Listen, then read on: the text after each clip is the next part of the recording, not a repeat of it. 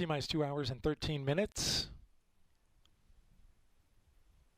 We are tracking the red crew, 2 technicians and a safety representative that have made entry to the launch pad and are currently inside the compartment where the leaky replenish valve is. Again, the red crew, which is a specially trained crew to work in and around a fully tanked rocket, is inside the compartment area where the leaky replenish valve is. It's on the liquid hydrogen side. Their job is to torque down the bolts, the packing nuts on this particular valve, and that is, as I understand it from the launch team, currently in work. The safety team is watching on cameras that are in and around the launch pad. This is not a totally uncommon operation. The red crew, there's a number of individuals who stand by ready to do work on the red crew, who are specifically trained in their areas of expertise when they have to put hands on at the launch pad after or during tanking.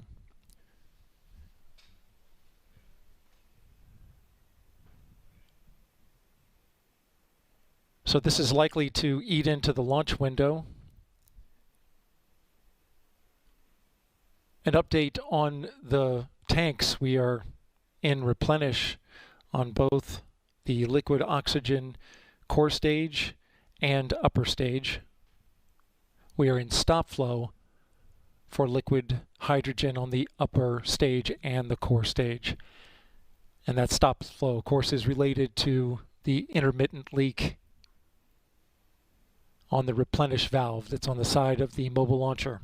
We saw the red crew go in. The red crew estimates it'll take about 15 minutes to complete the job. And then they're coming right back out.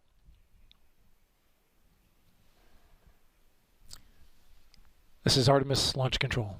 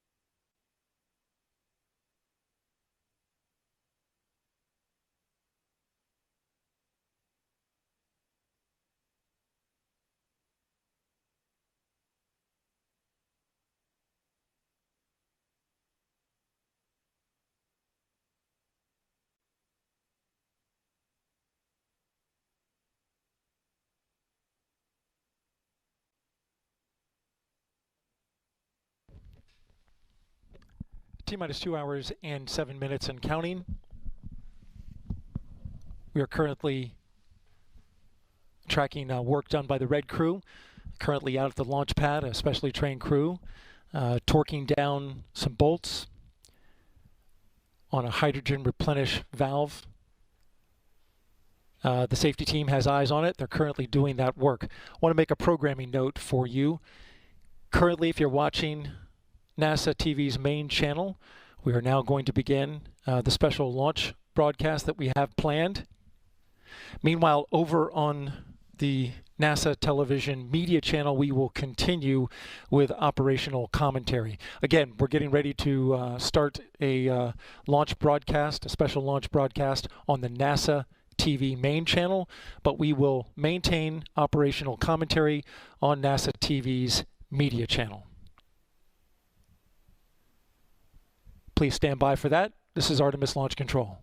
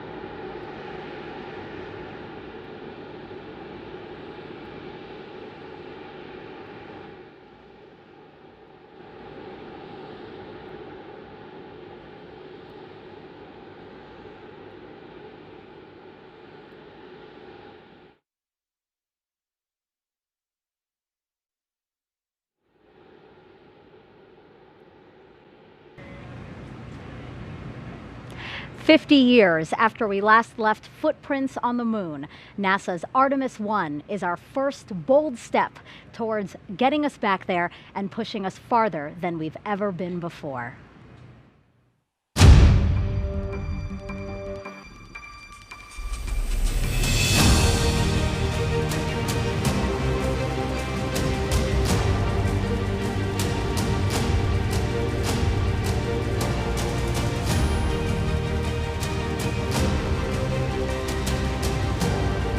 Landing a man on the moon and returning him safely to the Earth. Tranquility Base here. The Eagle has landed.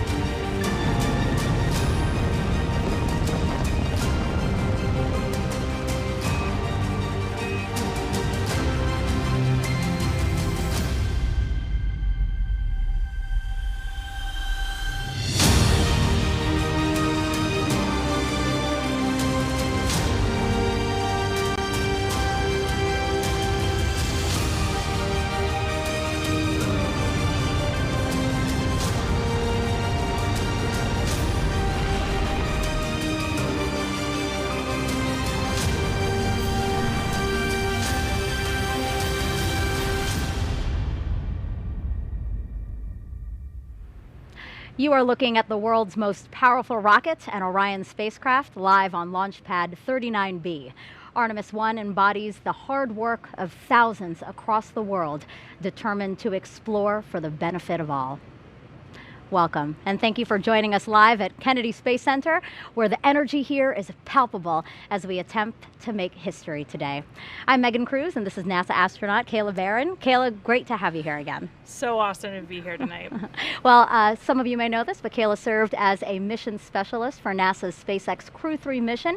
It launched to the International Space Station in November of last year, and she lived and worked there for about 6 months. Today, I am thrilled to have her here with me to talk about this rocket behind us illuminating beautifully the night sky here in Florida. Yeah, it's so awesome to be here tonight. When I first walked up and saw the view from the desk here, I was just blown away by how close it is and what an awesome view it's going to be when we get to launch time. Yeah, it's a magnificent view, and I know you're especially excited about this because if we launch today, this will be the first launch that you actually see from the ground. Exactly. I've never been able to come see a launch in person, except for my own, of course, but that's a little bit different perspective. Very different, yeah. But to be here for the world's most powerful rocket and the first test flight of Orion and SLS is just amazing. Yeah. So our 2-hour launch window opens at 1:04 a.m. Eastern Time. So Kayla, tell everyone, why are we returning to the moon?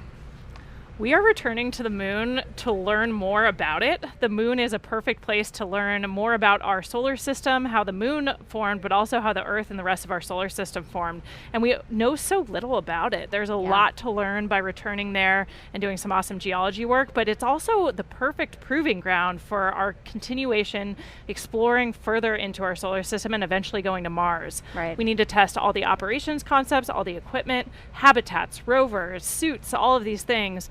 And so it's the perfect place to test all of those things out and learn the things we need to do something that's almost hard to wrap your head around, going all the way to another planet. Absolutely. Really ambitious goals, and it all starts here with Artemis 1. So Artemis 1 is the first flight test of NASA's brand new Space Launch System, or SLS rocket. It's the world's most powerful rocket and will send an uncrewed Orion spacecraft farther around the moon than any of the Apollo missions before it. Artemis 2 will be the first crewed mission around the moon, and then Artemis 3 will use a brand new human landing system to bring astronauts to the surface of the moon. Future Artemis missions will dock to Gateway, NASA's lunar orbiting space station, before descending to the moon. So Kayla, what must we demonstrate with Artemis 1 before we put astronauts on board for those future crewed missions? This is our first integrated test flight of the rocket, the Space Launch System rocket, and Orion, the capsule that crew will fly in on Artemis 2. And so it's really important for us to put all of those systems together and actually send them to do a mission, test all those systems in real time in concert together. We do a lot of testing before we get to this moment, before we get to launch day, but it's not integrated and we're not actually putting the systems under all of the real world stresses they're going to see. Right. So we want to see the rocket perform, we want to see Orion make it around the moon, go super deep into space, and then come home and successfully re-enter. So the heat shield actually has to withstand the fastest and hottest re-entry we've ever seen in human spaceflight. So that's a big thing we want to see. The heat shield perform successfully, and then of course recover the vehicle, test all of that. So it's a lot, but it's the important first step before we put crew on the vehicle. Yeah, lots of eyes on this one for sure. So tanking of the rocket began at 4:30 this afternoon. NASA's Daryl Nail is inside with the launch team and has some information about an issue they're currently working. Right, Megan, the launch director gave the go for tanking shortly after 3 p.m. this afternoon, but as of right now, there is a red crew, as they are named, a specially trained team of individuals out at the pad making an unplanned change to a replenish valve on the liquid hydrogen side. There are 2 technicians and a safety representative that are right now working inside the mobile launcher.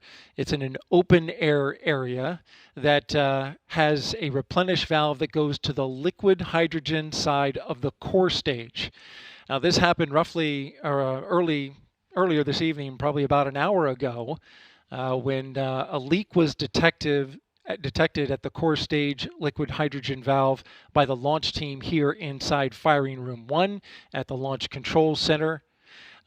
Unfortunately, the team here was unable to remedy the leak remotely, and so it became necessary to send a crew of individuals, called the Red Crew, out to the launch pad to make a hands-on fix, so to speak, to that valve. And what they're doing is they're torquing down bolts that are on the valve.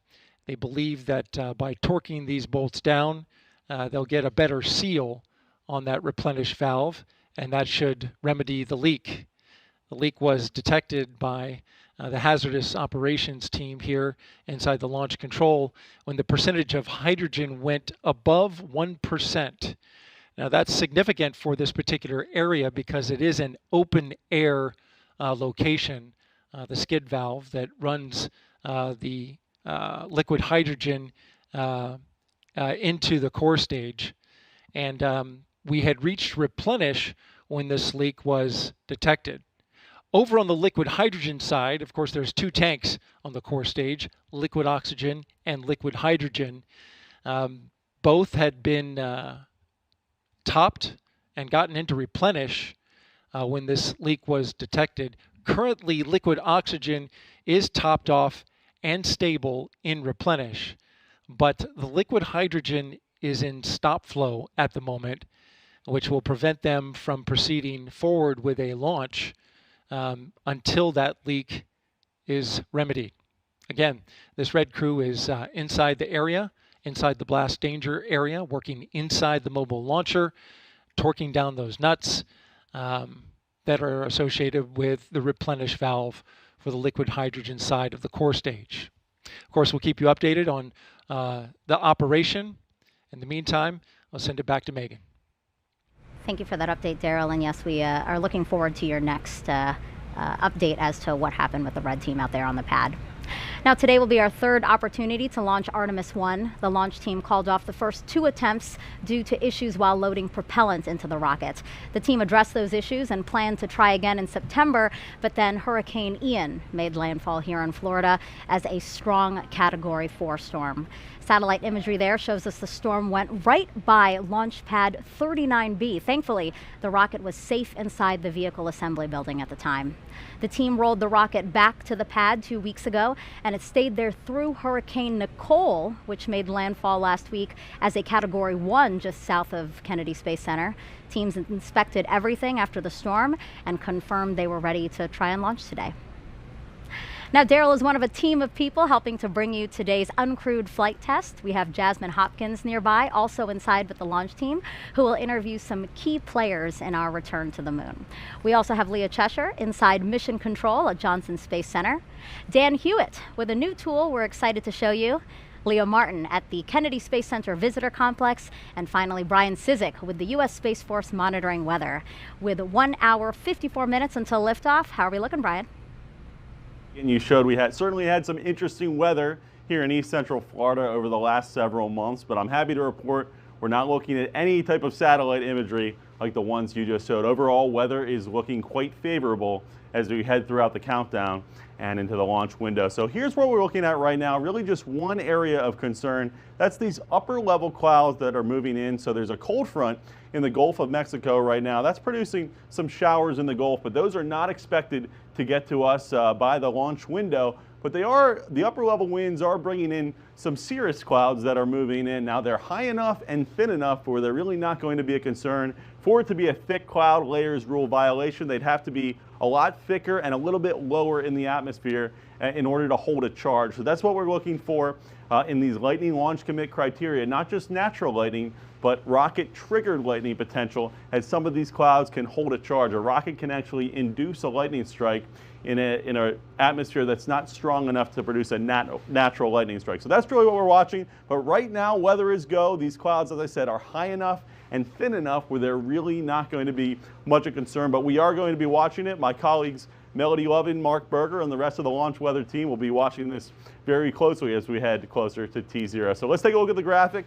The latest briefing, 90% go. Really the only concern being the thick cloud layers rule and a very small concern for the cumulus cloud rule. But overall, the weather is looking favorable. As I said, right now, weather is go. Those clouds are high enough and thin enough where we do not expect them to be a concern. So I'm happy to report a very favorable launch forecast as we head closer to T0. Megan, back to you. Don't you just love hearing 90%? You know, that's wonderful, especially here in Florida. You know what I mean? Weather can really be tricky here in Florida. So 90% is perfect. Now, Florida Space Coast has been the primary launch site for NASA's crewed missions for the last 6 decades. First Apollo, then Shuttle, the Commercial Crew Program, which Kayla flew up as a part of, and soon Artemis. Let's go now to NASA's Jasmine Hopkins.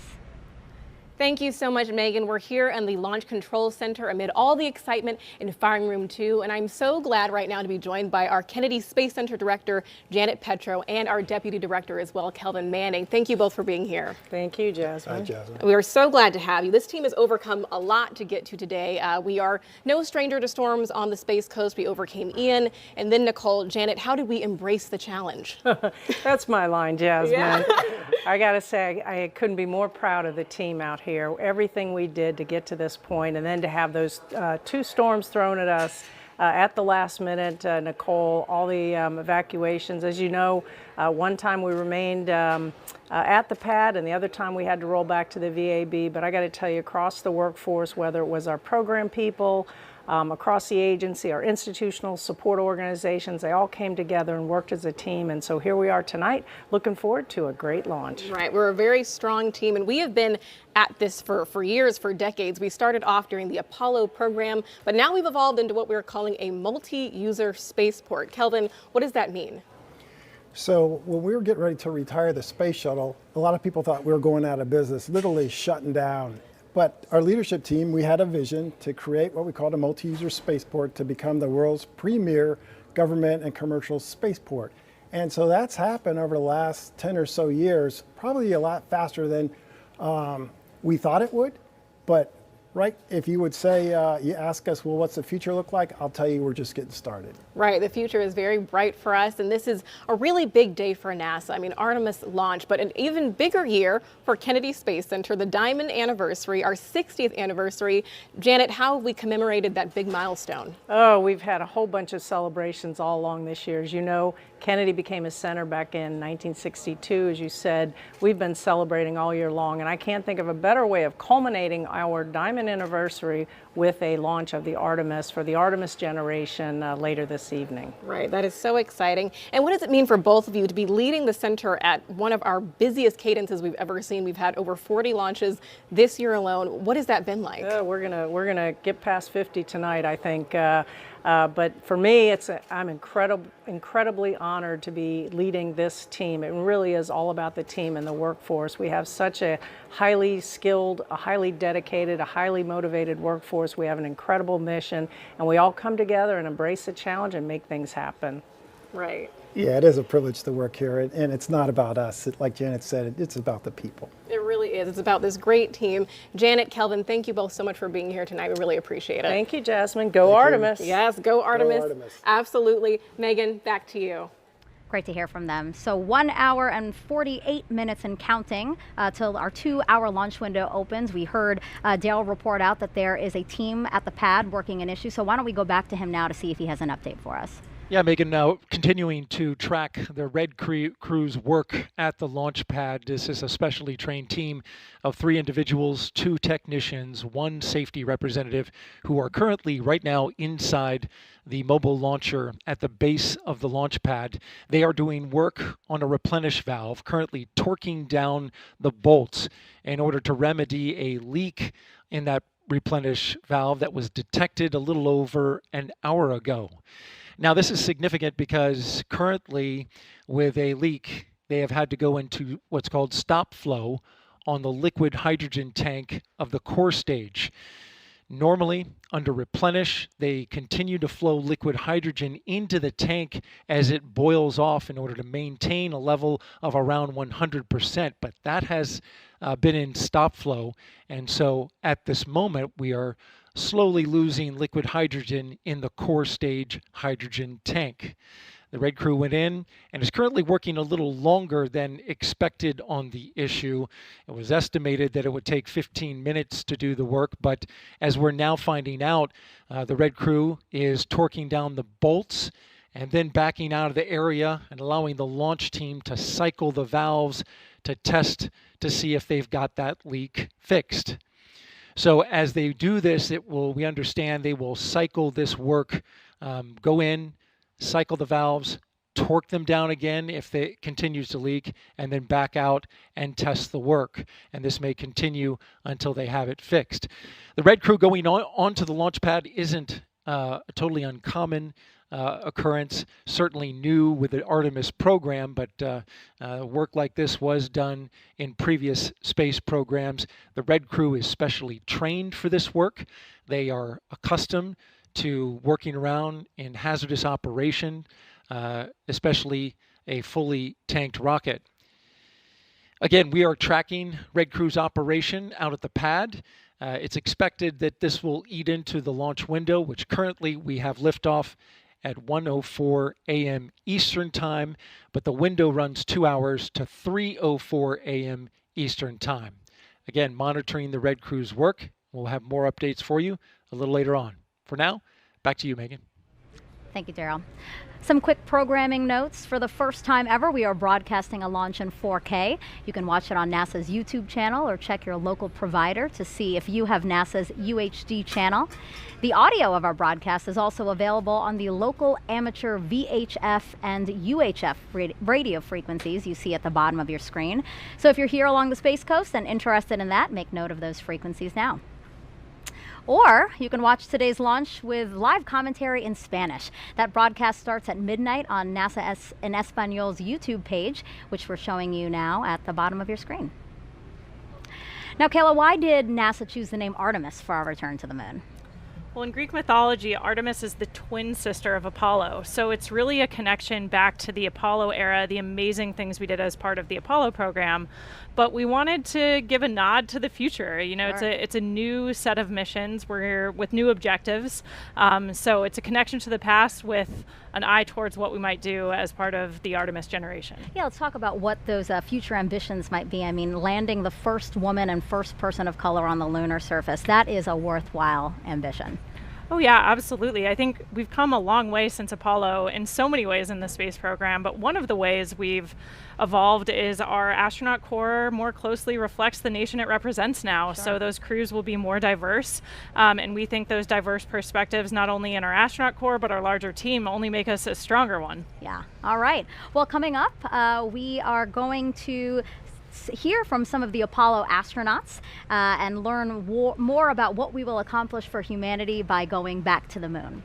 We'll meet some of the women shattering glass ceilings to bring Artemis to life, including NASA's first female launch director. We'll also show you the Space Launch System up close and what happens when the cutest group of visitors gets the surprise of a lifetime. Plus, we'll take you around the world to show you how people are marking this historic mission. And Kayla and I will also take your questions live. You can send those our way by using the hashtag Artemis. We already have some questions from some celebrities. I know you're going to love these questions. So you're going to have to keep watching to find out who sent those in. And we also invite you to share your moon-inspired content using the hashtag NASA MoonSnap. Here's a sample of some that's already been sent in. This one's beautiful. The flower in the foreground there, the moon in the background illuminated so beautifully. Here's an awesome one. It looks like we have an eagle here flying over the moon. Just beautiful. It's been really cool to see all these artistic submissions. Oh yeah, really creative. And we're going to compile as many as we can and show them later in the broadcast. Now, let's check back in with Daryl. We do like to check in with him as much as possible to see if we can get any updates from the launch team. Go ahead, Daryl. Yeah, Megan, we just saw the red team give a thumbs up to the camera as they are doing their work out at the launch pad. Currently, they're torquing down some bolts to the specification required in order to try and stop what has been described as an intermittent hydrogen leak in the area. It went above the 1% threshold, and so that is a violation of the has-gas limit in that area. The team continuing to work. As you look at the rocket on the pad, they were called out to the pad about a half hour ago, and they appeared to be making their way, at least have stepped back from the area of work. The way that the workflow has been going is they torque down the bolts, step back a little bit. The launch team then cycles the valves to check to see if the leak is still there, and then they come back in, and this has happened a couple of times, and start torquing the bolts again. The rocket was nearly fully tanked. The core stage was in replenish for both hydrogen and oxygen. The upper stage had nearly been finished when the leak was detected, and the countdown, though it is continuing, the rocket, the leak had to be addressed in order for the launch to proceed. The replenish puts the hydrogen back into the tank after it boils off, and so currently we're in a stop flow which no longer allows a replenishment of the hydrogen tank, and that would not allow us to have a launch without those tanks being in total replenish, and also in a vented configuration, which has also been put on hold. I'm sorry, not a vented configuration, but rather an engine bleed has been stopped. And so that would need to continue as well in order to get the engines conditioned for launch. That's the latest here from Firing Room 1 at the Launch Control Center. Megan, we'll send it back to you. Thank you, Daryl. 1 hour, 41 minutes until, again, the planned start of the 2-hour launch window. Right now, let's head over to the Apollo Saturn V Center at Kennedy Space Center's Visitor Complex, where NASA's Dan Hewitt is just inside in front of a Saturn V rocket, which is the only vehicle to date to carry humans beyond low Earth orbit. He's going to show us what he has behind us there, the moon board. It's an interactive tool. Yeah, thanks, Megan, and welcome everybody. We're in the Saturn V Center, fitting that the rocket that carried astronauts to the moon of Apollo is just over our shoulder as we meet the rocket that's going to do it with the next generation under Artemis. So SLS, the Space Launch System, is out on the pad right now. It's on the mobile launcher. Before we jump into that, just to give you some perspective, so that valve that Daryl's been talking about is in the base section of this mobile launcher down here. That's different from the areas we were focused on in August and September in these 33-foot-tall tail service mast umbilicals that are delivering the hydrogen and oxygen to the core stage of SLS. But let's jump right in. A couple of key components to SLS. We're going to start here on the sides with the solid rocket boosters. If they look familiar, they're derived from those that flew the space shuttle. In fact, some of the segments of these boosters today were flown on previous space shuttle missions. We call them solids because of the type of propellant inside. If you were able to look in, you would see a mix of ammonium perchlorate, aluminum powder, and a binding agent called polybutadiene acrylonitrile. That's your expert vocabulary word for the day. Now, as these are firing, they're providing more than 90% of the steering and 75% of the thrust as SLS makes its way uphill. And those are attached to the core stage, 212 feet tall, 5 major sections. We're going to start at the fun part down here on the bottom. 4 RS-25 engines, again, derived from those that flew the space shuttle. In addition, we have this core engine section here where we have all of their necessary plumbing, also the connection points where we're feeding the propellants into the core stage itself. And as these are firing, each one providing up to 500,000 pounds of thrust during operation, consuming 1,500 gallons of propellant every second as they go uphill. Now, these are liquid rocket engines, which means you need a fuel, about 500,000 gallons of liquid hydrogen, and an oxidizer, about 200,000 of liquid oxygen up here. That hydrogen gets fed through feed lines down at the bottom of the tank here. The oxygen coming from these 2 feed lines you see running down out of this, the intertank section. The inner tank also has the upper attachment points for the solid rocket boosters. The bottom attaches down here at the engine block. Now all the way up top we have the forward skirt. It's where you have your core avionics, your brains for flying SLS, as well as connections to the mobile launcher and some antennas. And if we zoom in, why does it look all bumpy? We have a spray-on insulation on the core stage. These propellants are stored at cryogenic temperatures, hundreds of degrees below 0 Fahrenheit. And so we have to try and keep them as cold as possible. Now, underneath this upper skirt, we have the second stage, the Interim Cryogenic Propulsion Stage, or ICPS. This is a modified upper stage from the Delta IV family of rockets from United Launch Alliance. Single RL-10B-2 engine, also propelled by liquid hydrogen, liquid oxygen. This is used for our in-space propulsion maneuvers, critically that translunar injection, which is going to give us the energy to go beyond low Earth orbit and head out to the moon. Altogether, that's the Space Launch System. It's going to be making its first flight, hopefully today. It's going to be a heck of a show. Let's get back to the countdown. I'll send it over to you, Megan. Thanks, Dan. 1 hour, 37 minutes and counting until our 2-hour launch window opens tonight. The Space Launch System rocket and Orion spacecraft together, standing just taller than the Statue of Liberty at Launch Pad 39B. It's the culmination of years of development and thousands of tests. Here's a look at its path to the pad.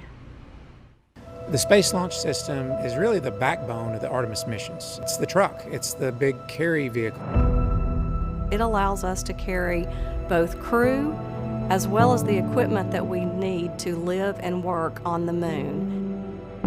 60 years ago, NASA was in a race to get to the moon. This time is more than just a race. It's about establishing a long-term presence. Can you imagine rolling the Statue of Liberty out to put at the pad? That's what we're doing.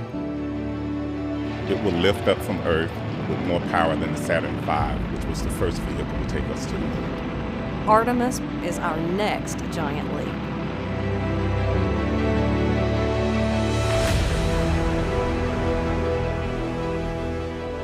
The difference between the Apollo program and the Artemis program is really the focus on sustainability and using the moon as an outpost for further exploration. This time, we're going back to learn how to live and work on the moon. The Space Launch System really is the culmination of our knowledge for 60 years of building rockets. We started by looking at over 1,700 different potential components that would go into the rocket, and by looking at the way we could reuse some of the most reliable equipment that was flown on the shuttle. We took those and we put them together into a system that had enough energy to make sense to do the mission that we've been asked to do. We're moving from low Earth orbit, like you see in the International Space Station today, to moving beyond that, to taking the next step in exploration. It's 322 feet tall. It's got 700,000 gallons of cryogenic propellant in the core stage alone. It can produce 8.8 million pounds of vacuum thrust. The Space Launch System is really a national rocket, a national asset too. We have worked with contractors as well as with our NASA experts, our science and engineering department, our safety and mission assurance team. To get the Space Launch System designed, developed, and produced, it has taken thousands of companies across the country. It comes together by train, it comes together by plane, it comes together by barges. So all of that culminates at the Kennedy Space Center for the launch of the first Artemis mission. Everybody has worked together to ensure that we have a safe and reliable rocket. At NASA, safety and testing is extremely important because ultimately this rocket isn't meant just to carry cargo, it's meant to carry people.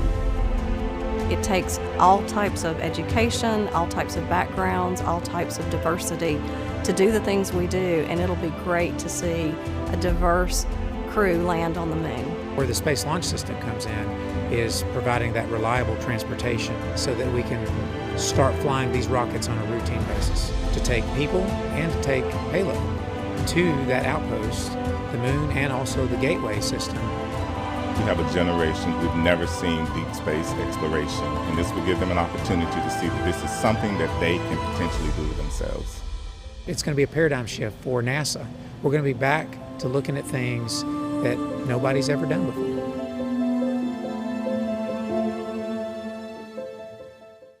A lot to look forward to, and it all begins with launch. Afterwards, our friends at Johnson Space Center in Houston will control Orion once it's on its way to the moon. Let's get an update of operations there with NASA's Leah Cheshire. Thanks, Megan, and welcome to Mission Control Houston, home of the red, white, and blue flight control rooms. But today we're in the white flight control room, which is just across the hall from where you usually see us in the International Space Station flight control room, like this morning when we conducted a spacewalk outside the space station. Now, this white flight control room has been used before during some space station missions, plus commanding Boeing's Starliner. Previously, this room was used for space shuttle missions and was renovated in 2014 to support our use with the Artemis program. Today's flight director is Judd Freeling, a flight director of 11 years who will lead the team through the ascent portion of the mission. After Freeling's shift today, flight director Rick LeBrode will lead the team through the rest of the mission all the way to entry and splashdown when Freeling will step in again. Other console members will be monitoring the various systems on Orion, like propulsion, solar arrays, and trajectory, and they arrived on console about 5 hours ago. And you might also be surprised to learn that there is indeed a Capcom, or capsule communicator, on console today as well. While there are no crew on board, Jay Marshke and other capsule communicators will be training throughout the mission in preparation for Artemis 2 and beyond. The Capcom is the single person in the room who speaks with the crew, gathering info from mission control team and keeping streamlined communication with the astronauts in space. We're counting down to liftoff when teams here will really jump into action and monitor the first Artemis flight, sending Orion further than any crew-rated spacecraft has gone before. But for now, Megan and Kayla will send it back to you at Kennedy Space Center to keep walking us through the events of the day. Well, you just heard Leah remind us that no one is inside Orion today. Again, it's because Artemis 1 is a flight test to prove we can safely return crew from lunar orbit on Artemis 2. And when we launch the first crewed mission, NASA has a very diverse and talented core to choose from, including Kayla here. We're looking at video now of some of your friends who got to go to the pad. That looks fun. Yeah, it's always so exciting to see the rocket on the pad because you know you're getting close to launch. So we're all just really excited to see how this test goes today. I wish I could have gone out there with them. You and me, what happened? We didn't get our invite. And I thought this was fun too. Some of your friends also got to fly over the pad in T-38s. Here's video of that now, incredible video. So these flyovers were common during shuttle, right? Yeah, and we still try to do them whenever we can. We actually use the T-38 jet as a training platform. It's a chance for us to practice making real-world decisions in a high-risk environment, practice working as a team, and a good analog for spaceflight. Okay. But we also like to fly by the pad when we can, when we have a rocket out there. It's a way of saluting and thanking the team for all the work it took to get to this moment. That's great. Yeah, a worthwhile thing to do because, yes, the team has worked so hard to get to this moment. And you spoke about training. Has training already started for Artemis 2 for you guys? We've been developing the training, but the crews aren't assigned yet, so they're not in dedicated training flows yet. But our team at Johnson Space Center, where we train for human spaceflight, are working on all of the things that we're going to need to teach the crew and the best ways to go about that. Once we get that crew assigned, they'll be straight into training right up until launch day. Awesome. Cool. All right, I can't wait to hear who gets assigned. And the absence of crew today doesn't mean Orion is empty. There are plenty of other interesting things flying on Artemis 1, including several technology demonstrations and science investigations we're going to show you throughout the broadcast. There are also some mementos like these seeds that we have right here, right, Kayla? Yeah, we have an example of the moon seeds that will be flying as part of this mission today. And the idea actually comes from an Apollo 14 astronaut, Stuart Roosa, who flew seeds with him to the moon, hundreds of them, and then brought them back to Earth. And then they were planted all over the country and the world, and they're called moon trees. And so we're kind of carrying on with that idea on Orion for this launch. Yeah, I love that. And the seeds that are flying on Artemis 1, it's going to come back and they're going to distribute it to a number of organizations through NASA's STEM program. So it's really a neat idea. And so these moon seeds are part of what's inside Artemis 1's official flight kit, along with more than 10,000 other mementos, like this Apollo 8 commemorative medal you see here, a nod to 1968 when humans first orbited the moon, and a bolt from Apollo 11, 1969, when humans first landed on the moon. Those items are on loan to us from the National Air and Space Museum, and once back on Earth, will be exhibited there, so you can check them out. There are also a variety of flags, pins, and patches like these Artemis 1 patches that will be distributed to people who contributed to this flight. Now, NASA spacecraft, both crewed and uncrewed, have carried mementos like these since the 1960s. Astronauts are also allowed their own personal flight kits. So I was wondering, what did you bring with you for your Crew 3 mission? I actually brought a couple of examples to show you. The moon seeds inspired me to share that I actually brought some vegetable seeds with me. Oh, that's awesome. So these are kind of fun. They're dragon themed. So I got dragon carrots and dragon beans since awesome. I went up on a SpaceX Crew Dragon vehicle. Sure. And then of course, I think the most important, meaningful thing to all of us is usually pictures of our family and friends. So have like a picture family. of me and my family at my sister's wedding. Friends backpacking in Alberta, Canada, and then my in-laws. Right side up. Together on a family vacation. And I also brought some flags, some American flags, and then United States Navy flags, since I'm a naval officer. So things like that, I think it's just so human to want to bring stuff with you, right? Souvenirs. Who doesn't love that? Yeah, absolutely. But I think for most of us, pictures of our family and friends, things that connect us back home, are the most important. Yeah, 6 months might not sound like a long time for people, but it is, right? Wouldn't you say? And you're also so far, it's nice to have those tangible things that remind you of home. Absolutely. Yeah, really important for us. Cool. Thank you for bringing those. It was really fun to look at. All right, 1 hour, 27 minutes and counting until launch. And we have our first questions from social media. So let's take a look at the clip here. Kayla, you're going to notice a familiar, handsome face. Hey there, I'm Chris Evans, and I play Buzz Lightyear in Pixar's Lightyear movie. I was wondering, when we fly future Artemis missions with astronauts, how many people can fly on board the Orion capsule at once? My nephew's probably asleep, but he's a big Buzz Lightyear fan, so he's probably going to enjoy watching that question tomorrow. But we can get 4 astronauts in the Orion space capsule.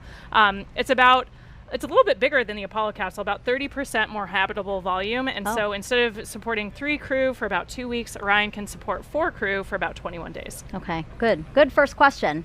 Let's take a second question now. Can a microbiologist be an astronaut? Absolutely, and we already have microbiologists who are astronauts, like my training classmate Zena Cardman. So yeah, we hire people from all sorts of different backgrounds. All you have to do is have a STEM degree. Beyond that, you can come from any pathway. So some of us are military astronauts like me, either aviation or I'm a submariner, but we have a ton of people from different scientific and engineering communities, including microbiologists. Yeah, I love that it's so diverse, because I think diversity really adds to what you guys can do. Yeah, and those unique perspectives, I think, make us stronger as a team whenever we're tackling a new problem. Having people with different, not only academic backgrounds, but all of these scientists, a lot of them have different field experience. So like Zena worked in some really extreme environments in Antarctica, in caves, doing a lot of her research. So it's not that different than what we're hoping to do at the South Pole of the moon. So these perspectives are really important for us to form the best team that we can. Yeah, that's interesting. All right, I think we have time for one more question, so why don't we pull one up? What is the coolest part about Artemis to you? I mean, I think I can't even quite get my head around how it might feel for the crew to orbit the moon on Artemis 2 and see it up close. And then, of course, on Artemis 3 to actually land on the moon and conduct a moonwalk. It's just going to be incredible to have that view back of our home planet. And so just the thought of sending human beings back to the moon, it's just super exciting for all of us. I honestly didn't know how you're going to answer that, because there is so many things to look forward to pinpoint, the thing that you're most excited about. I thought that was going to be a hard question, actually. All right, so great questions. Keep them coming using hashtag Artemis wherever you're watching this broadcast, and keep sending those moon-inspired content too. Again, that's hashtag NASA MoonSnap, and we're going to show some of them later in the broadcast. Okay, 1 hour, 24 minutes and counting until hopefully liftoff of Artemis 1, and it's time for another update with NASA's Daryl Nail, who's with the launch team as they were monitoring a leak. Yeah, that's right, Megan. We're inside the firing room number 1 here at the Launch Control Center at the Kennedy Space Center. And currently we have an update on that red crew, which went out to the pad to torque down some bolts on a leaky hydrogen replenish valve for the core stage. And that update is that the red crew has departed the blast danger area. They have completed their work. They got the go at 10 p.m. this evening, 10 p.m. Eastern Time, to go out and conduct work that took roughly an hour from the time they were given the go till the time they left the blast danger area. The technicians, 2 technicians and 1 safety representative, did the work out at the pad on the replenish valve. And now that they are on their way back, the team is now examining the work and whether or not that leak is still there. What we do know is, you may have heard me mention that this put the liquid hydrogen tank into stop flow, and as a result also stopped a required 90-minute engine bleed for the liquid hydrogen side. Teams have come to the conclusion that only a 45-minute bleed is required at this point. They can resume the bleed at the point that they left off, and it'll be enough to meet that requirement for launch. You're looking now at a graphic where we're tracking the core stage fill rate. We did this earlier this evening. Took about 4 hours and 20 minutes to fill the core stage. You can see on the left that the core stage liquid oxygen is at 100%. That's the same for the upper stage, and both are in stable replenish. As you can look to the right, though, you can see that we're at 97% for liquid hydrogen. The reason for that is because when we went into stop flow, that means that the replenish was no longer refilling the tank, and that liquid hydrogen was boiling off and draining some of the capacity out of that particular tank. So we've lost some liquid hydrogen. The plan is to resume, of course, the filling of liquid hydrogen, which goes into that into the liquid hydrogen tank on the core stage, and then vents out on that flare stack that you see to the right, where excess hydrogen is burned off. That's the latest here from Fire Room 1. Megan, we'll send it back to you. Thank you, Daryl. All right, let's go back inside our Apollo Saturn V Center now with NASA's Dan Hewitt. We last sent humans to the moon using the rocket behind you. Can you show us how we're going back now with Artemis? Absolutely. Thanks, Megan. So Artemis 1 is going to take us from planet Earth around the moon and all the way back, and I'm going to show you every step of the way. Like every great space mission, it starts with a launch. In this case, 4 RS-25 engines, 2 solid rocket boosters ignite, sending SLS and Orion into the sky. On the way uphill, we'll have a number of jettison events, things coming off the rocket. One of the most visible, these 2 large solid rocket boosters a little over 2 minutes into flight will break away. We'll also have the launch abort system come off once we're high enough, and then 3 fairings, which are protecting Orion's capsule and service module during the flight through the thicker parts of the atmosphere. Now, after the core stage has consumed its propellants, we'll hear MECO, main engine cutoff. Those 4 engines will cut off, the core stage will drop away, handing over propulsion duties to this, the interim cryogenic propulsion stage. Its first job is a perigee raise maneuver. Perigee just means the lowest point of your orbit. This will give us a nice circular path for Orion around our planet.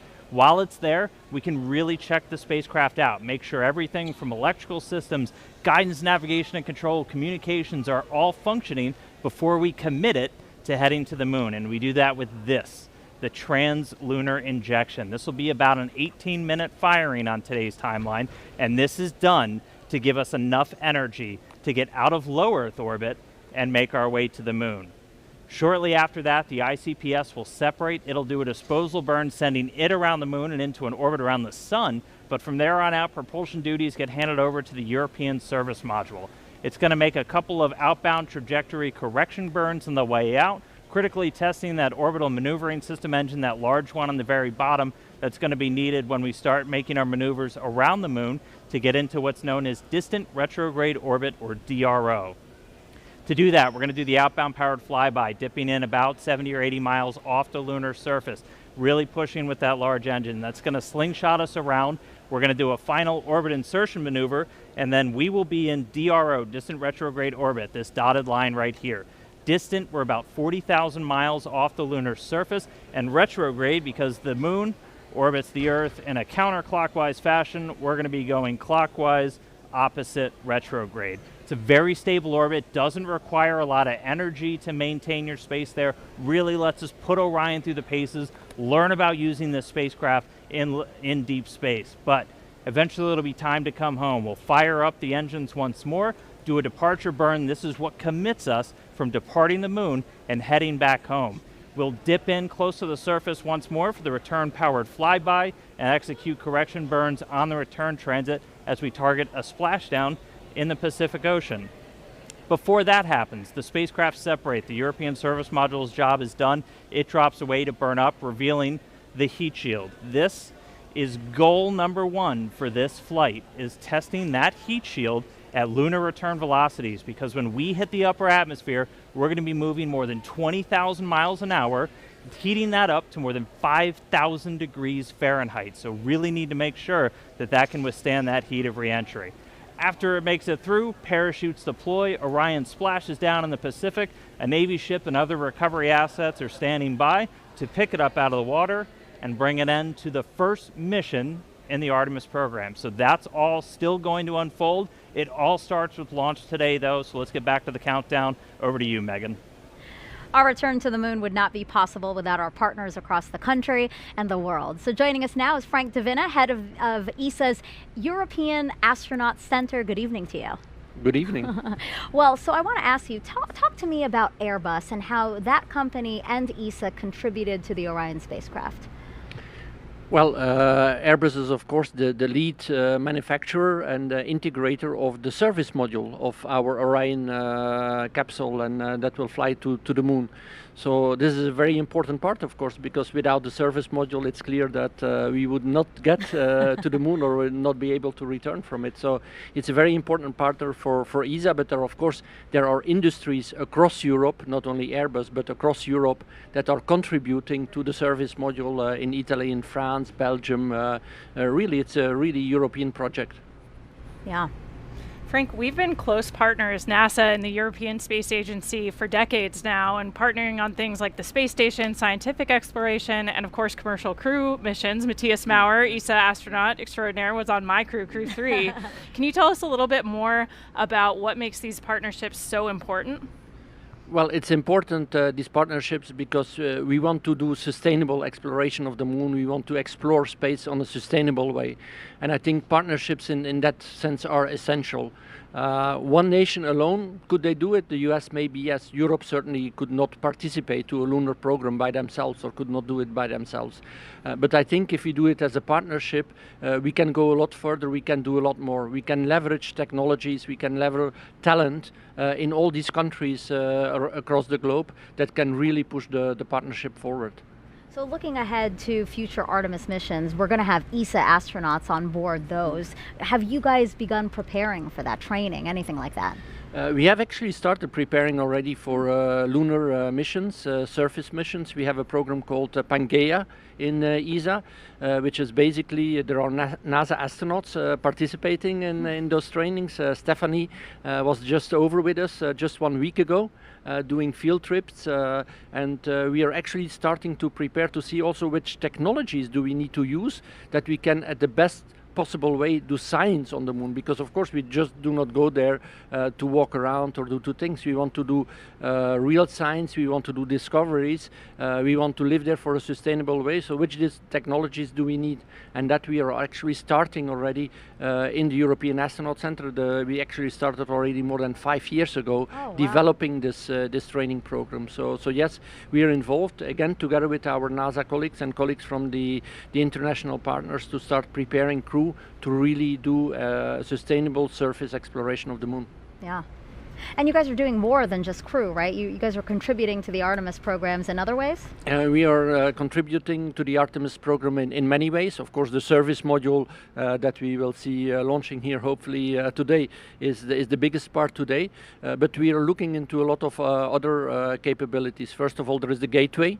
That will be a real element to enable the sustainable exploration of the moon. We have the communication system on the gateway, we have the IHAP, the habitation module, we have Esprit, which is a refueling module, which is essential if you want to sustain the gateway there for a longer period of time. Of course, you need to be able to refuel the system. So these are essential elements, again, that ESA is providing.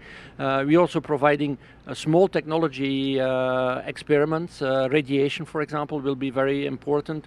We are looking in crew exercise device for the gateway. We are looking into medical systems. So these are also small components, but for the crew that are very important because we need to keep the crew healthy there, of course. You're a great partner. You have so much that you're contributing. We really appreciate it. We have a lot that we can contribute. And, Thank you. And of course in this ministerial, because we have now our ministerial conference coming up next week, where the big decisions are going to be made for the next decade.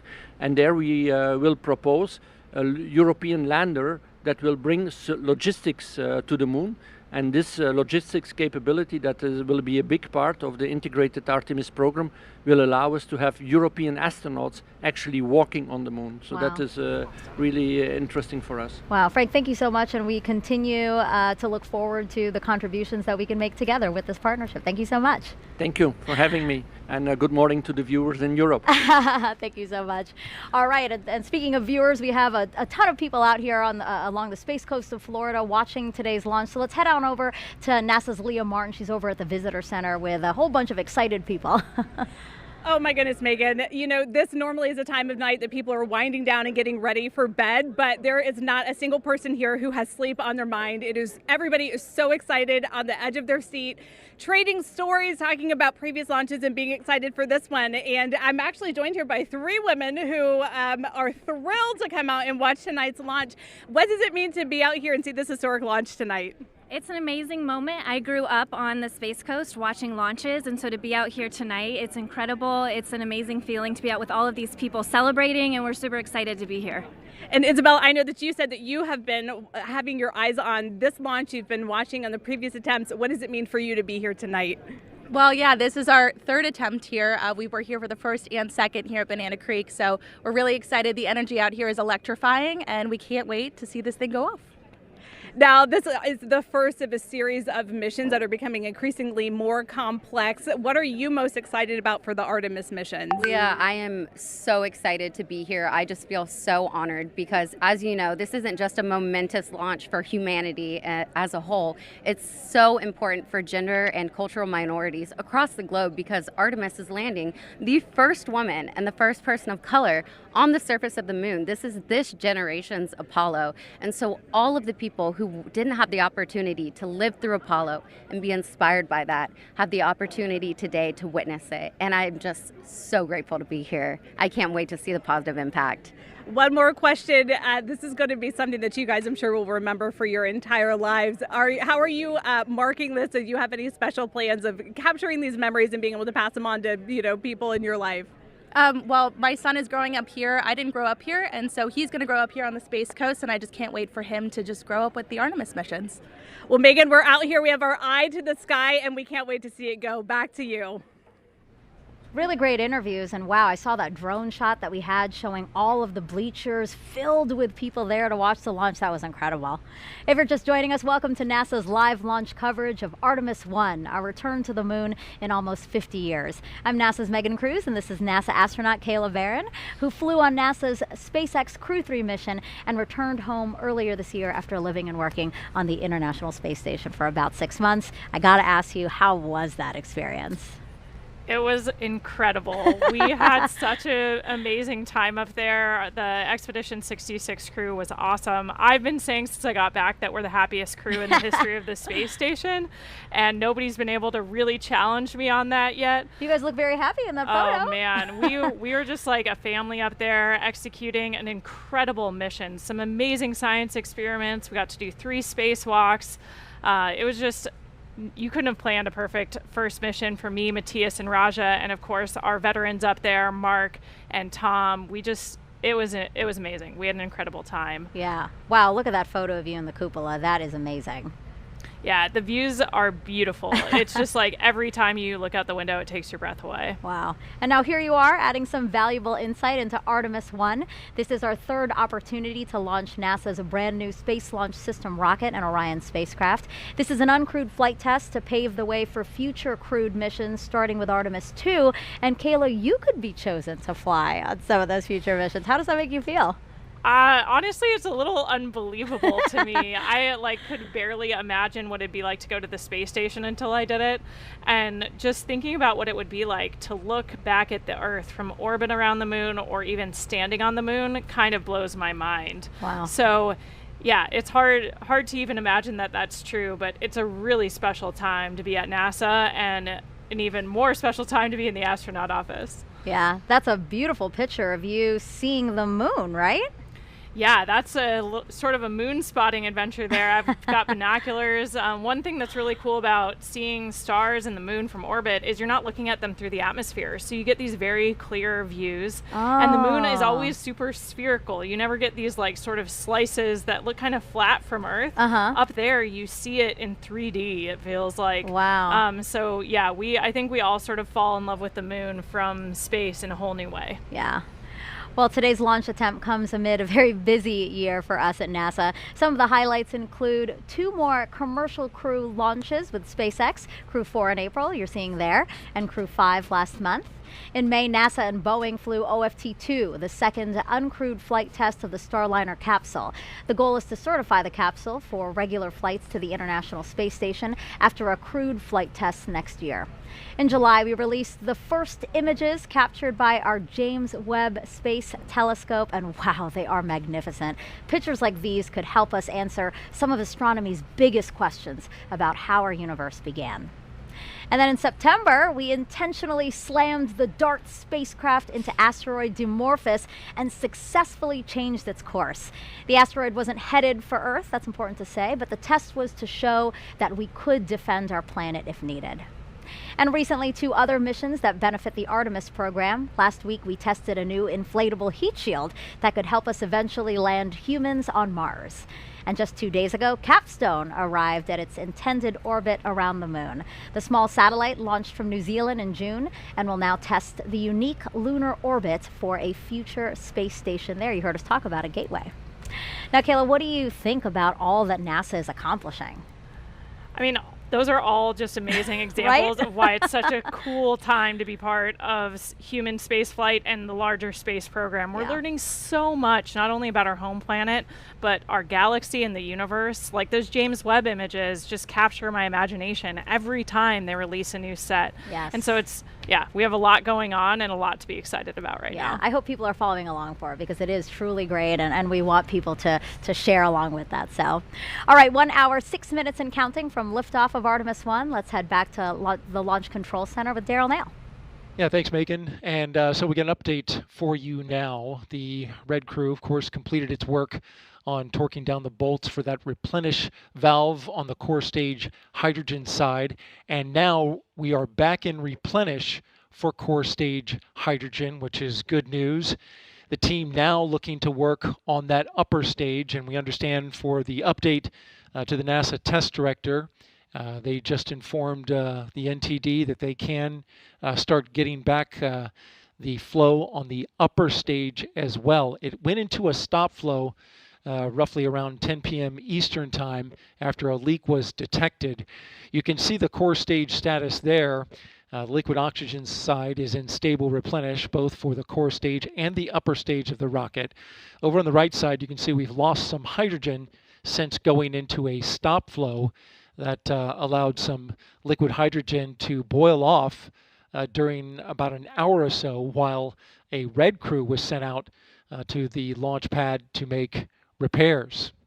Now, the hydrogen bleed for the engines was reestablished, and it looks like the team is back on track to recover that after a stop flow halted the bleed. They are required to bleed that liquid hydrogen through the RS-25 engines for 90 minutes, but they're picking up where they left off, and that appears to be on track.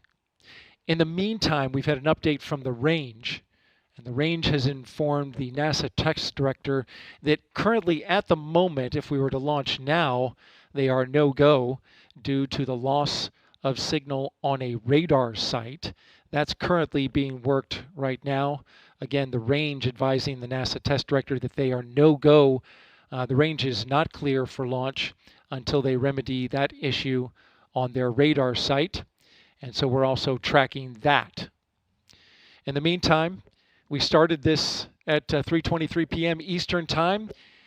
Got the core stage tanked in about 4 hours and 23 minutes, and now looking to get everything back on track to try to make that launch window at 1:04 a.m. Eastern Time, which has a 2-hour window associated with it, all the way to 3 a.m. Eastern Time. That's the latest from the firing room. Megan, back to you. Thank you, Daryl. Now, there may not be astronauts aboard the Orion spacecraft for this flight test, but there are some passengers there with very important missions.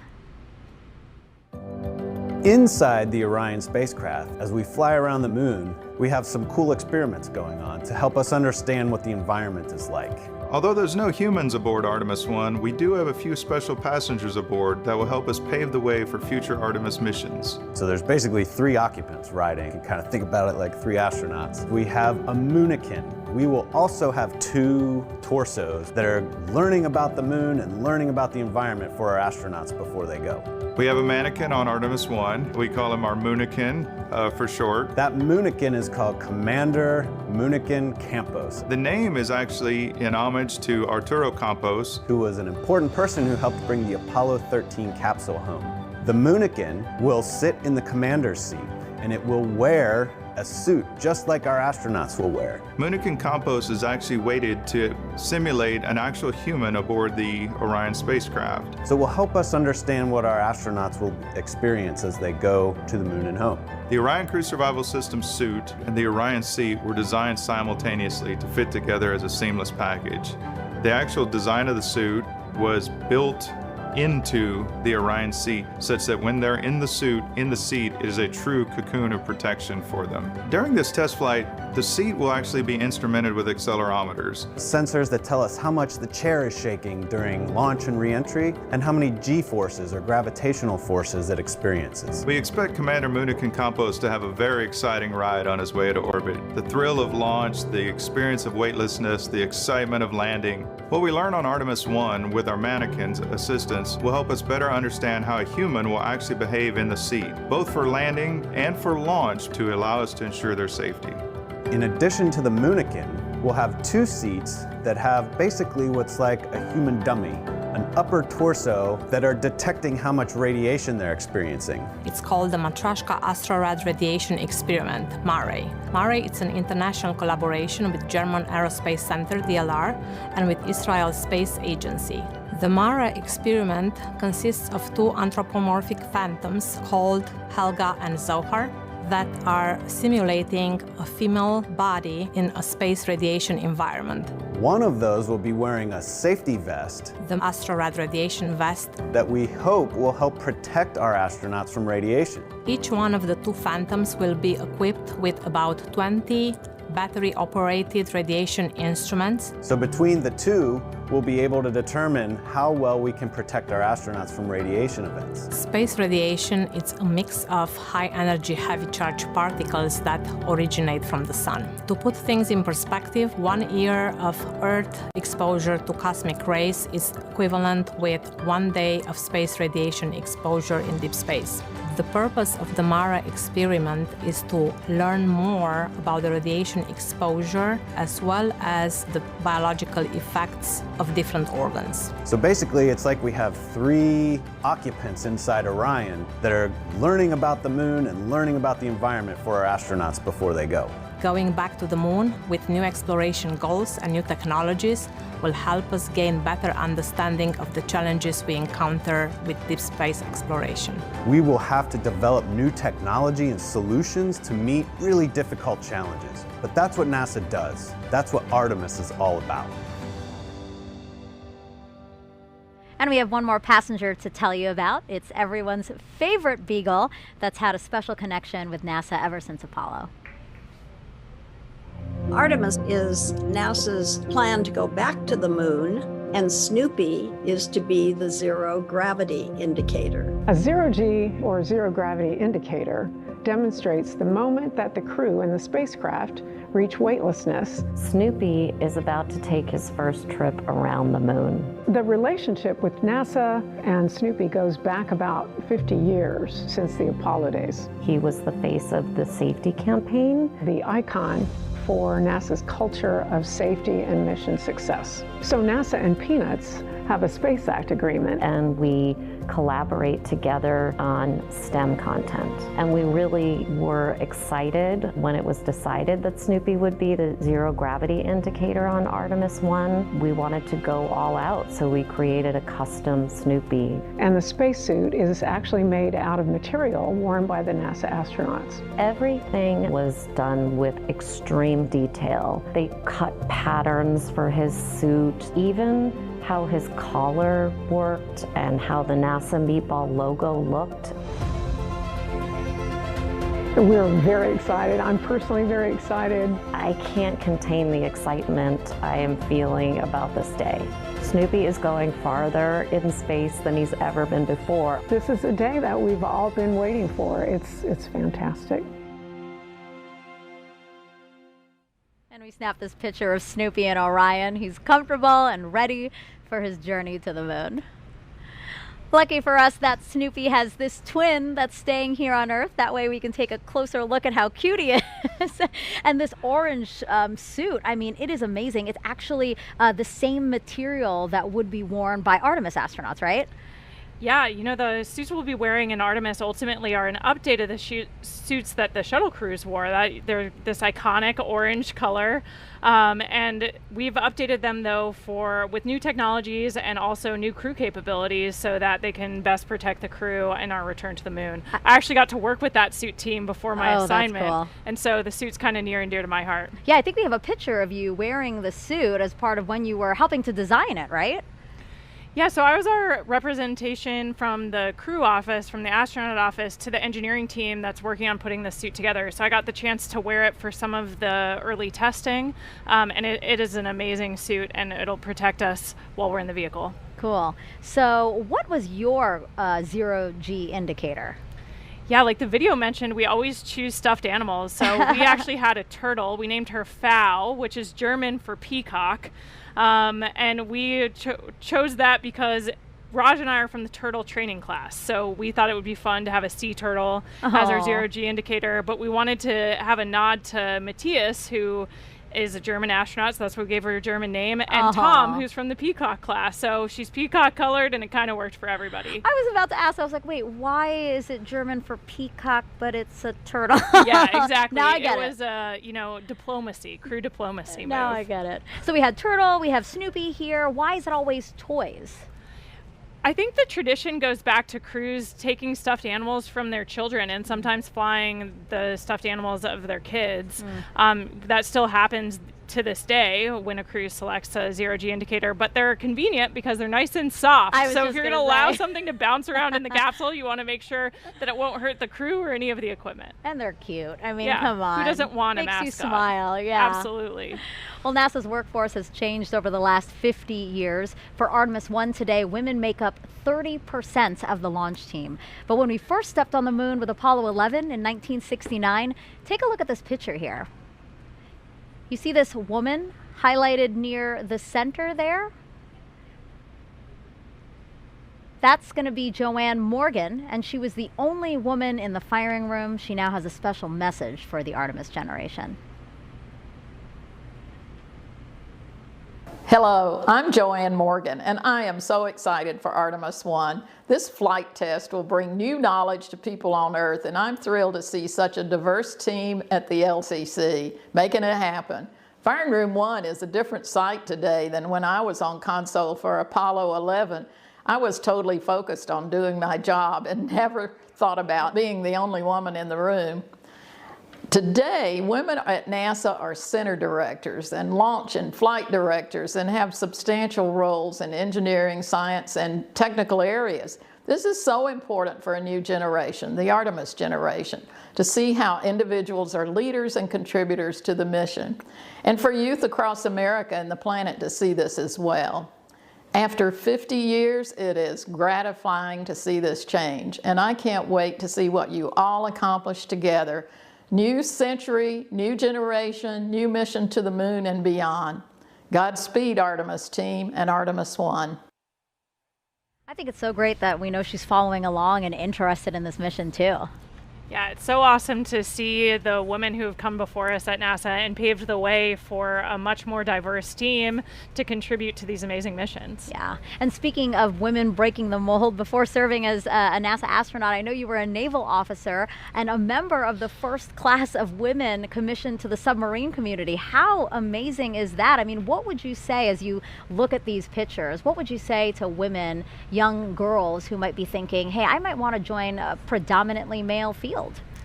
Yeah, you know, I was just really lucky to be in the right place at the right time. I was a senior at the Naval Academy when they announced that they were going to change the policy and allow us to serve aboard submarines.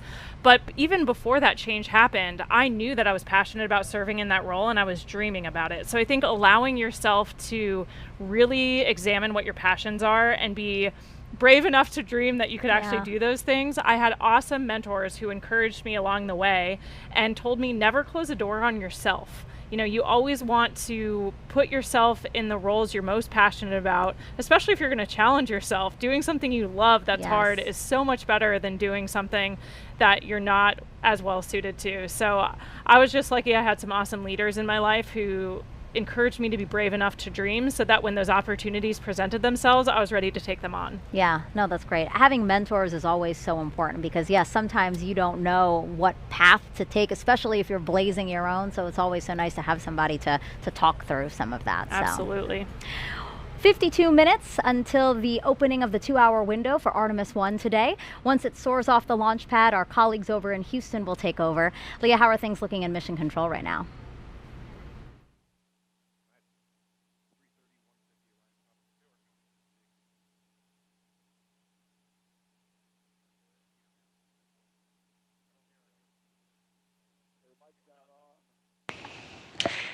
Hey Megan, I'm here now, and thanks for joining us again here in the White Flight Control Room here at NASA's Johnson Space Center. So you might be wondering why Johnson Space Center will control the flight of Orion after liftoff, even though it's launching at Kennedy Space Center, and that's all about how our flight control centers are designed. Launch control is at Kennedy, while mission control is in Houston, and we also have the SLS Engineering Support Center at NASA's Marshall Space Flight Center.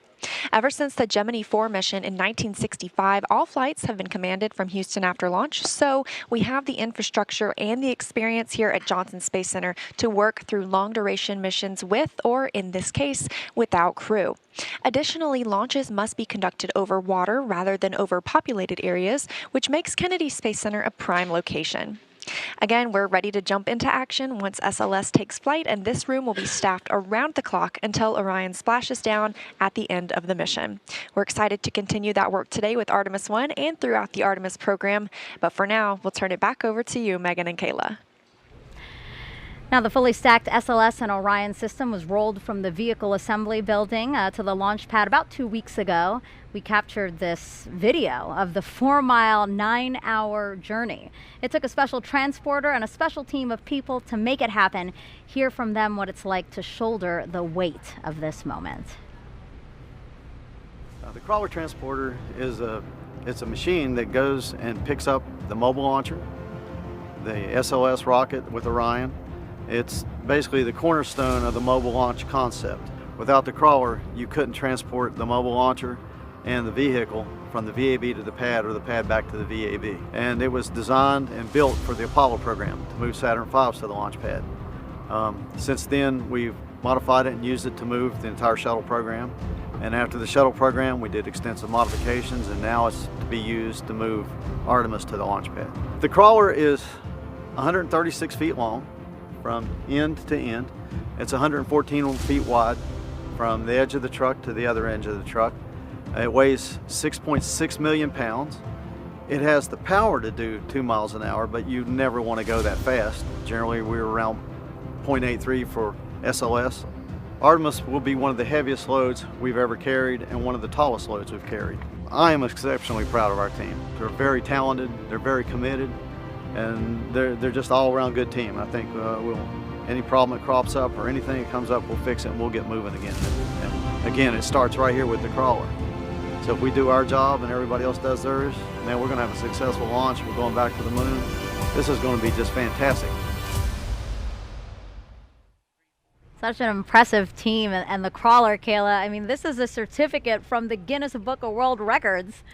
Yeah, it's pretty cool getting recognized for the heaviest self-powered vehicle in the world at 3,106 tons. That's amazing. It's amazing. I know. We were just talking about how awesome the crawler is. I mean, it was retrofitted. It was created in the Apollo for the Apollo missions, and it was updated, modified for shuttle, and now it's been modified for Artemis. It's just really an amazing machine, and the people who keep it maintained and operate it. Like, I'm so glad that we could feature them today. Absolutely. All right, so we are 48 minutes and counting, again, from that opening of the 2-hour window we have today. Kayla, if you thought you were excited, you have got to check out this video here.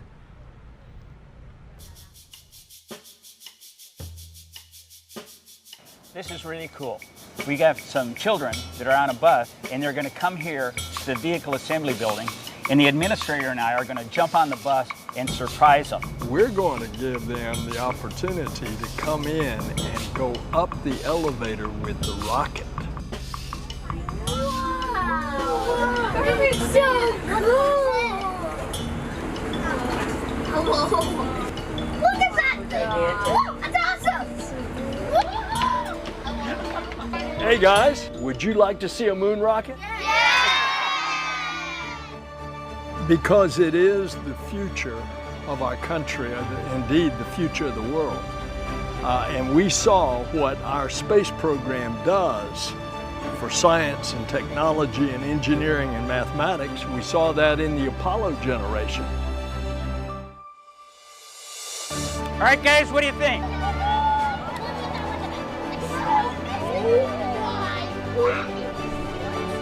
What I hope to achieve today is inspiring a new generation.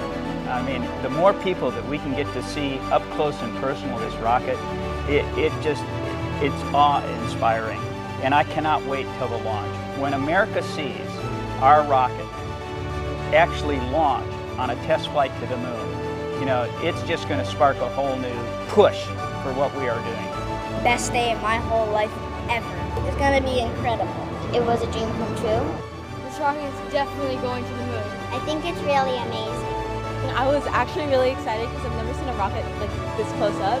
Now we have the Artemis generation. This is a new generation of us going back to the moon to learn and live, and then we're going to Mars. Artemis!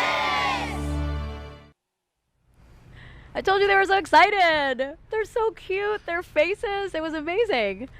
I think my face looked pretty similar the first time I walked into the VAB and looked up at that rocket. I mean, the building is huge, and standing at the base of the rocket just takes your breath away. The scale of it, you know, 322 feet, especially stacked on its end like that, is just amazing. So yeah. I almost relived my first time in the VAB through their eyes. And it was really cool. There was this opportunity where they got to just ask any questions they wanted. I was there, so they were asking me questions. They were asking the administrator, Bob Cabana as well, and they just hands shot up. They just had questions, and then sometimes I didn't really know the answer, and they're like, well, it's this, and I was like, oh my god, they know so much and they're so interested in it. I mean, again, this is why we're doing this. This is part of the inspiring the next generation. Absolutely. Whenever I get a chance to interact with kids kind of any age, all the way from elementary school up through college, the human spaceflight program, and Artemis in particular, I think really captures people's imagination and gets them interested in everything it takes to do something so daring and so complicated. Yeah. And actually, before we move on, an interesting note about the opening music in that video. It's an original composition called The Artemis Generation, performed by the Cooper Middle School Band percussion section of McLean, Virginia. And to continue to inspire the Artemis generation, NASA invited students to take part in a national essay contest, challenging them to imagine what it'd be like to lead a week-long mission to the moon's South Pole. Here's the first winner now. I gazed out of our moon pod window just before it was time to exit. My crew of 3 and I had been working for years to get here. Our crew consisted of a botanist, an engineer, a doctor, and me, an astrobiologist. We'd been picked because of how well we got along together, with our complementary STEM backgrounds and our naturally upbeat personalities. Houston, this is Artemis Crew 1, initiating airlock sequence, I said over my microphone. I looked at my crewmates, and as I stepped out of the pod, I felt so gratified, becoming the first woman on the moon.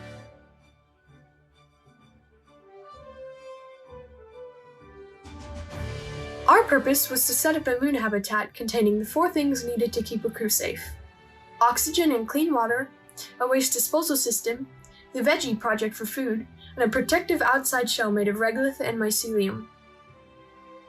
We will build it over the next week, and it will be used by other astronauts for years to come. Embarking on this incredible adventure, I couldn't help but be grateful to be given this opportunity to lead the most remarkable crew, and to know that I was a part of the Artemis generation.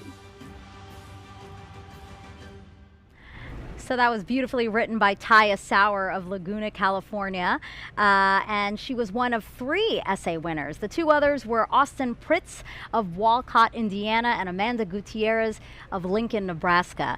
If you want to check out their essays, you can scan the QR code you see on the screen. The 3 of them beat out nearly 14,000 students who submitted essays, so you definitely want to check out the other 2, again, by scanning this QR code.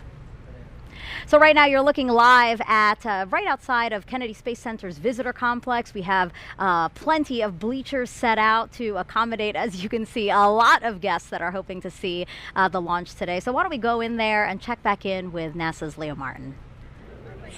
Hi, Megan. Yeah, this place is filling up. You can feel the excitement, people chattering, people sharing stories, people talking. And, you know, we just heard about those Artemis Moonpod essay winners who are part of the Artemis generation. Also joining me tonight from the Artemis generation, we have 2 students who were actually able to come down and visit at Kennedy Space Center to watch this launch live tonight. I'm joined here by Denham and Allison. How does it feel to be here tonight?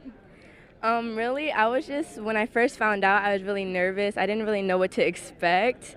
Like, we really just looked at each other and we kind of screamed. Yeah. Just out of excitement? Yeah. How did you feel? Honestly, it was like amazing. It was surreal. Like that we have this opportunity out of so many people who applied for this. It was like outstanding. And you guys actually got to take a tour of Kennedy Space Center a little bit earlier this week. What was something that you got to see that was just really outstanding? I think it was the shuttle experience, like how it is when the rocket ship goes on up with people in it. It was honestly really fun doing it and learning like how they feel at the moment. And Denham, what do you think it will be like to watch the world's most powerful rocket launch tonight from just across the river? Well, really, I don't really know what to expect because I've never really done this before, but I feel like it would really be outstanding. I might shed a little tear, but I don't really know. Like, I'm really excited to be here, and it's amazing. Like, it is amazing, and I don't think you're going to be the only one shedding tears tonight. Megan, we're super excited, eyes on Artemis, and we're ready to see the launch. Thanks so much, guys. Now, Kayla, are you ready for more questions from social media? We're getting them in. Always. All right, let's take a look at the screen now. We have another celebrity question. Hey, I'm Keke Palmer, and I play Izzy Hawthorne in Pixar's Lightyear, and I can't wait to see Artemis 1 launch today. How will going back to the moon pave the way to Mars? Thank you, Keke. Yeah, what an awesome question for tonight. I mean, the return to the moon is going to give us a chance to test all of the capabilities we need to operate on Mars. Mars is really far from home. It's going to take us 6 months just to get there, and that's with ideal planetary alignment and expected advances in propulsion technology. Then we'll spend about a year plus on the surface before it's 6 months home. And so the moon is a lot closer. We can get there in 3 days. The communications delay is a lot shorter, and so we can really test our operational concepts a lot closer to home. The moon's super far away. It's 250,000 miles, but that's way closer than Mars. So it's going to give us a chance to test all of our technologies so that we know what we need to develop in order to take that next step. Yeah, we call it the next giant step for a reason. Mars is very, very far, like you said. All right, let's take another question from social media.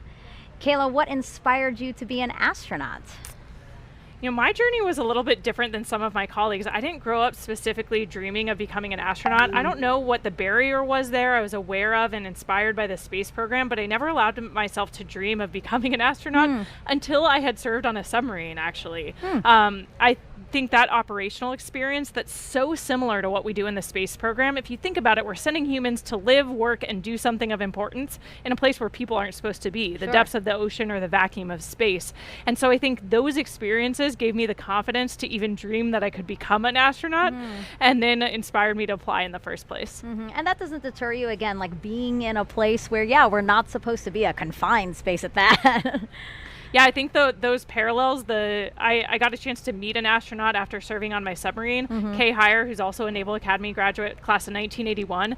And hearing about her experiences working on the space station really made me click. All of a sudden I said, the space station's a submarine in space. Yes. And it sounds silly, but I had never made that connection before. And once I did, I just couldn't stop dreaming about it. Oh, that's so cool. I love that your story isn't, you know, the typical one, as you said.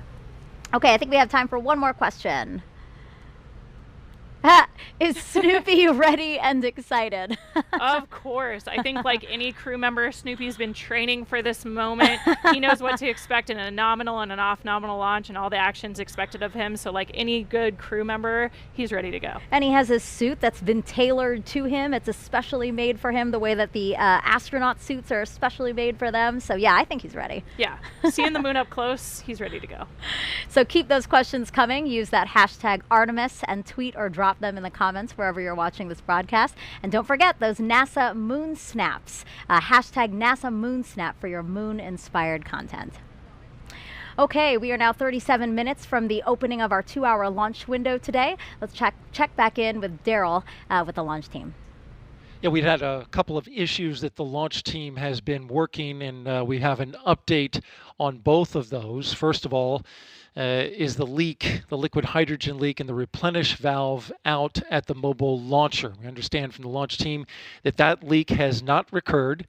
The work that happened out at the pad is that the red crew and the work that they did out there remedied the leak. That's good news. And now the liquid hydrogen tank on the core stage is back in replenish at this moment. And the upper stage of the rocket, liquid hydrogen side, is in fast fill. You can see from the graphic there that we are back up to 100% over on the liquid hydrogen side on the right hand of the screen. On the left hand of the screen, you can see we have been in stable replenish for liquid oxygen. Now, with regards to the range, they reported that they had an issue to the NASA test director with their radar sight. Later found out that that was actually a bad Ethernet switch that was cutting out and not providing them the data. The range reported that they will swap out that bad switch, and they're currently working on that. They advised at the time, about a half hour ago, that it would take them about 70 minutes, or about 25 minutes into that work. They did just recently update the NASA test director to say that it's going to take them a little bit longer because they're going to need to re-verify this Ethernet equipment once they have it installed. Again, that work is ongoing, but at the moment, if we were launching right now, the range is no-go as a result of that bad Ethernet switch. The Dolly-Loo file, which helps steer the Space Launch System through the upper atmosphere, has been uploaded to the rocket, and so we're good to go there in terms of other configurations that are ongoing. But we are continuing to monitor communications of the launch team about holding to the top of the window, currently slated for 1:04 a.m. Eastern Time. But we do have 2 hours, and we have yet to see whether or not the launch team is going to be able to make enough adjustments in order to hit the top of that window. No slip yet, but we're monitoring their work, and we'll give you an update when we have it. Back to you, Megan.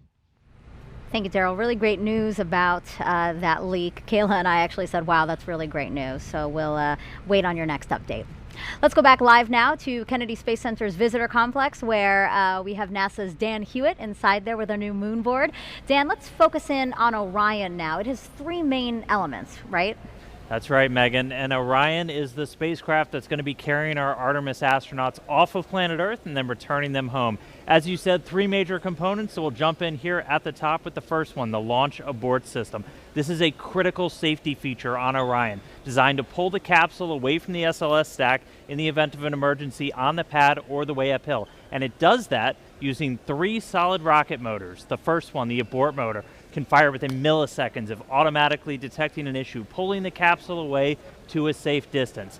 After that, the attitude adjustment motor. This one will fire. We can cancel out any rates, put us into a nice stable glide before we get ready to fire the jettison motor. This is the one that will actually take the launch abort system off of Orion, allowing it to then deploy parachutes and parachute down to safety. I will note the jettison motor, the only one that fires no matter what on a normal mission. It's going to fire once we're high enough in the atmosphere. And for Artemis 1, that is the only motor on this that is active. The attitude and abort motors are inert for Artemis 1. And that's all focused on protecting this, the Orion crew module. This is where you have your astronauts physically inside.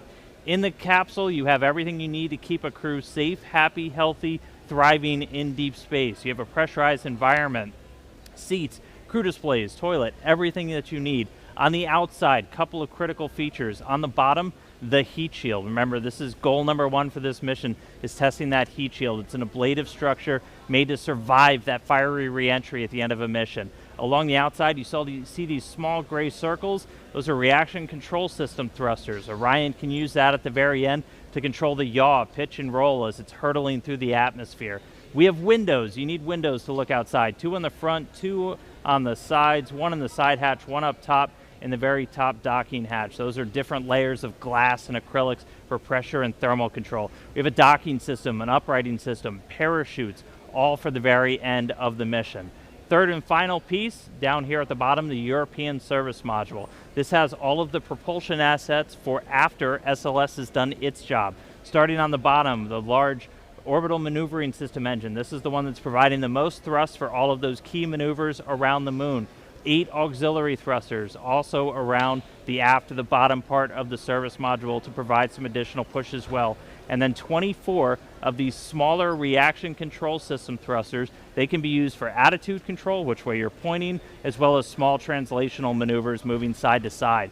We flip the vehicle up, we see 4 solar arrays, each one 24 feet in length, altogether generating 11 kilowatts of electrical power for Orion systems.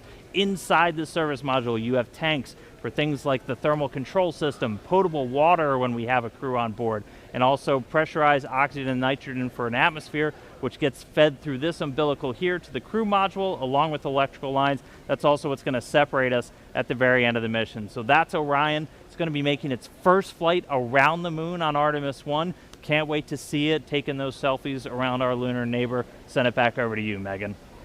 Thanks, Dan. That last component Dan talked about, the European Service Module provided by the European Space Agency. Let's go to Jasmine for that. Thank you, Megan. We are back in Firing Room 2 with the Launch Control Center, and joining us now is Philippe Delou, ESA's Program Manager for the Orion European Service Module. You have quite the title there, a big title for a big job, I'm sure. We are very glad to have you here, and we understand that the European Service Module is powering Orion that's going to send humanity farther than ever before. Philippe, how is it getting us there? Yeah, thank you. Good evening, everyone. So yes, the service module accommodates the propulsion system that contains, among the tanks and the pressurization of the system, the engine. All the engines, 33 engines in total, among which the main engine, which is going to perform the burns to put Orion into the moon orbit and then back on the trajectory to return to Earth. The other engines are used for attitude correction during, attitude control and trajectory correction during the travel to the moon. In addition to the propulsion system, the service module generates the power and distributes the electricity to the crew module and the service module equipment so that they can operate. And the third function is the thermal control. of the system. The service module accommodates radiators to reject the heat that is produced by all the equipment and the crew that will eventually be in the Orion. Finally, not on Artemis 1, but on future Artemis mission, it will have tanks to store the crew consumable, the water, the oxygen, and the nitrogen. Right, so we understand too that you are monitoring launch here in Firing Room 2 with us, and you also have a team. We're going to bring up a picture of that team right now, or a live look inside ESA's control room in the Netherlands. So can you tell us, what is your team working on today? Yes, well, the ESA team is not only back in the Netherlands, it's one aspect, but we have also a significant team in the control room in Johnson, in the MER control room. And their role is to monitor the telemetry from the service module to make sure that all parameters are within their nominal behavior, that the operations are performed also nominally, and for sure identify if something goes wrong, if something goes not nominal. And if something non-nominal is identified, then they will have the role to support the NASA team to troubleshoot the anomaly and prepare the recommendation to be brought to the mission management team for a decision on how to operate the vehicle forward. Great. We're really glad to hear that your teams are monitoring here, Johnson in the Netherlands as well. And this has been a huge collaboration. There were 10 countries that contributed to the European service module. Can you tell me about that teamwork? Indeed, it was a real teamwork of about 60 companies across 10 European countries. Well, together with the prime contractor, we have selected the finest companies available in Europe to build the state-of-the-art equipment which is needed to go back to the moon with humans.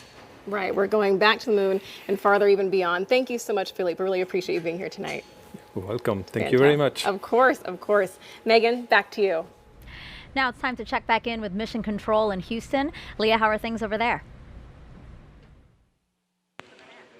Things are good over here at Johnson Space Center, which is just one part of an agency-wide effort with many NASA programs doing their part to make future missions a reality. When the first woman and first person of color travel to the moon, they'll be wearing a state-of-the-art launch and entry spacesuit called the Orion Crew Survival System. When they set foot on the moon, they'll be in another all-new next-gen suit, both being developed at the Johnson Space Center and through partnerships with commercial providers. During those spacewalks, astronauts will collect samples for further study of the moon. The Astromaterials Research and Exploration Science Division at JSC is preparing to receive rocks, soil, and ice collected from the moon's south pole, which has a unique crater impact history and ice deposits that have never been sampled. And leading the effort to advance capabilities for science, exploration, and commercial development of the moon is the Commercial Lunar Payload Services Initiative, or CLPS. More than a dozen American companies are developing science investigations and tech demos. Additionally, we need a sustainable presence, a specific station in orbit to facilitate continuous lunar access and serve as a home base or a jumping off point for new deep space exploration missions. This is where Gateway comes in. It's a multi-purpose lunar space station being developed by a worldwide effort led out of JSC. NASA is again teaming up with international and commercial partners to create this essential component. Artemis and Gateway will enable NASA's Human Research Program to better understand how the human body adapts beyond low Earth orbit, ensuring future astronauts traveling to the moon and Mars have the tools to keep healthy and thrive in new environments. And with that, we're going to turn it back over to Megan and Kayla at Kennedy. Thank you so much. So Artemis will also facilitate new discoveries about the moon. So to tell us what we're hoping to learn, we have Sarah Noble here. She's the Artemis Lunar Science Lead. Great to have you here. Thanks. So tell us about what we know about the moon. Yeah, so we learned a ton about the moon during Apollo, right, from the samples and the data that we collected. In fact, we're still learning from those samples and data even today, 50 years later. But then since Apollo, you know, we've actually been studying the moon mostly from above, learning about getting more of a global perspective on the moon that we really didn't have during Apollo. And so that's allowed us to ask a lot better questions and to understand where to go to find the answers to them. Now that we're headed back to the moon, sending human beings as part of the Artemis program, what are we hoping to learn that's new? Yeah, so we're going to an entirely different part of the moon for Artemis, right? During Apollo, we kind of landed almost in the same place, like 6 times, right? In the sort of central near side of the moon. But for Artemis, we're going to go explore a new part of the moon. We're going to go to the South Pole, which is some of the oldest rocks on the moon. It's the part of the original crust of the moon. And there's places there that are permanently shadowed, where we think that water and other molecules sort of get trapped, and we really want to understand what those are, and so that we can use them for both science and for as a resource. Sarah, we're also planning to land a rover at the South Pole of the moon in late 2024. Can you tell us about that? Yeah, absolutely. The Viper rover, the Volatiles Investigating Polar Exploration Rover, is going to go land near the South Pole, and it's actually going to explore some of these permanently shadowed areas. It's going to dip into them, drill down, try to find out what that water is, what else is there, what form that water is, how much is there, so that we can really understand it both from a science perspective, and if we want to use it as a resource, we will understand how to extract it. So some people might say, you know, we have all these rovers, we have access to machines that can do a lot of the work on the surface of the moon for us, so why is it important to return humans to the moon? Yeah, it's not an either-or proposition, right? There are some things that robots are better at and some things that humans are better at. And it turns out that humans are much better field geologists. We're really much more efficient and better at that. Plus, we can do better. We can deploy more complicated instruments, and we can use tools in ways that it's very difficult for robots to do, so we can collect better samples. And one of the great things is that we can bring back a lot of samples, right? When we do robotic sample return, it's usually a very small amount. But if you look at what we brought back from Apollo, it's a large amount of samples that literally hundreds, probably maybe thousands of scientists have been able to study over the years and over generations. And that's a lot of brain power to put behind those samples. So again, that's how Artemis and Apollo are different. Now we're utilizing machines and people. That's right. To hopefully together. Advance. Yeah. That's right. Perfect. Sarah, thank you so much for your time. Thanks for having me. So in honor of our destination, the moon, we asked you all to create moon-inspired content and share them with us using the hashtag NASA MoonSnap. We got so many wonderful submissions, so why don't we check them out now?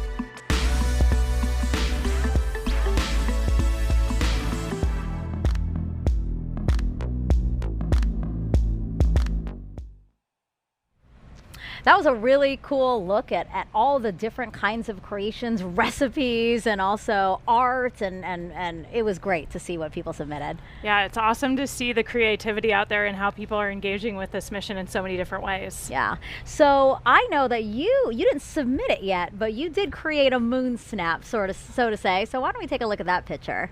Yeah, this is one of my favorite pictures of the moon that I was able to take from orbit.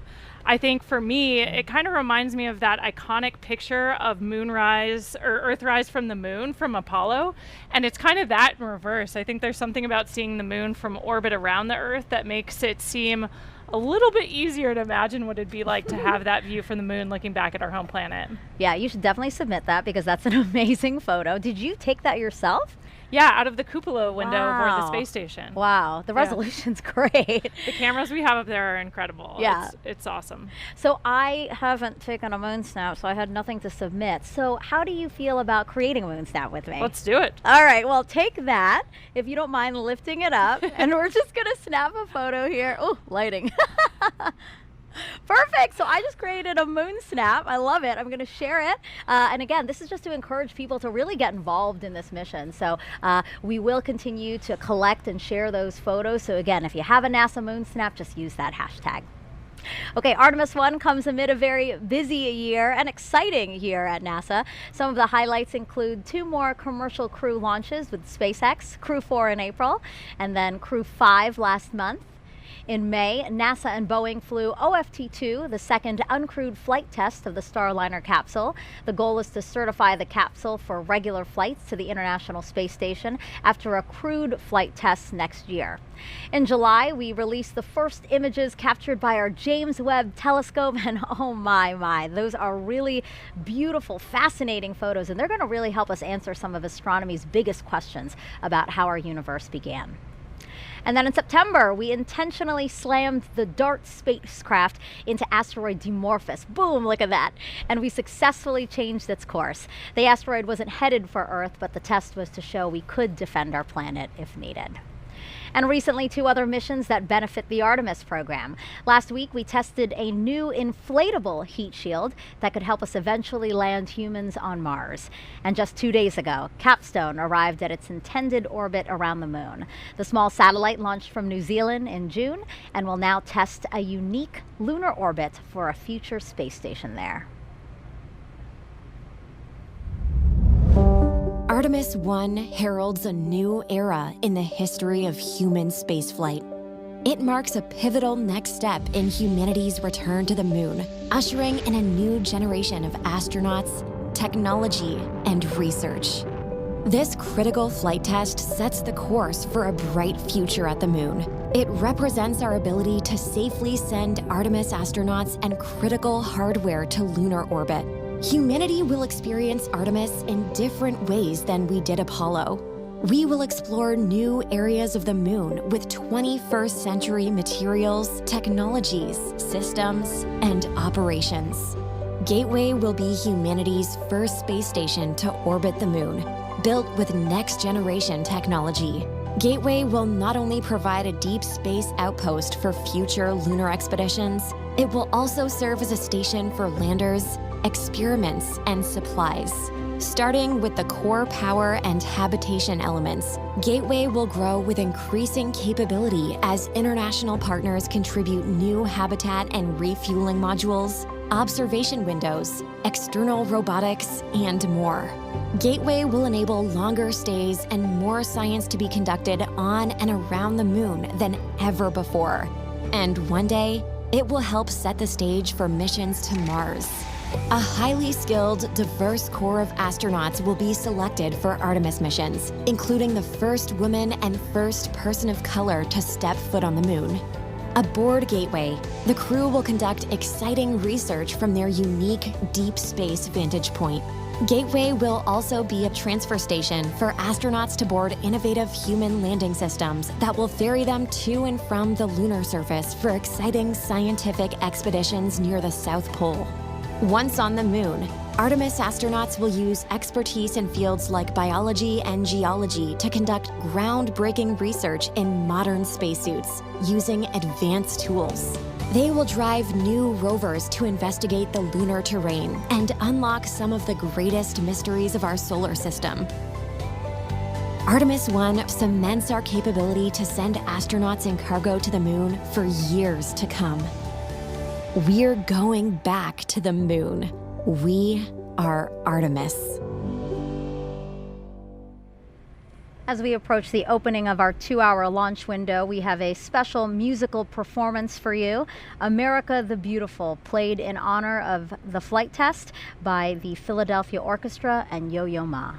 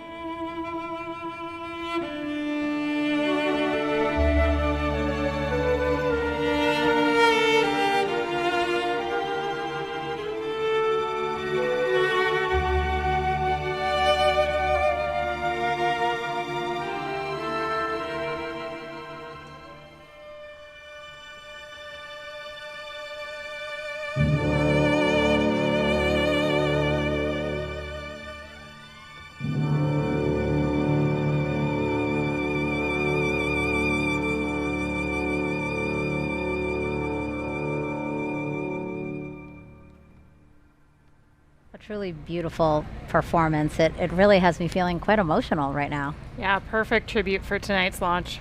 You know, it's just, it gives me a sense of pride, really, to just remember that our country continues to lead our nation in space exploration. So, and as such, the White House is closely watching this historic launch. Earlier this year, Vice President Kamala Harris came down to Kennedy Space Center and met with NASA leadership as well as astronauts. She also toured our facilities where teams are working on hardware for future Artemis missions. Before leaving, she signed a piece of the Orion spacecraft that will fly on Artemis 3. She's doing it right there, which will return astronauts to the lunar surface. Okay, Kayla, time for more social questions. So let's take the first one. You know now the drill. It's going to be a celebrity question, so let's take that. Hey guys, I'm Jack Black, and I'm super excited for the Artemis 1 launch today. I was part of a little movie called Apollo 10.5, A Space-Age Childhood, and I have a few burning queries. Question the first. How is Artemis different than Apollo? Artemis is different than Apollo because we're returning to the moon, but this time we're going to stay. So rather than a short visit where we can do some amazing science, but it was pretty limited by these short visits, kind of a small area of the moon, we're going to the South Pole and we're going to learn how to live there long term. So we're going to be building habitats, we're going to have rovers, we're going to have all of this infrastructure on the moon supporting scientific discovery, but also that next big step to Mars. I love seeing celebrities also take part and ask questions because it really shows that this is something that's captivating a lot of people. So that was really fun to see Jack Black. Also, query the first. That was funny. All right, let's go to the second question. How does it feel in space? Being in space is amazing. I mean, for us launching to orbit around the Earth and then go to the space station where I just was for 6 months, we're in an apparent microgravity environment. So for us, it feels like we're weightless, like we're floating. So you have to relearn how to live and work in that space. But once you get used to it, it's a lot of fun. Yeah, we were just talking, Jessica Watkins, another NASA astronaut, was just here. And she was saying that actually when you came back on Earth, that was an adjustment as well because you got so used to living on the space station. Yeah, the transition home was actually a lot harder for me than the transition up there because our vestibular systems kind of remap. We start ignoring all the sensors in our inner ear that tell us how our bodies are moving because the space environment is so strange, but we really need that on Earth to balance and control our bodies. Sure. So when we get back, it takes a couple of days before we feel comfortable again. Really interesting. Thanks so much for those. Okay, so we are 10 minutes until the opening of our 2-hour launch window today. So why don't we head back over to Daryl. Daryl, tell us what's happening now. Yeah, Megan, we actually have about 10 minutes before we go into a half-hour hold. That half-hour hold is part of the L clock, and what you see on your monitor right now, I believe, is the T clock. So in about 10 minutes, we'll hold for a half hour, and currently the launch team is trying to evaluate how much of a delay may result from some issues that we've been facing over the past hour. Just to recap those, we had a leak in a replenish valve on the mobile launcher that feeds into liquid hydrogen core stage tank. That's been resolved. The leak has been fixed, and we're moving forward. Currently, the upper stage of the rocket for liquid hydrogen is roughly 78% at the moment. So that is tracking. Progress continues there. The core stage has been topped off, and now both liquid oxygen and liquid hydrogen are 100%, along with the upper stage of the liquid hydrogen side of the equation. So we're just waiting on the complete tanking of the upper stage liquid hydrogen. Now, with regards to the range issue that we had, we just got an update from the range, the 45th Space Wing officer reporting in to the NASA test director that the Ethernet switch has been replaced. This problematic switch took down their ability to see radar from one of their assets, which is key in getting acquisition and signal for the flight termination system if it were to be needed. Of course, this is a critical system that has to be tested before we can launch. So at the moment, we're looking still at a 1:04 a.m. Eastern Time launch. But it is pretty clear from the work that is ahead that it looks like we're going to slip into that window. How much exactly, we don't have an accurate calculation from the launch team as of right now. But of course, we're anticipating that. So for the moment, you see on your clock now, we are in the T-minus 10-minute hold. We just entered that.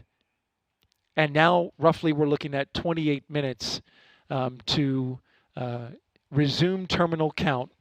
The launch team will assess what work needs to be done, how that syncs up with the range getting back online with their equipment, and then we should have a new T0 for you soon. That's the latest from Firing Room 1 here at the Kennedy Space Center. Megan, back to you. So things are obviously still very dynamic. We're going to come back to Daryl as much as possible. Now, to understand where we are going, we have to know where we have been. To do that, we spoke to some of the special few who walked on the moon and those who sent them. We choose to go to the moon in this decade and do the other things, not because they are easy, but because they are hard. Because that goal will serve to organize and measure the best of our energies and skills. It's been 50 years since we've been to the moon, and we've got a great program called Artemis. We're going back. The Apollo program was a test for the American people that you can do what you set out to do. All it took was turning to it and making it happen. We are go for a mission to the moon at this time. Engines on 5, 4, 3, 2, all engines running. Launch commit, liftoff. We have liftoff 49 minutes past the hour. I think the characteristics that I remember most of the Saturn V was the noise. The noise was enormous and it was almost impossible to communicate. We're go, train tight, we're go. Tranquility Base here. The Eagle has landed. The landing to me was a great celebration. The nation was almost euphoric. It's one small step for man, one giant leap for mankind. There are so many things that we could eventually learn about our universe and the spacecraft that we use exploring.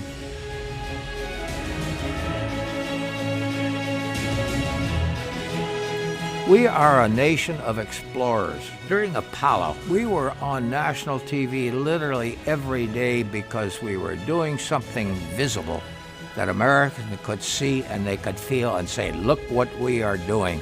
And I believe Artemis is going to come up and say, look what we are capable of and what we are doing now.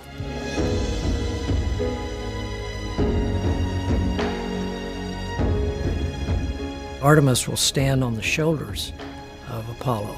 They're going to have the eyes of the world on them when they start down this trail. The science of spaceflight is one that will continue to inspire. Going to the moon generates technology, more communications, more computer technology, more sophistication in manufacturing that help us in everyday life. We have a generation that is ready, a generation with that technology, a generation with the education. Artemis represents the future in space. It is our next big step, and it is time to take it.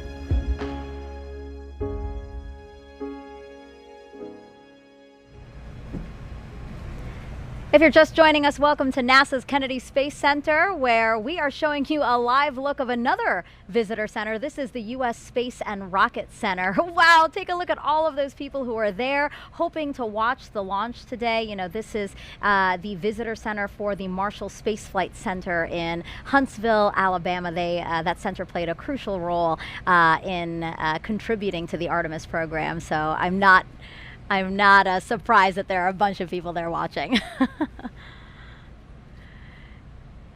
All right, so now we're going to take go back to Leah Martin over at Banana Creek. Again, that's right outside of our visitor center, and she's with some other folks who came out to watch today's launch. Yeah, you know, Megan, we talked about this being America's rocket, right? Every state in the United States has contributed to this rocket, so it should be no surprise that we have people from all over the country joining us here tonight. I'm actually joined by some friends of ours who are joining us from Georgia and Utah. What does it mean to be here tonight to see tonight's launch? I think it's amazing. I know that tons of people from all over the United States have helped build the rockets and are here tonight, so it's awesome to know that we all have a little bit of personal ties to the rocket. And go ahead. No, I'm just excited to be here because I've been a fan of space travel and going to the moon and back, and I'm glad to see it's happening again later in life. And you were actually telling me a little bit earlier that you grew up in the Apollo era in those years following those first launches, and now here, how does it feel to be watching the sister program launch and seeing at the beginning? Look at the goosebumps. That tells it all right here. I'm totally thrilled to be here. Now, and you were actually telling me that you have a personal connection to this rocket as well. You know some people who have worked on it. What do you think it feels like being here? How does it feel for you to see something that's the culmination of so many years of hard work?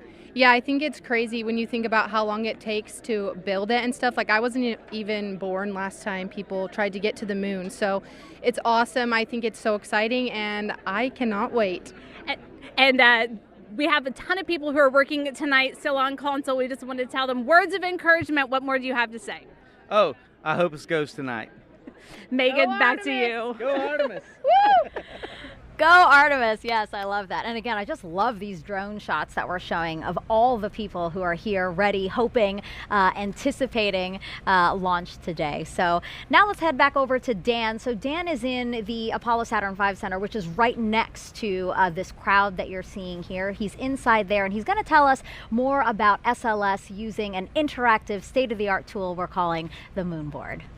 That's right, Megan, and everybody, welcome back to the Moonboard. So just to recap, SLS out on the pad, on the mobile launcher. Daryl's been walking you through all of the tanking, all of the preparation. We had that hydrogen leak that was in the base of the mobile service structure here. That's been remedied. We haven't had any issue with those tail umbilicals that we were tracking so closely back in August and September. So everything looking really good with SLS. Just to recap, most powerful rocket we have ever built. It's propelled by 2 solid rocket boosters and 4 engines on this core stage. Now these solid rocket boosters are going to be firing for the first roughly 2 minutes of the flight, a little more than 2 minutes. And we call them solids because of the type of propellant in there. If you forgot it already, it's aluminum powder, ammonium perchlorate, and polybutadiene acrylonitrile. It's a binding agent that's inside. Solid propellants are extremely stable. They're very reliable. But once you ignite them, they're going to keep burning. You can't really throttle them up and down like you can with liquid-fueled engines. You can throttle just based off of the distribution. So you basically put more propellant in some areas and less in others as you're trying to really throttle the rocket down, which we do as we go through things like max Q, maximum dynamic pressure.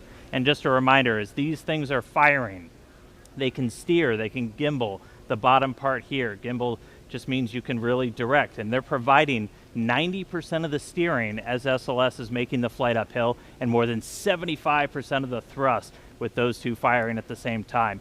And again, they're attached to this. This is the core stage, 212 feet tall, the largest single stage we've ever constructed. It's been through the green run test, a lot of preparation for this flight today, and it is propelled by these 4 RS-25 engines. Now these are liquid-fueled rocket engines, so you have a fuel and an oxidizer, and one of the great things about liquid fuel is you can throttle them in real time. You could kind of like the gas in your car, you can go faster or a little bit slower. So these throttle up to 104% of their rated thrust at the time of liftoff. We throttle them down as we go through max Q, so the maximum amount of pressure on SLS on the way uphill, and then throttle them back up until they've consumed all of their propellants. And they're consuming that propellant at more than 1,500 gallons a second. That is just an astronomical amount of fuel that's running through these engines to produce that thrust. Each of these up to 500,000 pounds each during their operation. And of all the different components, we've got this engine block section down here. You have all of the associated plumbing, everything to feed those propellants down to these engines. You also have these 2 attachment points here, and that's where we actually tank the SLS rocket. So a lot of focus on those in the previous attempts. They've cooperated spectacularly so far today, and we've been able to fully tank this core stage. And a reminder, you have a fuel, about 500,000 gallons right here of liquid hydrogen, and then an oxidizer. You need those two together, and then an ignition source. That's what gives you your reaction, your thrust, your basically controlled explosion that then comes out of those rocket engines. So fully tanked, these are cryogenic fuels, hundreds of degrees below zero, so we've got a spray-on insulation across the entire vehicle. As it's sitting out there in the Florida air, it's a little bit warm tonight, but we need to keep those hundreds of degrees below zero. It takes a lot of energy to do that, so the less you have to use to keep them cold, the better, which is why we have that insulation. So we're going to be seeing SLS take flight for the first time tonight as we clear all of those final issues. Again, this is going to be one heck of a show when this thing launches into the night sky. So with that, send it back over to you, Megan. If you're just joining us, welcome to NASA's Kennedy Space Center for live launch coverage of Artemis 1. I'm NASA's Megan Cruz, and this is NASA astronaut Kayla Barron. It's been great having you these past 2 hours. It's been so awesome to be here for this historic launch tonight. So right now we are awaiting a new T0. The launch team had to work through some issues, and they're doing a great job at working through those issues. So now we're just waiting to see a new T0, since we had been aiming for the top of the launch window, which opened does open at 1:04 a.m. Eastern Time. Now, today is a big deal. Apollo 17 in 1972 was the last time humans stepped foot on the moon. That the rocket you see right there behind us, illuminated in the darkness there, is the first step back towards getting us to the moon. Now, Artemis 1 is the first integrated flight test of NASA's deep space exploration systems. That's the ground systems here at Kennedy Space Center, the Space Launch System, or SLS rocket, and the Orion spacecraft. We will send an uncrewed Orion spacecraft farther beyond the moon than any of the Apollo missions before it.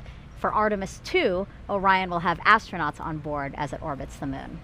Then future Artemis missions will land the first woman and first person of color on the surface of the moon. So Kayla, why do we want to go back to the moon? The moon's a super interesting place to study. It can tell us a lot about the Earth, its own formation, but also more about our solar system. And we also want to return, this time in an international partnership, for a permanent presence on the lunar surface that'll teach us everything we need to know to travel onto Mars. Mm-hmm. And what about for you? I mean, you have the possibility of maybe being selected for those future missions, because the Artemis program can choose from any of you guys, any of the NASA astronauts. It's a crazy time to be a NASA astronaut and even imagine that that could be real. I think we're all just honored to be a part of the team that's doing this. We're just a small representation of all of the amazing human beings around the world that it takes to do something as audacious as returning to the moon, learning what we need to go onto Mars. So we're just all excited to support the program in any way we can. But of course, a ride to the moon would be incredible. So yeah. I think we're all just dreaming about those moonwalks. Now, since Artemis 1 is setting the stage for those future crewed missions, is there anything in particular about this 26-day mission that you will be watching? Is it re-entry? Yeah, you know, we've mentioned that a few times throughout the broadcast tonight. The re-entry is a really important part of the flight, of course, and the heat shield, we're interested in seeing how it performs in real life. We tested it on the ground, but Orion's going to be coming in faster and hotter than any human-rated spacecraft in history. And so we really want to see how the heat shield performs and make sure all the systems can keep the crew safe for that dynamic event. Yeah, we'll all be watching for that too. It's not just about the launch, a 26-day mission, as we said, so we'll be keeping watch over the entire mission. Our workforce now is very different from what it was during the Apollo era. When Apollo 11 launched, there was only one female engineer in the firing room. Today's launch of Artemis 1 is led by NASA's first ever female launch director. Take a look at how she and other women across NASA are shattering glass ceilings. When I was a little girl, I wanted to be an astronaut, a scientist, a doctor, a fighter pilot. When I was a little girl, I wanted to grow up to be strong and independent. When we were asked to draw a picture of what we wanted to be when we grew up, I drew an astronaut standing on the surface of the moon. All I thought about was when I was going to get to NASA. It's a huge honor to be NASA's first female launch director. To be the launch director for Artemis, NASA has so many wonderful women pioneers, so many heroes to me. Some of the most amazing women in my eyes are people like Katherine Johnson and the other women that you've seen in Hidden Figures. Sometimes it's difficult to believe that I'm on this side now, wearing this blue flight suit with all of the other astronauts, representing this iconic image that had so inspired and excited me my entire life. Being of South Asian heritage, Kalpana Chawla was just such a big thing for me growing up. I've always looked up to Sally Ride and Mae Jemison, who really laid the foundation to allow people like me to be in the position that I am now. All of these women were pushing those boundaries and breaking those glass ceilings. Now, of course, there are some fantastic women in leadership positions that inspire me every day. So much has changed since the Apollo program. During the Apollo 11 launch, we had one woman, one out of 400 engineers in the room. And I look at our team today, it's much more a reflection of the world that we live in. A big piece of why it's so important to have women and diverse backgrounds, because it allows us to bring everybody along with us on this journey. It doesn't really matter what you look like. If you've got the brains and you have the knowledge, we need you at the table. We are at such an exciting time in human spaceflight right now, and Artemis is such a huge part of that. We haven't been to the moon in many, many years. We have a lot of younger generation folks that have never seen that happen. We will understand so much more about the moon, about the Earth, about our solar system. We're going to stay. And to me, that's an amazing idea. The moon is going to be the blueprint for how we go to Mars and out into the solar system and maybe beyond. It is incredibly exciting to be part of this Artemis team. It still feels pretty surreal to think that I might one day walk on the moon. To see a woman and a person of color on the surface of the moon, to be able to say that space is for everyone and that we go to space to make life better here on Earth for everyone. I know that tears will be in my eyes.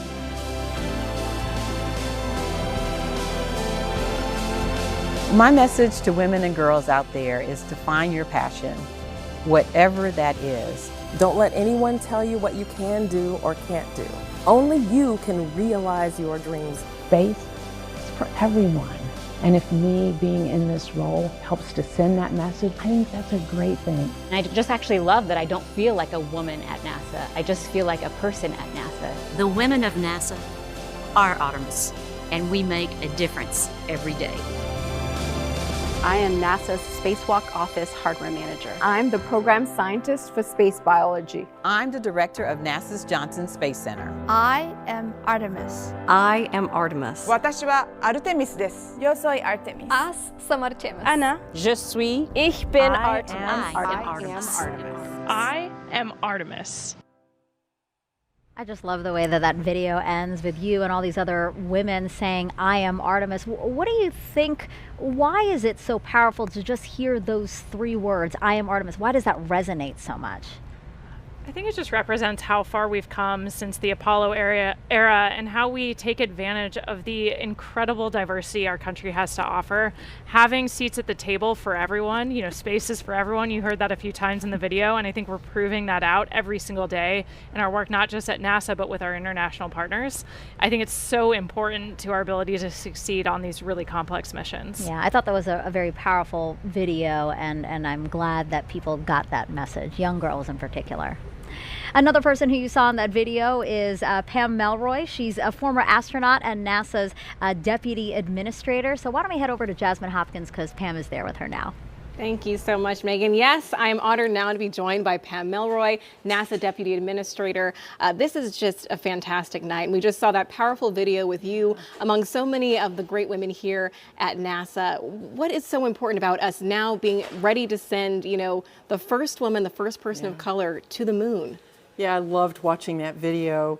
Just inspires me. So many of those women are my friends, but also they're just such fantastic engineers and scientists and just so many roles at the agency. I've always thought one of the strongest teams that you could ever find is a family, and families have men and women, and so our teams are stronger, I think, when we have that balance and that diversity. So that was exciting. But for me, I was a part of the Apollo generation, and I was very inspired by, you know, Neil Armstrong and Buzz Aldrin and Mike Collins on Apollo 11 and all the Apollo astronauts. I just cannot even imagine the inspiration, though, for a little girl. I mean, it never occurred to me that I wanted to be an astronaut, but of course there were no women astronauts then.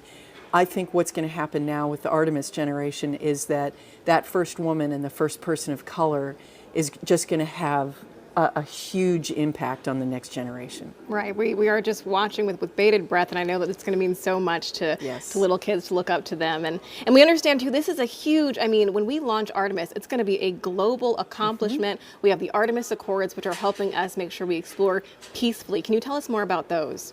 Yeah, it's really important, actually, especially because you know, unlike in Apollo, where it was actually just a few countries that had the capability to go to space, now those capabilities are proliferating throughout the world.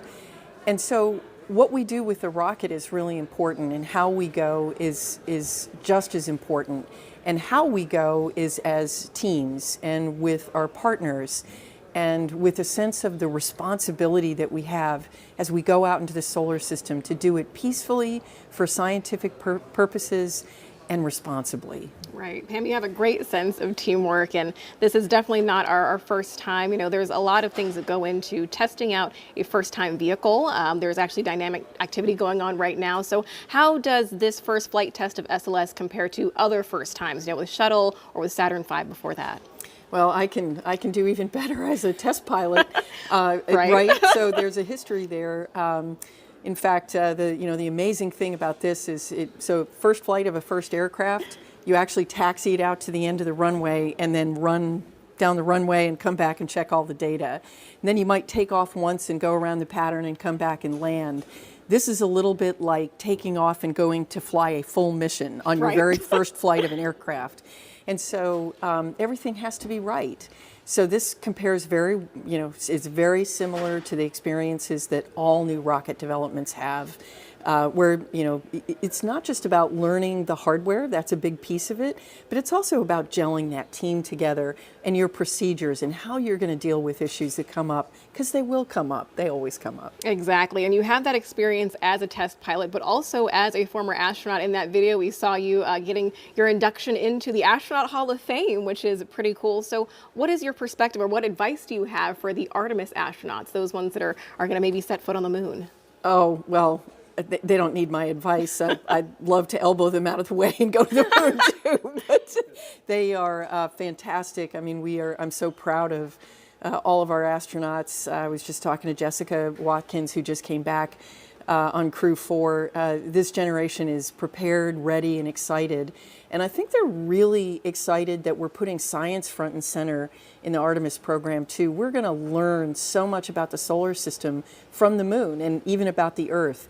And so I think the astronauts are really excited about doing that hands-on science, and they are ready to go. Right, I know they're ready to go, and maybe you are as well. But Artemis 1 is just the beginning. Then we have Artemis 2 and on. We're learning so much. What do you think about this forward movement that we're making right now?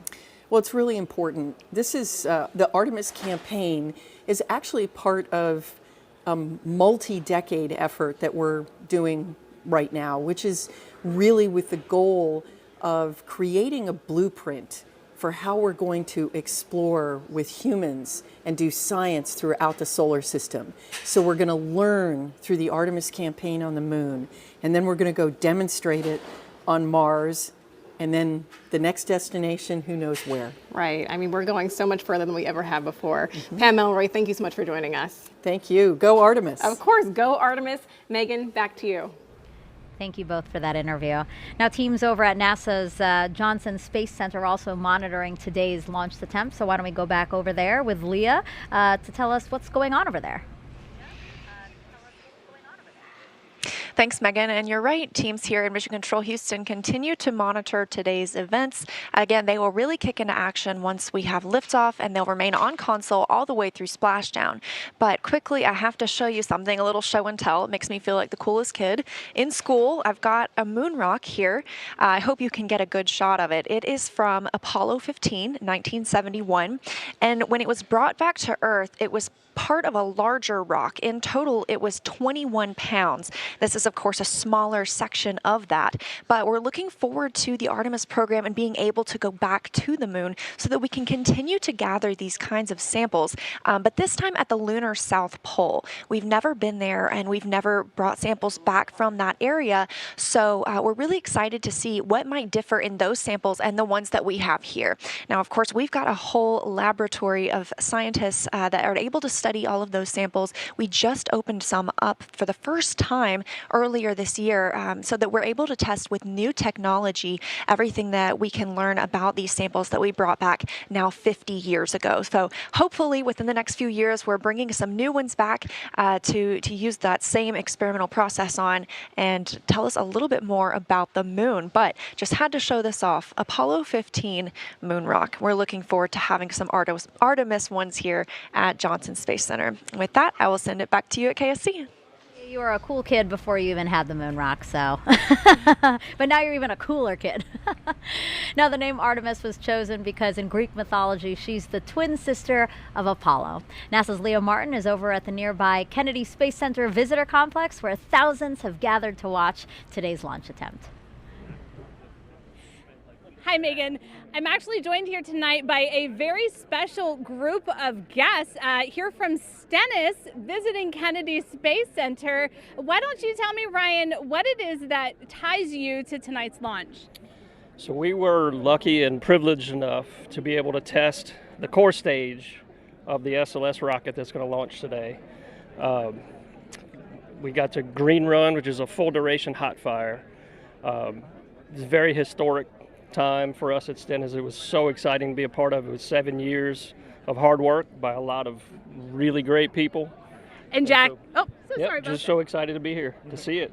And Jack, you were actually telling me that you know firsthand, how much work has gone into tonight's launch. What does it feel like to be here tonight, seeing the rocket fully integrated on the pad, ready to go? Man, I'm just incredibly grateful to be a part of this history and just really excited to see this thing launch. And Barry, you were telling me that you know also firsthand, the adversity that these teams have overcome to be here tonight. Do you have a word of encouragement, anything that you'd like to say to the teams all across the United States right now, both at Kennedy and at JSC, who are just sitting in these seats ready to get the rocket launched tonight? Sure. Persevere. I mean, it's hard work, but it's so well worth it. We spent many hours doing the testing and trying to get ready for this moment, and I think we've forwarded that information to those guys, and we also give them the encouragement to continue on, so we know they can do it. Thanks so much, Barry, and I think it would be great if just on the count of three we can give them a great big go Artemis. 1, 2, 3. Go Artemis! Back to you, Megan. That was amazing. And that's just, people who were actually able to come here to Florida. There's many people who are joining us from around the world who couldn't obviously make the trip out here. So let's take a look at some of those watch parties there. Here's Space Center Houston. It's the visitor center over for Johnson Space Center in Houston. And you can see a lot of people there after hours because you know that visitor center is closed right now. People are waving. I love it. Wow, look at that. Whatever that is, it's awesome. Amazing. I don't think I've ever noticed that when I'm at Space Center Houston. Maybe it's new. I know, but yeah, just look at that crowd. It's really fun to see, again, all these people who are captivated, young and old, by today's launch attempt and the beginning of the Artemis program. I know that they're probably looking at the clock and wondering when we might see the launch today. So lovely to see all those people.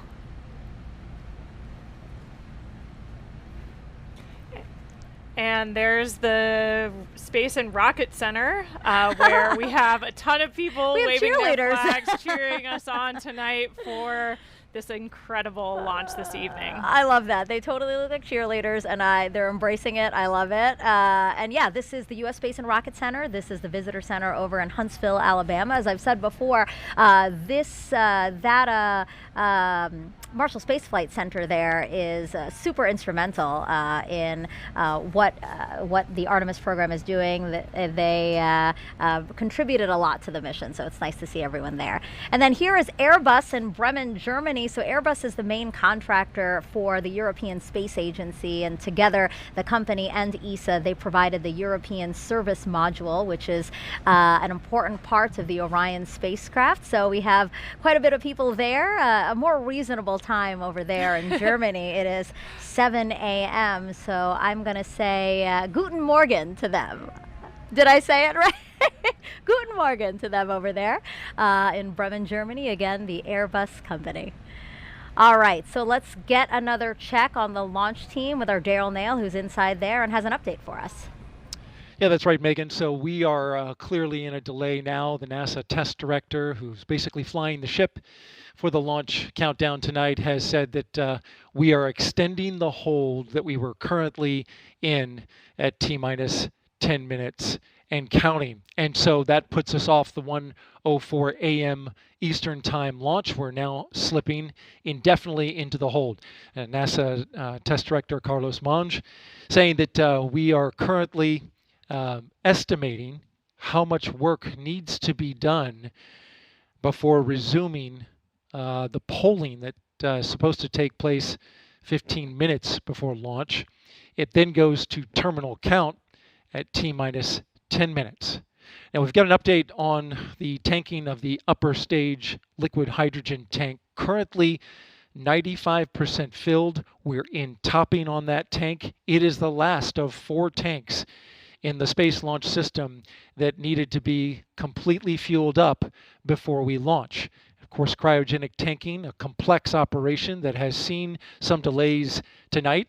We had a roughly hour delay after a replenish valve on the core stage liquid hydrogen side required hands-on work by a Red Crew team that went out to the launch pad and tightened down some bolts on the valve and got it fixed before leaving the launch pad, and then launch team verifying that that work was complete. Now currently we're awaiting some work with the range. The 45th Space Wing, which oversees the range here and makes sure that the airspace and the ocean out over the flight path is clear, and also has the responsibility to destruct the rocket should it go off track. They have been working on some issues with their equipment and sending a flight termination signal to the rocket. There is testing that must happen with the flight termination system that was delayed by a bad Ethernet switch. Switch has been changed out, and now the range is looking to start testing their connectivity to the rocket in order to preserve that safety function that they are responsible for. So again, we are slipping now indefinitely into the launch window. We're awaiting the launch team to evaluate just how much time is required to complete the work to get this rocket ready to launch. And of course, when we have a new T0 for you, we'll report that out right away. Megan, back to you. Daryl, thank you so much. As NASA prepares to explore the moon, here's a look at the spacesuits and tools that will help us to do that.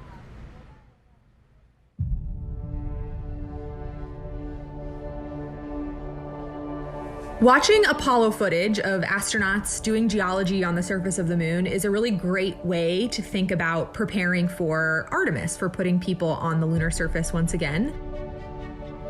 We learn a lot in how they did science operations on the moon and what it's like to work on the moon. You see them doing geology. You see them taking rock samples, putting in a drive tube to take a core sample. You see them bouncing along the surface of the moon on the lunar rover that they used in Apollo 15 through 17. So it's a great way to help drive technology development for the next generation of spacesuits and geology sampling tools. There's these facilities that help us train like we are on the lunar surface.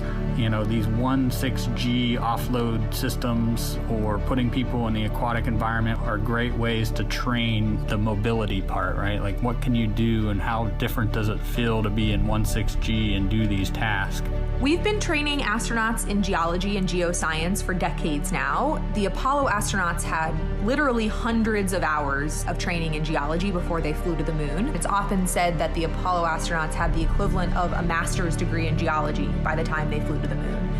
In the intervening decades since Apollo, we've been training astronauts who fly to the International Space Station because when they're on the ISS, they spend time observing the Earth, looking out the window, taking pictures of what they see on the Earth's surface. Now that we're looking at putting astronauts on the surface of the moon, we also take them into the field. We take them to field sites here on Earth that resemble field sites that we expect them to see on the moon. That's the reason why we take them out into places that are unique, like volcanic landscapes or places that are analogous to the lunar surface, to train them on the scale and fidelity of science that you just can't recreate in these facilities. And so by combining this classroom and field training, we're able to prep them for fundamentals of geology, the major driving lunar science questions that we have that we hope to address with the Artemis program, and teaching them how to do field work in relevant analog environments. For just science aspects of developing new spacesuits, can it get you to where you need to go? And then once you get there, can you do the cool science that you need to do? And so that's, can you move effectively and efficiently in the suit to be able to collect the samples or use the tools or the instruments? For the visibility, it's like, can you make the necessary observations that you need to? Or does the suit have the lights on it that it needs to illuminate the surface and make the observations you need to? The lunar South Pole holds tremendous resources that are going to allow us to continue to explore. This is a place that we've never been before. There's so much to be learned from getting boots on the ground and exploring a unique place that challenges us as humans and also helps us develop technologies that make our everyday life that much better. We think there might be volatiles present at the South Pole. By using these volatiles, we'll be able to do things like create drinking water, create rocket fuel to launch astronauts back to Earth. And so by harnessing the power of the land, we'll be able to help astronauts establish that long-term sustainable presence.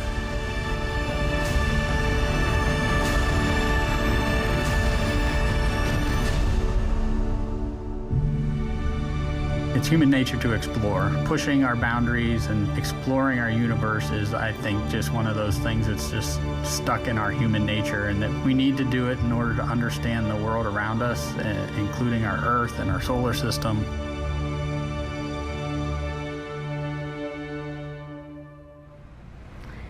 We just heard there how curiosity is just a part of us.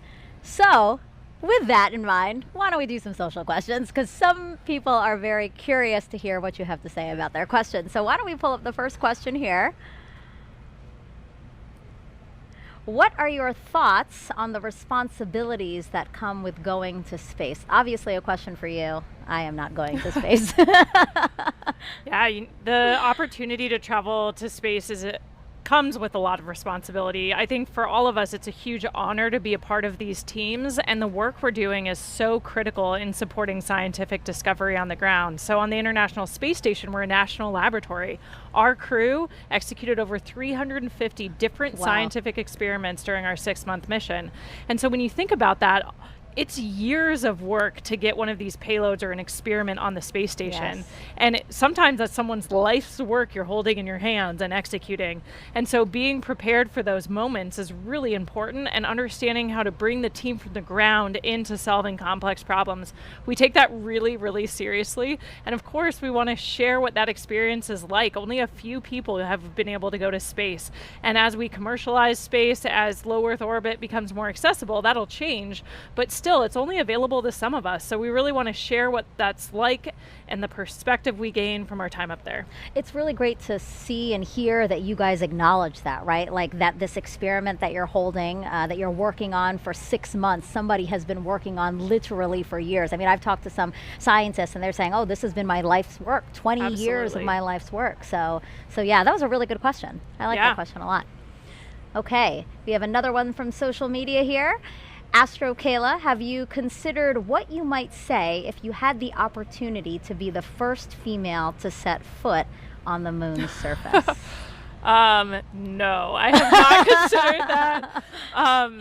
If I was in that role, it's something I would take really seriously. I think the iconic words of Neil Armstrong, you know, one small step for man, one giant leap for mankind, are something that we all know, whether you witnessed that moment or not, or it happened before you were born. For me, I think we all have that embedded in our psyche, those important words. So I think it's something I would have to think a lot about ahead of that mission. Yeah, that would be in the history books. That'll be something you're remembered for. Oh my gosh, I'd be so anxious delivering it, even after I've thought of what I want to say, like to actually open my mouth and say it from the surface of the moon. Wow. Yeah. That we'll have to think about that one for sure. Okay, let's see another question here. Oh, why is the spacesuit orange in color? That's an awesome question that I wish I knew the answer to. Megan and I were actually talking about that earlier when we had Snoopy up here. It's a continuation of the same suit that we used during the shuttle era, and I was kind of hypothesizing that maybe it's to help forces if for some reason when we landed in the water we had to get out of the capsule for some reason, it would be easy to see us.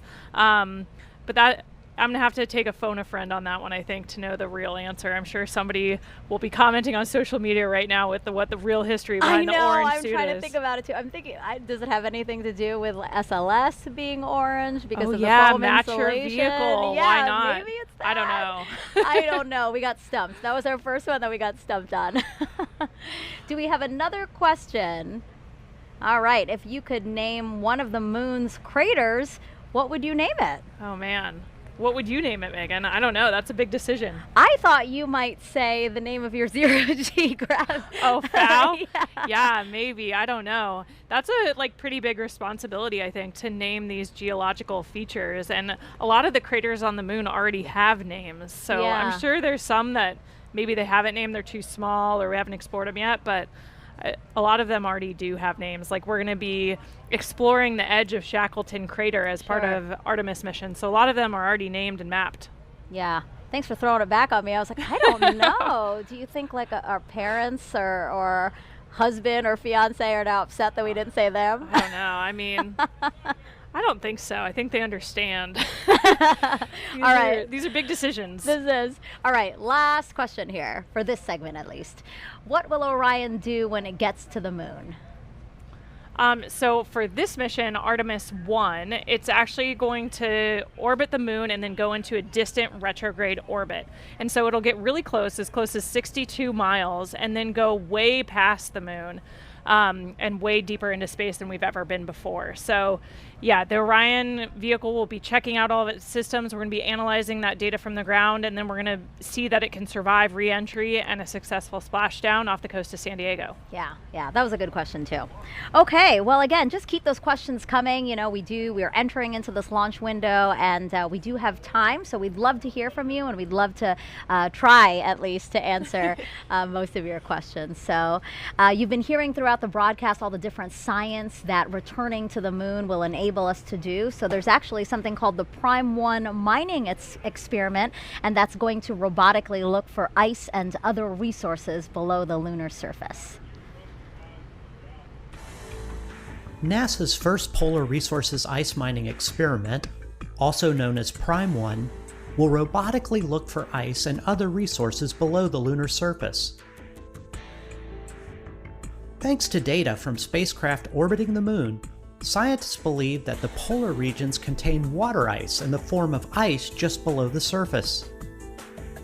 With the right technologies, that ice is a game-changing resource that can be mined and used to produce propellant and breathable oxygen for future explorers. Under NASA's Commercial Lunar Payload Services Initiative, the agency selected intuitive machines to fly and land Prime 1 on the moon's south pole. Prime 1 will land near the Shackleton Crater to drill into the lunar soil in an area that could contain water ice. Prime 1 is made up of two instruments: Trident, the regolith and ice drill for exploring new terrain, and M-SOLO, the mass spectrometer observing lunar operations. Trident will drill up to 3 feet into the lunar surface, extract lunar soil, and bring it up to the surface. Trident drills to its maximum depth in multiple phases, stopping at different increments. As it reaches each desired depth, it will pause and retract the drill string to deposit lunar soil on the surface for analysis. This is where M-SOLO comes in. M-SOLO is a commercial off-the-shelf mass spectrometer modified for spaceflight. It will evaluate the chemical elements and compounds released from the lunar soil for water and other chemical compounds. Trident will then proceed to the next specified depth and repeat the process until samples at all desired depths have been analyzed for water. If no ice is found where Prime 1 lands, NASA will still collect valuable information about drilling into the lunar soil for a future mission. NASA's Viper, the Volatiles Investigating Polar Exploration rover, will use Prime 1 technology on a mobile robot that will navigate the Moon's south pole searching for additional resources. Prime 1 data will help NASA assess lunar resources to inform future Artemis missions and a robust human presence on the Moon.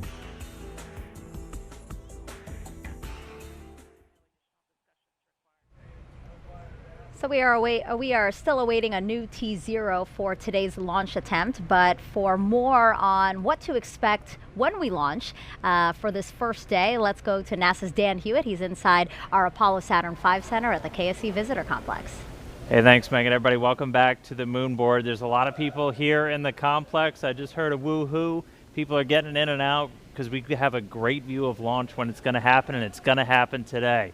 But that launch is just the first step in the Artemis 1 mission. So let's look at what's ahead for this historic first flight. As we just said, launch is step number 1. Those 4 RS-25 engines throttle up, followed shortly after by the 2 solid rocket boosters igniting, sending SLS and Orion skyward. Now on our way uphill, we'll have a number of jettison events. You'll be able to see things coming off of the SLS rocket. One of the most visual ones will be these 2 solid rocket boosters. Now they'll expend their propellant a little over 2 minutes into the flight. They will separate. We'll see them flare off onto either side, and then the core stage continues to fire. We're also going to see the launch abort system come off the top. Once you get high enough in the atmosphere, it's no longer required. You could actually do aborts using engines on Orion and its service module. I will also note that on the launch abort system, it's got those 3 solid rocket motors. The jettison motor is active. The abort and the attitude ones are not for this flight. We don't have people, so we're not flying a fully active abort system. We also have 3 fairings that are there to protect Orion, the service module and the crew module, as we're flying up through the really dense parts of the Earth's atmosphere.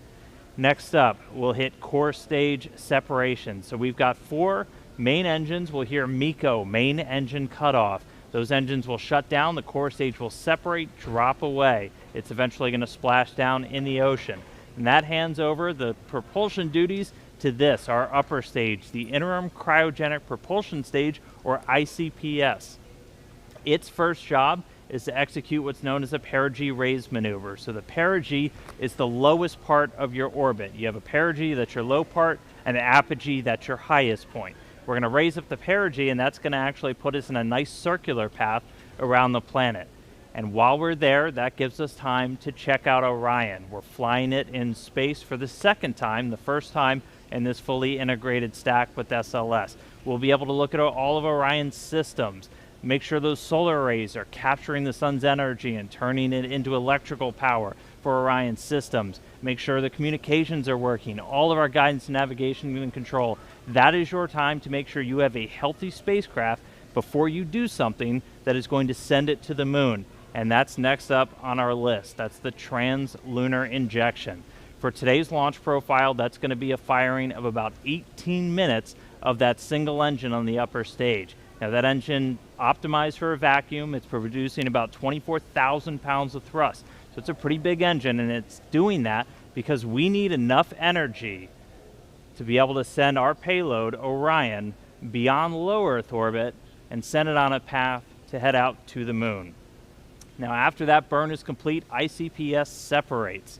It's going to do what's called a disposal burn. So it's going to send itself on a path from Earth around the moon and slingshot out into what's known as a heliocentric orbit. So it's going to completely leave the Earth-Moon system and go into orbit around our sun. But after it separates, propulsion duties get handed over to the European Service Module, and it's got a couple of different engines that it's going to be using, and we're going to be testing those out just on day one. We're going to do what's called the Outbound Trajectory Correction Burn 1, and we'll do a couple of these trajectory corrections as we're flying out to the moon, but that first one is that first critical test of this large engine, the Orbital Maneuvering System engine. That's the one that has the most thrust, generating about 6,000 pounds of force in a vacuum, and that's what's going to be doing a lot of our maneuvers, or giving us that pushing power as we do these maneuvers around the moon to enter into what's known as distant retrograde orbit, or DRO, and that's this dotted line that you see around here.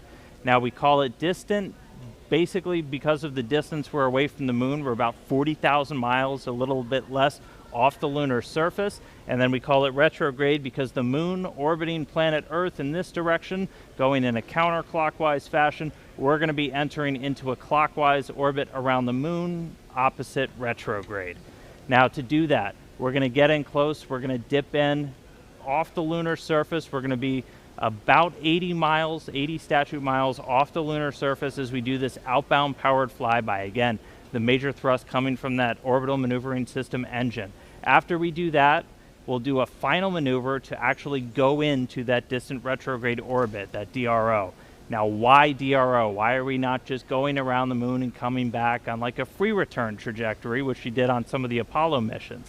Well, in DRO, it's a very stable orbit. It doesn't require a lot of fuel to maintain that area around the moon, so it gives you a lot of time to really test the spacecraft. If you followed with any launch of a new spacecraft, you know there's only so much testing you can do on the ground. Once you actually put all of that hardware in space, in the environment that it's going to be operating, hundreds of thousands of miles away from Earth, you're going to learn things you didn't even realize about everything from communications, the life support systems, the thermal control. Everything on a spacecraft needs to get put through its paces in this environment before we put people on board, and that's why we're heading out to DRO. Eventually, though, it's going to be time to come home, and we will do a DRO departure maneuver. This, again, firing up that Orbital Maneuvering System engine and others on the service module, and this is what's going to commit us from leaving the moon and heading on back towards Earth. We'll dip in once more, close off the lunar surface, slingshot and use the lunar gravity to do this return-powered flyby, and then similar to the way out, we can make correction burns as we kind of fine-tune our path back towards the Earth. And then it's time for re-entry. A couple of things happen before that. One of the really critical ones, spacecraft separation. We're going to detach the European Service Module shortly before re-entry. Its job largely done. That burns up in the Earth's atmosphere and reveals on the crew module the heat shield. I circled it earlier. This is goal number one of the Artemis mission. Artemis 1 mission is testing this heat shield at lunar return velocities, because when we make that trip around the moon and we come back, we are going in speeds of excess of 20,000 miles an hour. So when we slam into the Earth's atmosphere, it's going to heat that thing up to more than 5,000 degrees Fahrenheit. For the Artemis 1 profile, we're going to do what's known as a skip re-entry. So basically, you can come in too shallow and skip off the atmosphere, too narrow, and you're going to do what's known as a ballistic entry, which really heats things up. We're going to do kind of a mix where we're going to skip once off the atmosphere, and that we're still going to get the heat, but that helps to reduce some of the G loads on the crew. Once you're through that, you get to parachute deploy. There's 11 parachutes in total that are going to slow Orion down before it splashes down. We're going to be going from 20,000 miles an hour to about 300 miles an hour before those parachutes deploy, and then they do a final job of getting it in the water in the South Pacific. We've got these big orange balloons. That's an uprighting system, so even if Orion landed in the water upside down, those can inflate, and they put us back upright into what's known as stable 1. That's where you want your spacecraft to be, nice and upright in the water, especially if you're an astronaut in there floating. Now, we also have a large U.S. Navy ship with a big bay that's going to basically come up and swallow Orion into its deck, and you've got a couple of other assets in the area to help recover hardware, the forward bay cover, parachutes, things like that. But that's scheduled to happen 26 days after a launch today. So that's 26 days from liftoff here in Florida, around the moon, to a splashdown in the Pacific, and that will be the first mission in the Artemis program, the farthest we've ever sent a human-rated spacecraft in history, and just the first step before we put people on board. So that's a look at everything still to come. We're counting down to that launch. I'll send it back over to Megan and the team at the host desk, guys. A very comprehensive look at that. Thank you so much, Dan. If you're just joining us, welcome to Kennedy Space Center and our live coverage of Artemis 1, an uncrewed flight test that will return us to the moon in nearly 50 years. But you know, some might ask, why the moon? Well, here's why. We are going. The history of this agency is marked with broken barriers, once viewed as impossible, with science fiction turned reality, with innovations that have spun industries all their own, and with demonstrations of peace for all humankind. We soar in the skies of our home planet. We maintain a human presence just outside of gravity, and we touch points all across the solar system and beyond. We're going back to the moon, and this is why. The moon is a treasure trove of science. It holds opportunities for us to make discoveries about our home planet, about our sun, and about our solar system. The wealth of knowledge to be gleaned from the moon will inspire a new generation of thought and action.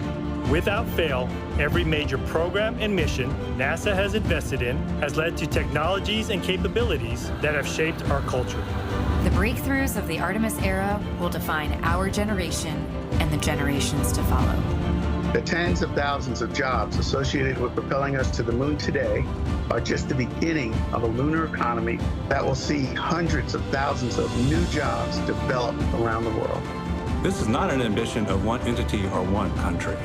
The exploration of the moon is a shared effort, woven together by a desire for the greater good. Why the moon? Because the missions of tomorrow will be sparked by the accomplishments of the Artemis generation today. because the ambition to go has already begun. And because Mars is calling. We need to learn what it takes to establish a community on another cosmic shore. So let's camp close before pushing out. And so, we go to the moon now, not as a series of isolated missions, but to build a community on and around the moon capable of proving how to live on other worlds.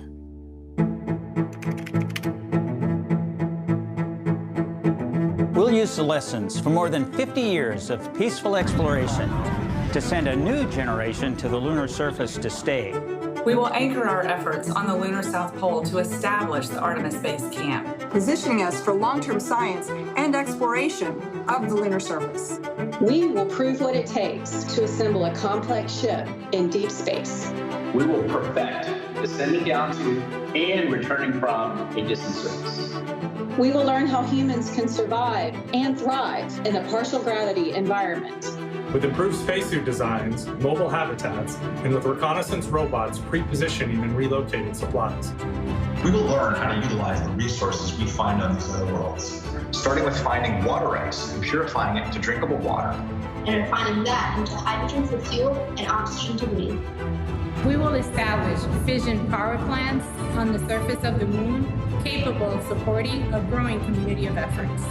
And we will expand the logistics supply chain to enable commercial and international partners to resupply and refuel deep space outposts. None of this is simple or easy, but nothing in our history ever has been. The Eagle has landed. We got a bunch of guys about to turn blue. We're breathing again. Thanks a lot. This kind of continuous lunar presence is a natural extension of all that we've learned in low Earth orbit. And what we will accomplish there will ensure the monumental missions to Mars are within reach.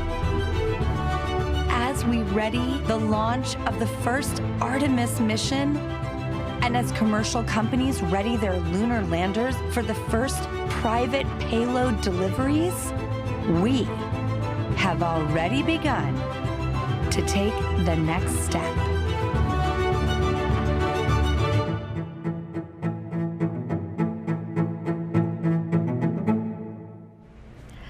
Throughout this launch broadcast, our NASA's Leah Martin has been introducing us to people over at the Kennedy Space Center Visitor Complex who have come out for hopefully the maiden voyage of Artemis 1.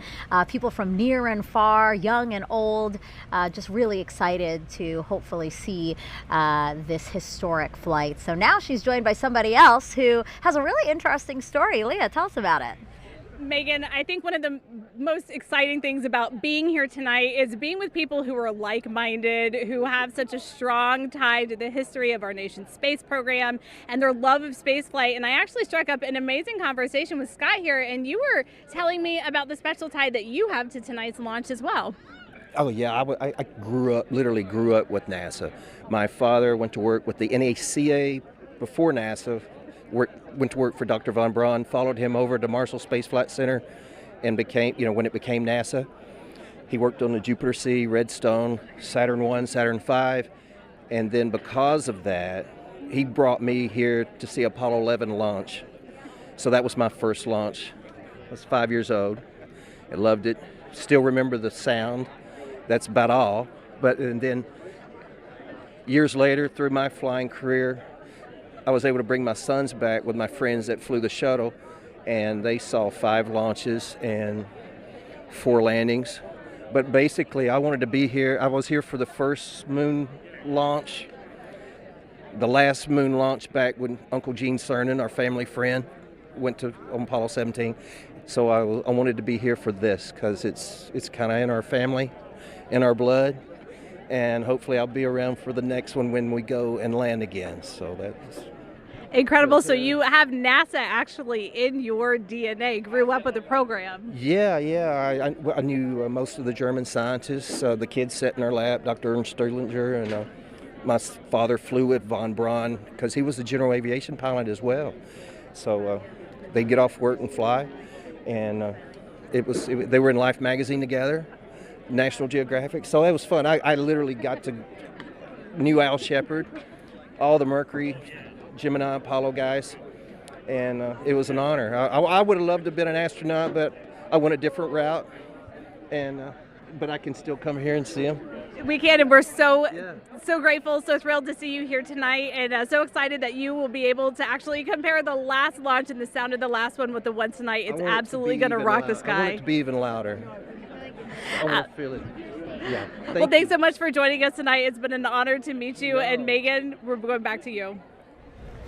Leah, thank you so much for sharing that. That was such a fun story. Here we are now at Space Center Houston. This is a live look inside of the visitor center there. Lots of people hoping to see the launch today. I love this guy in the front with his NASA shirt representing. And again, just seeing children and young and old, just all these people who feel captivated and are excited about our next giant leap into deep space. So glad to have them here. Oh my gosh, I love this. Yeah, the team in Marshall and Huntsville there is always ready for their shot. Waving their flags, they're super pumped. That's the home to the SLS program office, so they have a dog in the fight tonight, seeing Artemis launch for the first time. Is that an inflatable astronaut in the center? Do you see that? I think somebody is dressed up as an astronaut. Look at that. Yeah, they're representing. Ready to go. I love this. Yeah, I'm so glad that they're there. Again, these visitor centers are closed to the public, but the people there decided to hold a watch party, and look, that's our exciting friends in to see. Germany are ready for us this time. They anticipated the delay. They look pumped and ready to go. So these are employees of Airbus. Airbus is the main contractor for the European Space Agency, and together they provided the European service module for the Orion spacecraft. So really, we should be applauding them. They shouldn't be applauding. Thank you so much, guys, for your contribution to the program, and can't wait to see Orion and SLS launch. Okay, so now let's head back over to Daryl Nail over with the launch team so we can hear any updates about a new T0. Yeah, Megan, thank you. And a clearer picture is starting to emerge as the launch team now reports out that they only have a few minutes left of work to do before they're ready to pick up polling. And we're also hearing that some of that polling, which kicks off with the mission management team, is also now just about 3.5 minutes away. Now, we are currently still in that hold. But the launch team, NASA's test director, is continuing to move the team forward. We've wrapped up work on the upper stage and the lower stage. You're looking now live inside Firing Room 1, where Launch Director Charlie Blackwell Thompson is overseeing her launch team. We've had a number of delays that have put us off the T0, but we are starting to track to a T0 close to around a quarter till, top of the hour. But we do need to have some polling that takes place. I'm pausing now because I'm listening in to the teams as they communicate.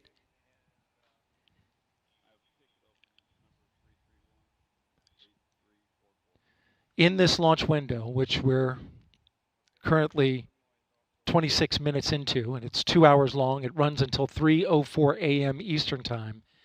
We have what's called 40 cutouts.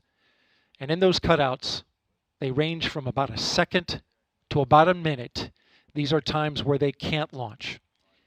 These cutouts must be accounted for when determining a new T0.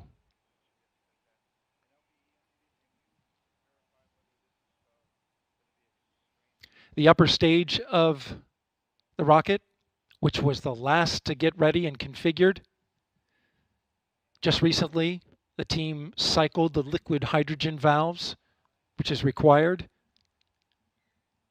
and they are currently working on the LO2 valves, liquid oxygen valves in the upper stage. That work is almost done.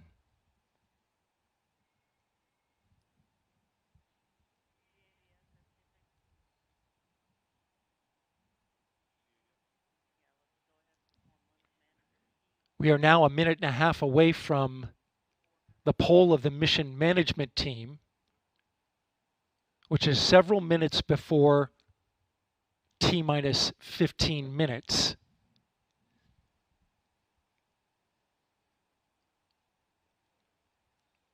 When that poll starts, we'll get a clearer picture of our T0.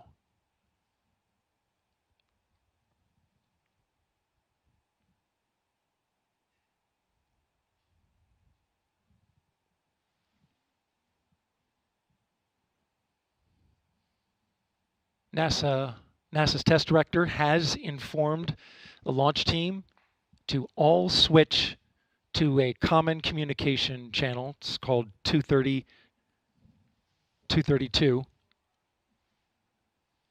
And what this means is that the entire launch team is now on one channel,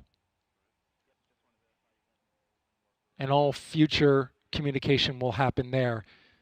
Whereas there are many channels. Now they reduce it down to one.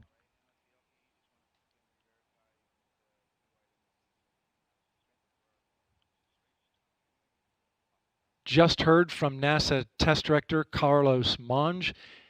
I'm sorry, Jeff Spaulding. Jeff Spaulding's on. They swapped out. There are currently no constraints to launch. Great news. Again, no constraints to launch. And they're getting ready to pick up with a poll to determine readiness for launch.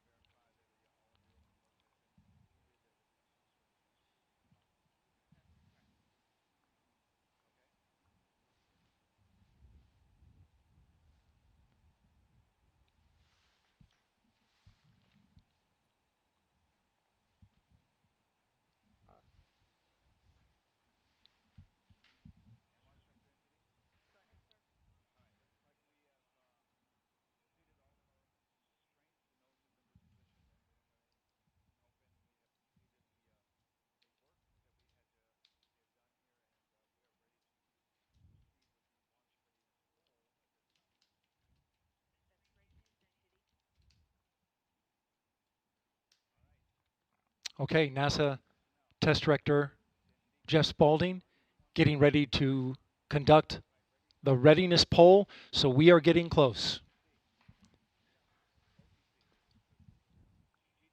We're going to pull up the audio now so that you can listen in.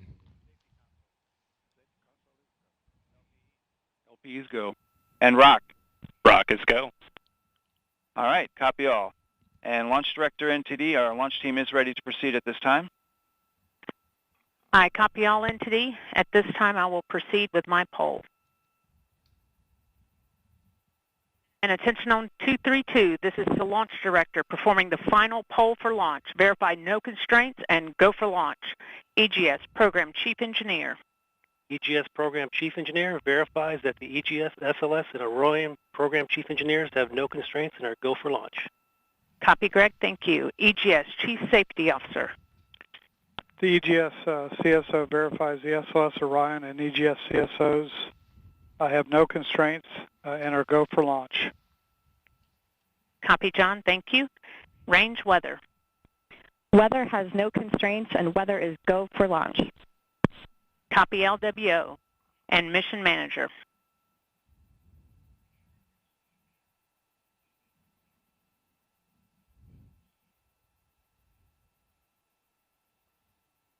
And Mission Manager, Launch Director.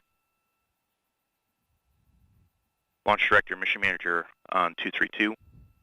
The mission management team has been polled. You have a go to proceed with terminal count and launch of Artemis 1. I copy all. Thank you. And NTD, Launch Director. Go ahead, Launch Director. Yes, sir.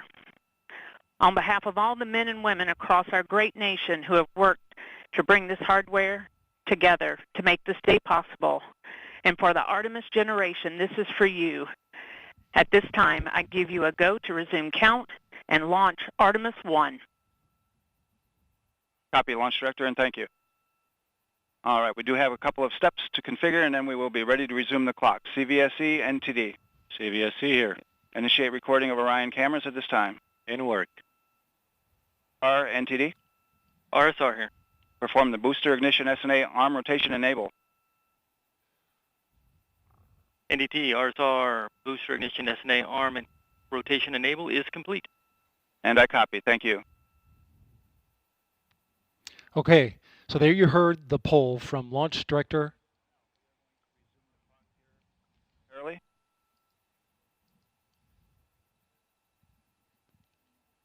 Getting ready to get that new T0 time.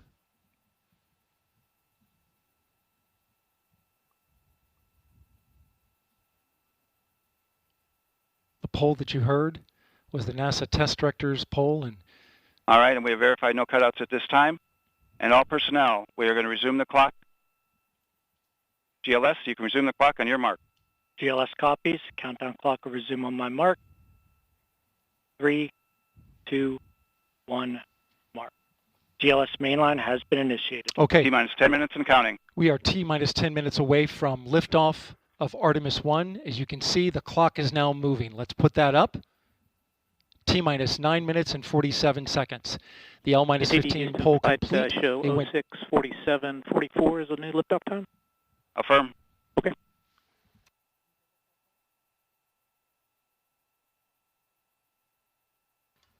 Oh, 1:47:44. 1:47 a.m. Eastern Time and 44 seconds.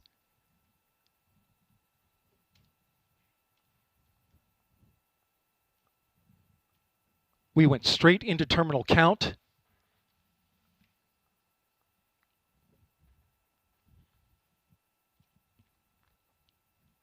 Liftoff now 9 minutes away.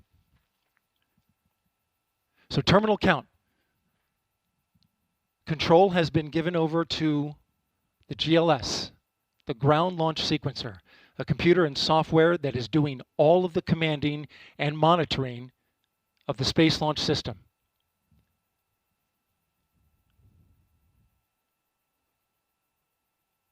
We'll hear callouts from the GLS operator, Alex Pandalos.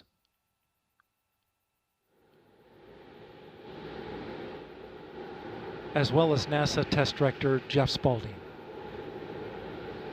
GLS is pre-tensioning the umbilicals at this very moment. You can see them as they run down the rocket. That's getting them ready to detach. At liftoff, those arms will swing away. We'll let go of the rocket in a clockwise direction.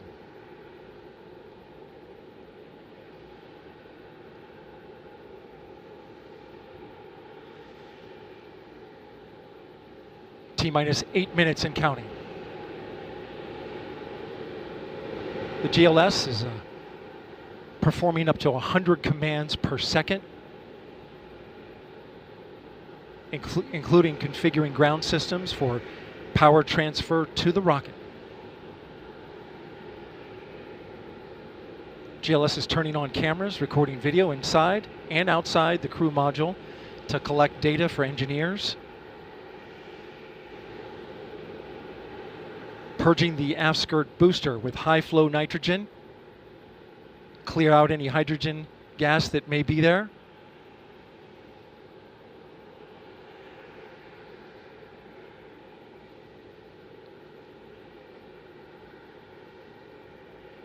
You can see the crew access arm is already retracted. When there is crew during Artemis 2, it would happen at T-minus 6 minutes. But out of abundance of caution, they went ahead and retracted the arm well ahead of liftoff. Want to point your attention to the base of the mobile launcher. If something wasn't done to reduce the power from the pressure caused by the rocket's ignition and thunderous sound, it could damage the rocket. So the ignition overpressure and sound suppression system will flood the mobile launcher with water. You'll see that sequence start at T-minus 17 seconds. Now coming up in less than 30 seconds, the ground launch sequencer will start bringing the high energy systems online, starting with core stage pressurization.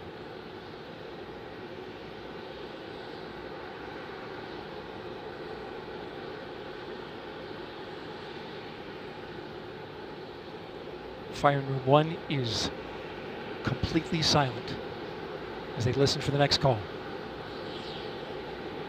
GLS's go for core stage tank pressurization. The core stage tank is now pressurizing to flight levels. The replenish valve to the liquid hydrogen tank now closing.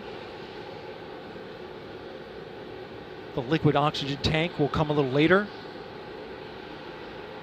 Now we're arming the Orion ascent pyros and transfer to internal power.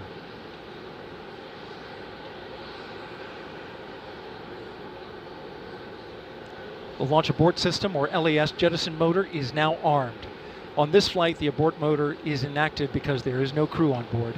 Up next is the flight termination system, or FTS, which gives the Space Force the ability to destruct the rocket if it goes in the wrong direction. Let's listen in for that.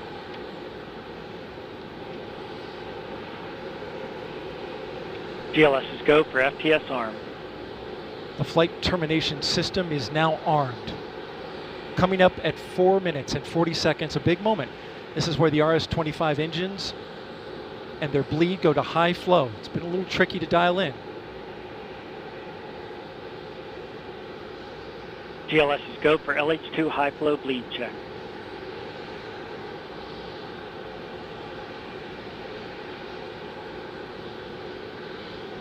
Good word, we've passed that. The cryo team got the LH2 engine bleed pressure loop dialed in. They are now at the right temperature for launch. Countdown continues. T-minus 4 minutes, 15 seconds. Up next, GLS fires up the KPUs. Those are high-speed turbines which provide pressure to hydraulic pumps that steer the RS-25s. Stands for Core Stage Auxiliary Power Unit Start. GLS's go for core stage APU start. That now leads to the thrust vector control test at T-minus 2 minutes and 30 seconds. That can proceed now, and we will see the engines gimbal at the bottom of the core stage.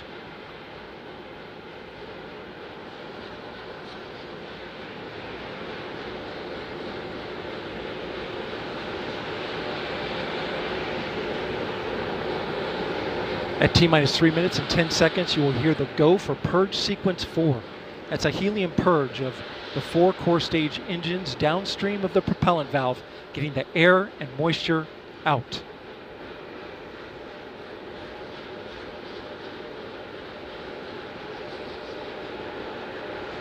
GLS is go for purge sequence 4. And in just a few seconds, GLS will close the core stage LOX vent, liquid oxygen. The white vapor cloud caused from the super cold gaseous oxygen condensing the water in the atmosphere will disappear. You see it coming out there now. And there it goes, it's closed. LOX vent closed, pressure rising in the core stage LOX tank to flight levels. Coming up in 15 seconds, look for that thrust vector control actuator test. Engines will gimbal.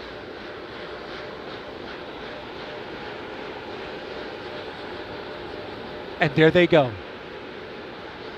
The 4 core stage RS-25 engines gimbaling around, testing the ability to steer the rocket into space. They will operate at 109% performance. Each RS-25 throwing down 500,000 pounds of thrust.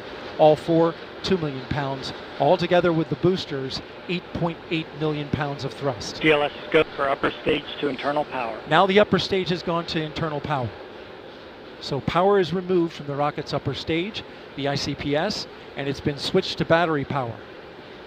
The same milestone is coming up for the core stage at T-minus 1 minute and 30 seconds.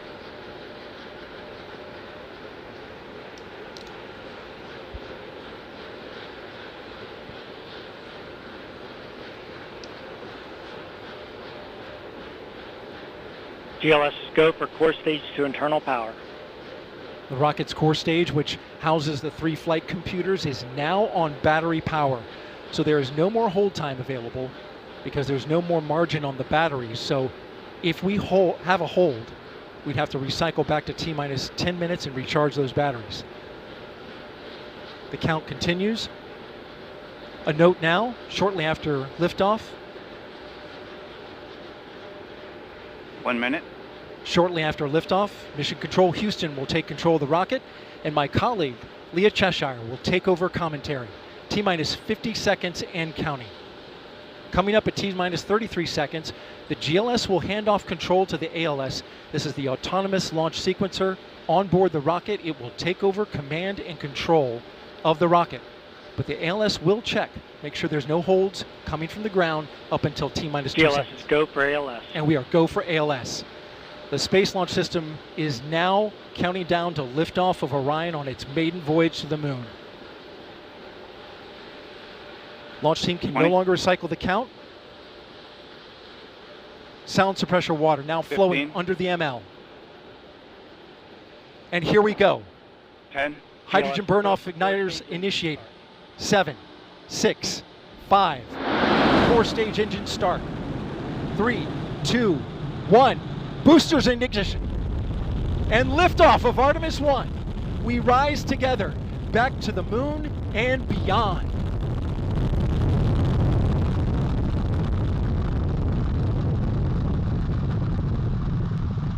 All 4 RS-25 engines on the core stage and 2 solid rocket boosters now propelling the vehicle at 128 miles per hour. Hearing good control on the roll from teams in Mission Control Houston. All good calls so far. Now 30 seconds into the flight of Artemis 1. First milestone will be for the vehicle to pass through max Q at about 1 minute and 9 seconds into launch. This is the greatest period of atmospheric force on the rocket.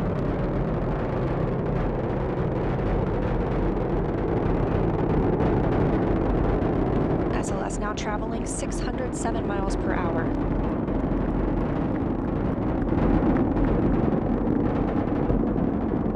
You're looking at 8.8 million pounds of maximum thrust. Quiet here in the loops in Mission Control. The 4 core stage engines are throttling down ahead of passing through max Q.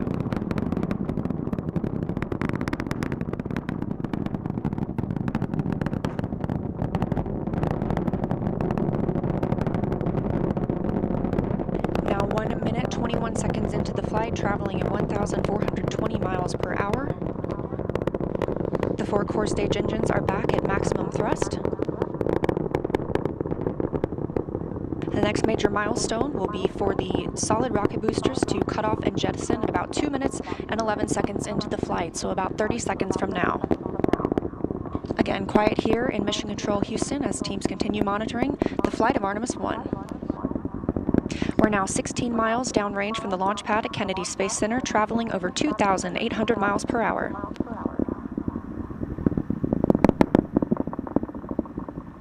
Standing by for solid rocket booster jettison and shortly thereafter.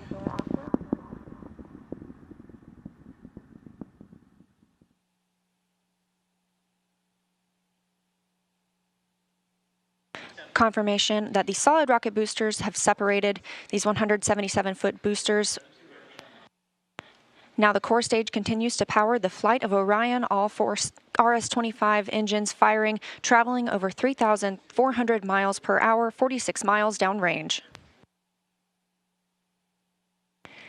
2 minutes and 36 seconds into the flight. Hearing nominal calls here in Mission Control Houston. We've still got 4 good engines on the core stage.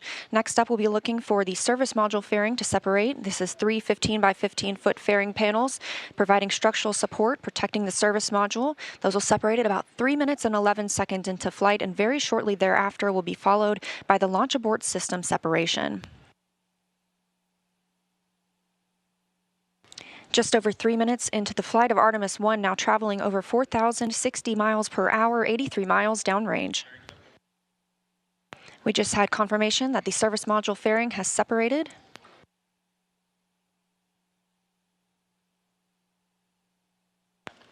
And that the launch abort system pyros have fired, separating those from Orion as well. For future crew members,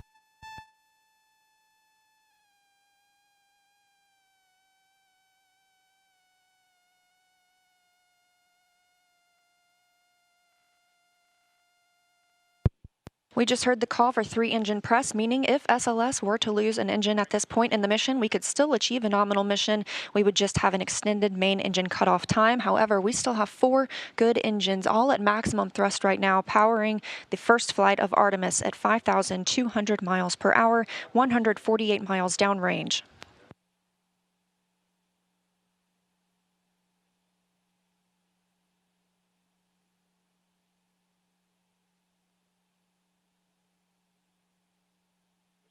We're 4 minutes and 16 seconds into the flight of Artemis 1. So far, we've had a clean ascent. We saw those solid rocket boosters jettison about 2 minutes and 11 seconds after liftoff. Shortly after, we had the service module panels fairings separate, as well as the launch abort system. The launch abort system was inert for this flight, except to perform this separation. Those 4 core stage engines will continue to fire and power the flight of Artemis 1, now traveling over 6,800 miles per hour, 229 miles downrange. Booster flight controller reports that the engines are looking good.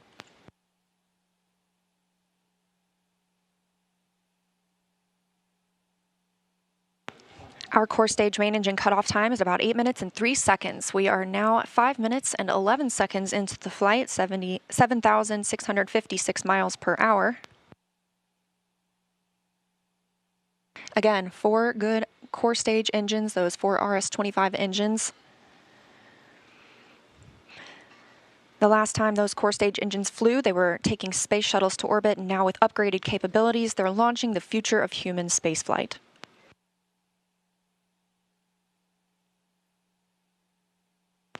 5 minutes and 42 seconds into the mission. We are now traveling 8,800 miles per hour, 345 miles downrange from the launch pad at Kennedy Space Center.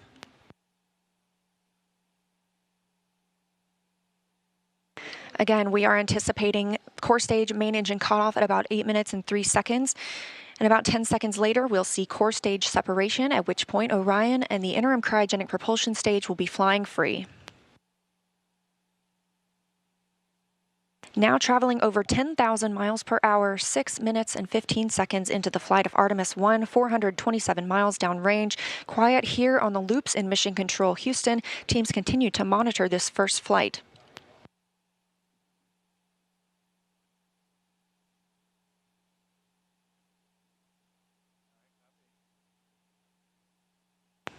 About a minute and a half now until that core stage main engine cutoff time. Our 4 core stage engines continue to fire maximum thrust.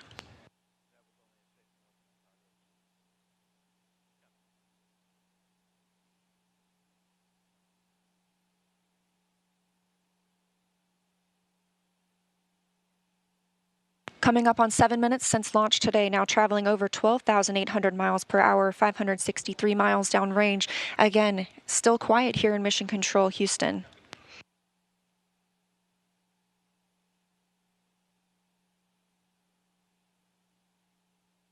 As we prepare for main engine cutoff, the 4 RS-25 engines are beginning to throttle down.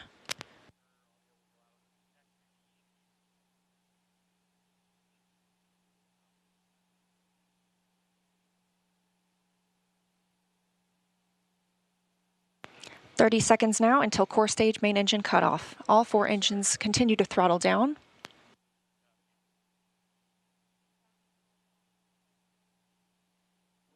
Now 7 minutes 45 seconds into the flight, traveling over 16,000 miles per hour.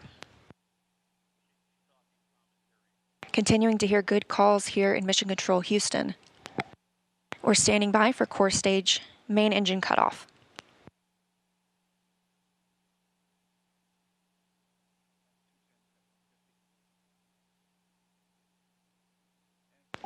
And we have confirmation of core stage main engine cutoff. Orion is now in Earth's orbit. The flight dynamics officer reports that we have a nominal main engine cutoff. And we just heard the call for core stage separation. That means Orion and the interim cryogenic propulsion stage are now flying free from the core stage of the Space Launch System. The next milestone will be solar array deploy approximately 18 minutes after liftoff. But before Orion stretches its wings, let's check back in with our friends at Kennedy Space Center and hear all about what it was like to hear the rocket roar off the launch pad. Megan and Kayla, I've got to hear all about it.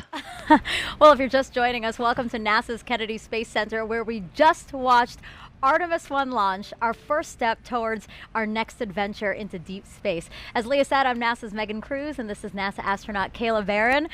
And I'm kind of still giddy and speechless. I don't even know how to explain how I'm feeling right now. I feel the same way. This is the first launch that I've been able to watch in person, and I've got to say, it was incredible. It took my breath away, and I was tearing up. Just what an amazing accomplishment for this team, this international team, people who have been dedicating their careers to getting this rocket off the ground and taking the first step to getting a crew on that vehicle back to the moon. It was just incredible. Yeah, this is a moment I think that we're all going to remember where we were when we saw this sort of thing, you know what I mean? And it was great to see, again, when we entered into terminal count, everybody here just started cheering, you know, coming out to get a really good view. And boy, I mean, it lit up the night sky and it just shook everything around us. Did you feel that? Like in my bones, I felt that. Oh yeah. The cool thing is just kind of the delay between what you see and what you hear, because of course the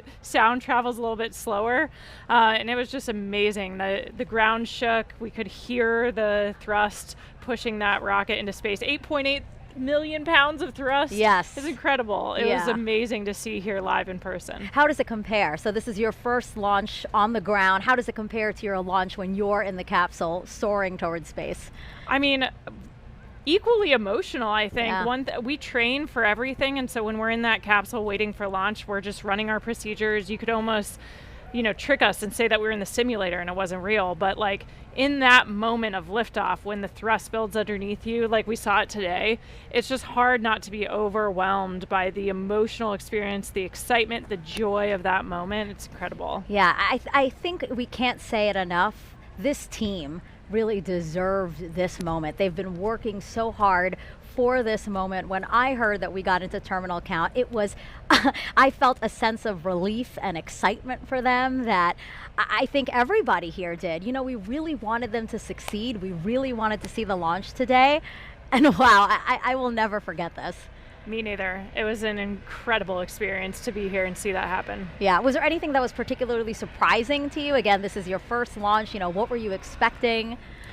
You know, I think we also had a nighttime launch for our launch. And so I think one thing you underestimate is how much it lights up the night sky. Yes. We were able to watch it all the way through that trajectory. We were able to see the boosters separate and everything. So it was just an incredible view. It's amazing how much you get to see of the flight path when it's at night and sliding up the sky. Yeah, and I don't know if you noticed this, but we see the moon here, and the trajectory of the rocket looked like it was flying towards me. You know what I mean? I was like, oh my God, that's so poetic. It's so beautiful. I'm so glad we launched today. Yeah. Wow. Congratulations to the team. It's incredible. We're going to head over to Daryl, who was at the launch team. Daryl, you got to count us down through that, through liftoff. I mean, how was that being in the launch control center with them? Well, Megan, it was something else. I got to tell you, you're looking live inside the firing room where Charlie Blackwell-Thompson is about to address her team after a whole lot of hard work and preparation to get to this moment. Let's stand by and listen to her now. Comm check. But you can't hear it in the room. Can you guys hear me? No. Hey, Jeremy, can you turn something on there for the microphone? The press site can hear me, but the room can't. The room can't. You can hear me? Because the guys...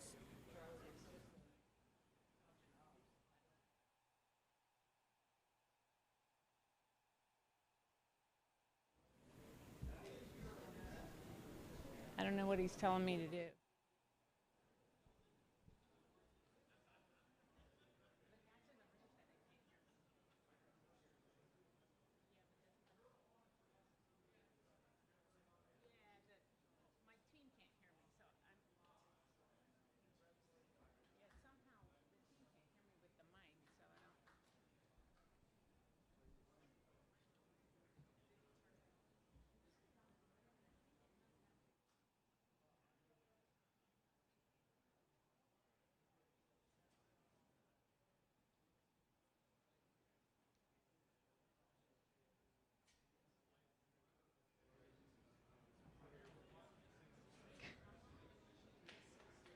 He's here.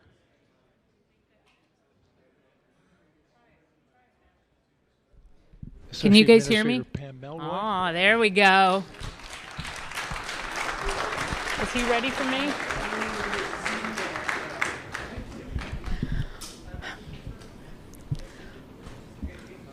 Well, for once, I might be speechless.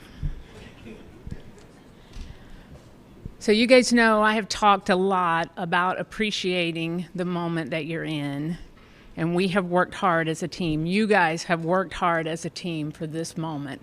This is your moment.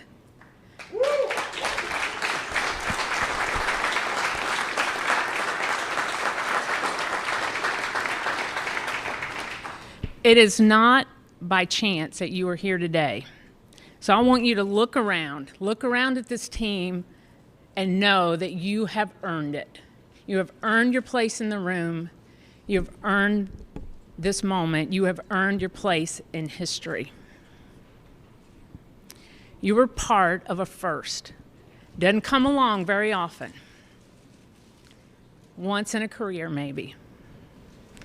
But we are all part of something incredibly special, the first launch of Artemis.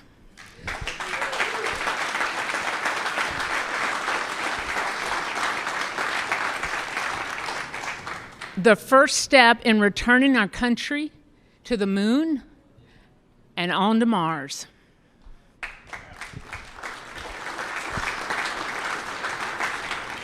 What you have done today will inspire generations to come. So thank you. Thank you for your resilience. You know, I said at the pre-test briefing, the harder the climb, the better the view. We showed the Space Coast tonight. What a beautiful view it is. So congratulations.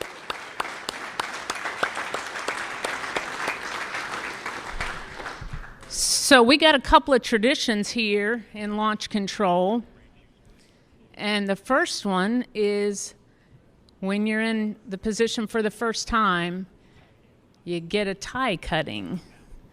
And so I have my Launch Director Scissors. And I'm going to get my tie cut by a couple of legends that are here. And then anyone who wants their tie cut will be making the rounds in the firing room. You got your console chiefs. If they want to do it, that's fine. If you want me to do it, you might have to wait a little while, but I'll stay all night if I have to. It'll be my pleasure to cut ties. So I'm going to take care of mine, and then I have one other presentation that I want to make this evening.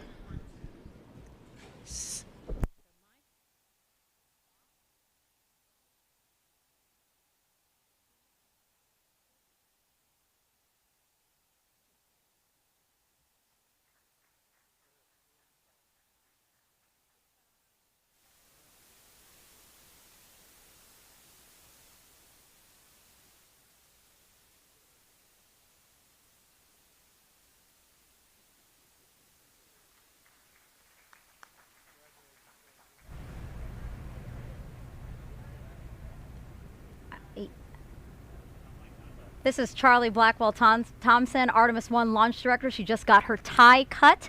That is a tradition here at NASA. We just got to hear her talk to the team, and one thing that really stuck out to me that she said is that they've really earned their place in history. We're coming up on solar array deploy. Let's go on to Leah.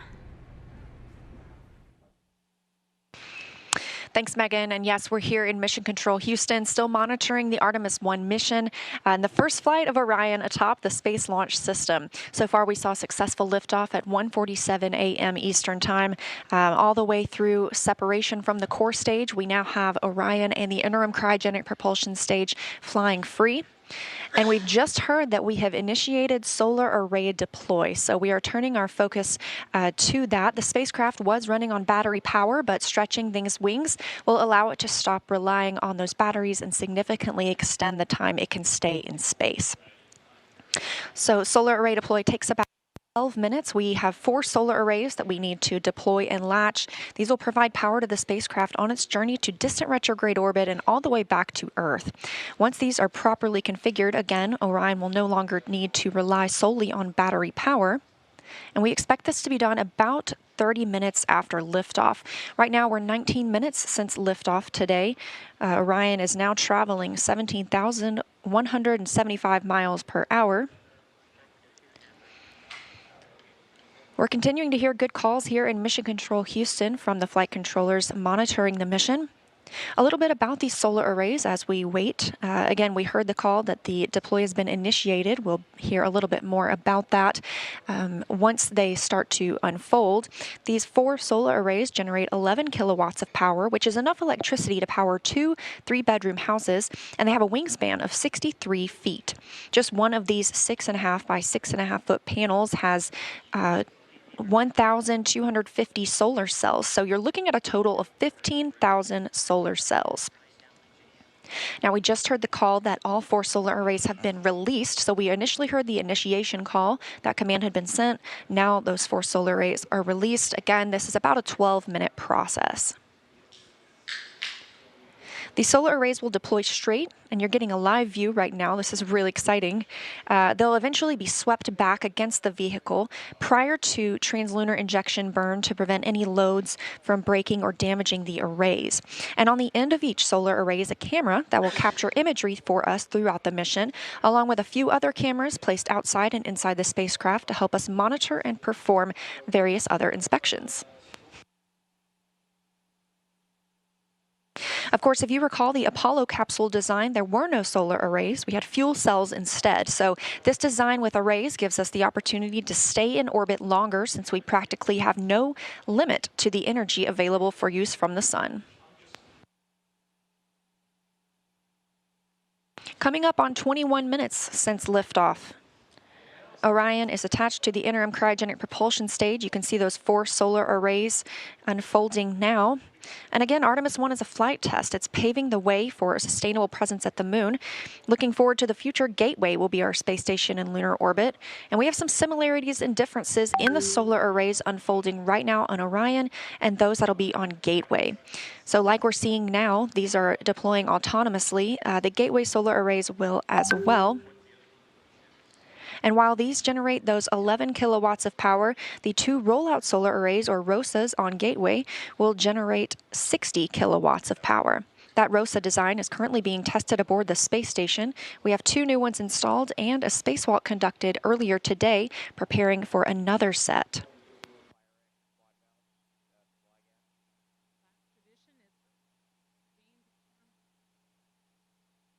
Coming up on 22 minutes since liftoff today, Orion and the interim cryogenic propulsion stage traveling over 16,800 miles per hour. The solar arrays deploying now are part of the European Service Module. It's comprised of 20,000 parts and components. The service module was developed as part of an agreement between NASA and the European Space Agency, or ESA. This is the first time NASA is using a European-built system as a critical element to power an American spacecraft.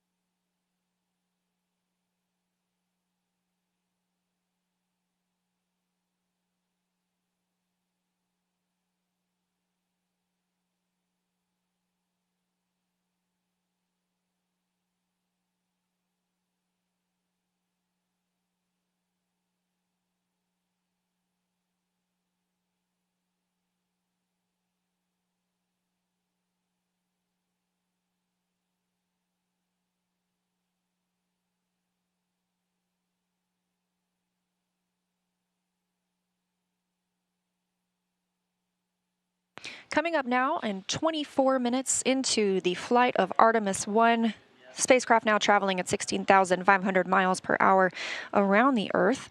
We are in solar array deploy, and we have confirmation all 4 arrays are deployed.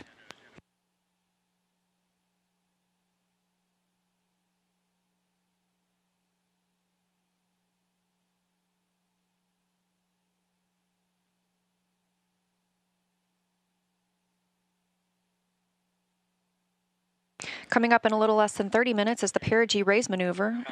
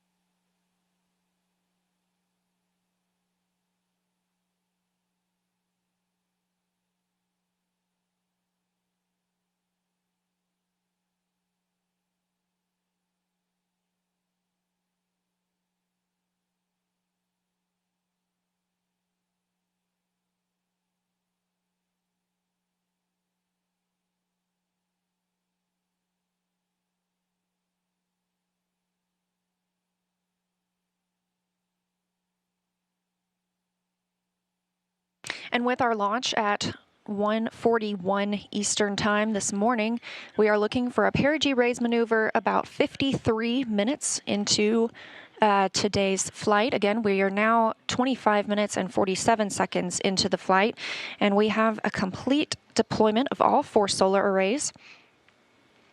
Orion's journey to the moon continues as planned. Again, looking forward to that perigee raise maneuver. That'll be coming up again at about 53 minutes into the mission, so about 27 minutes from now.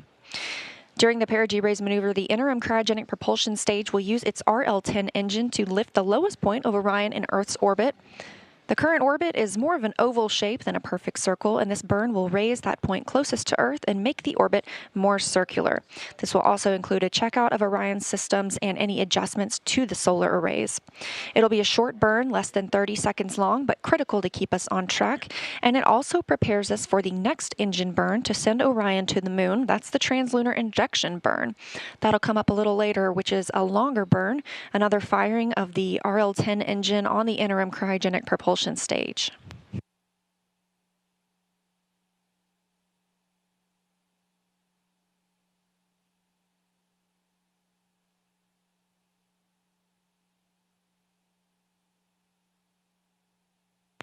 We caught a glimpse there of those solar arrays, and with all 4 solar arrays properly deployed, Orion's journey to the moon continues, and we've got more operational updates coming up shortly, but for now, I'm going to toss it back to Megan and Kayla at Kennedy.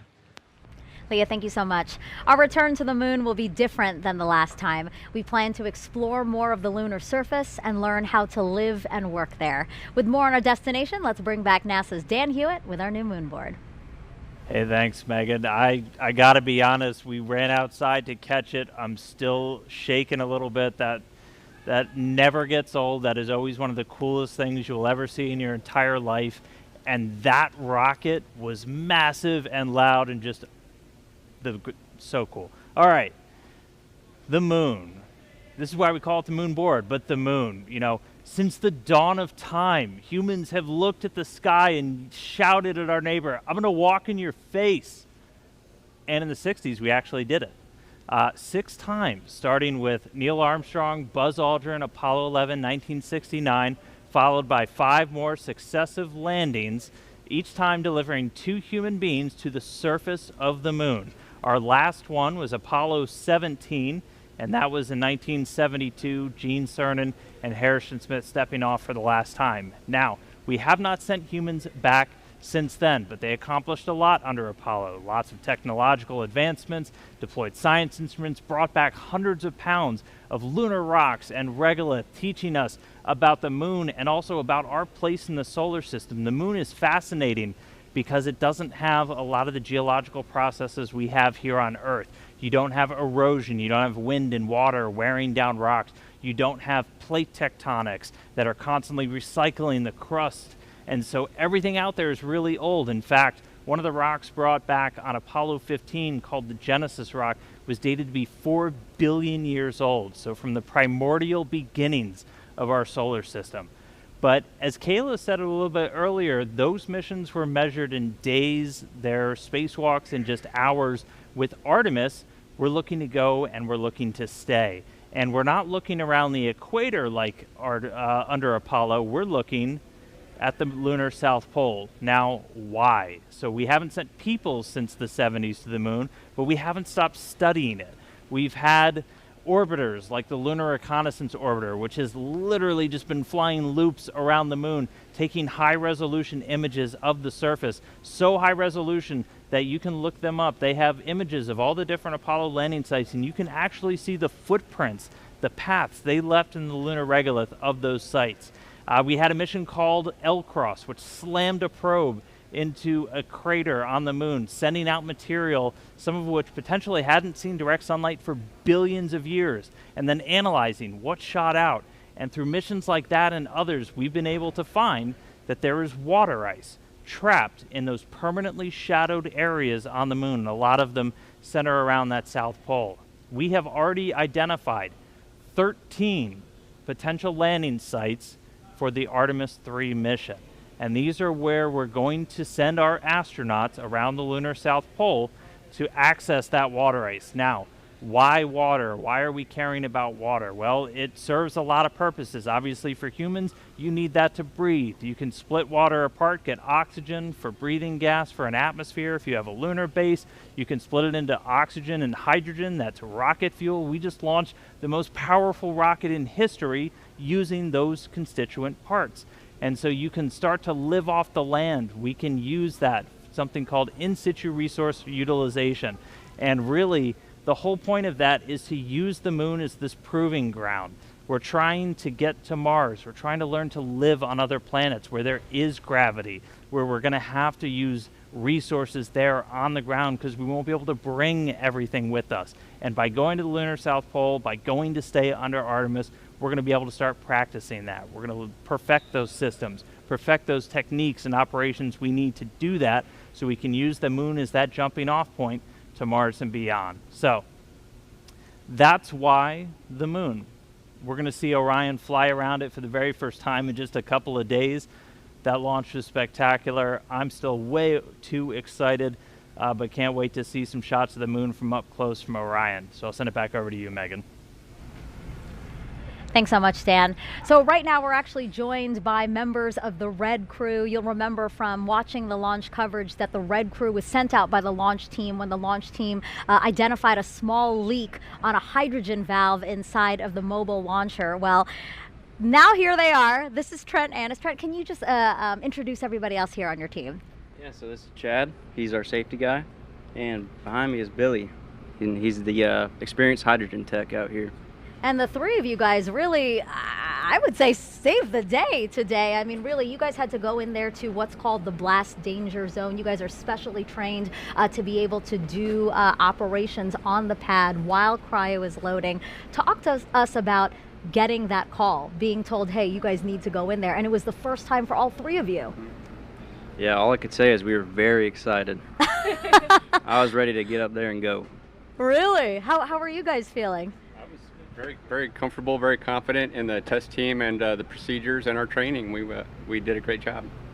Walk us. Oh, sorry. Go ahead. How gratifying it must be for you guys, because you train for this eventuality, but don't always get to do it.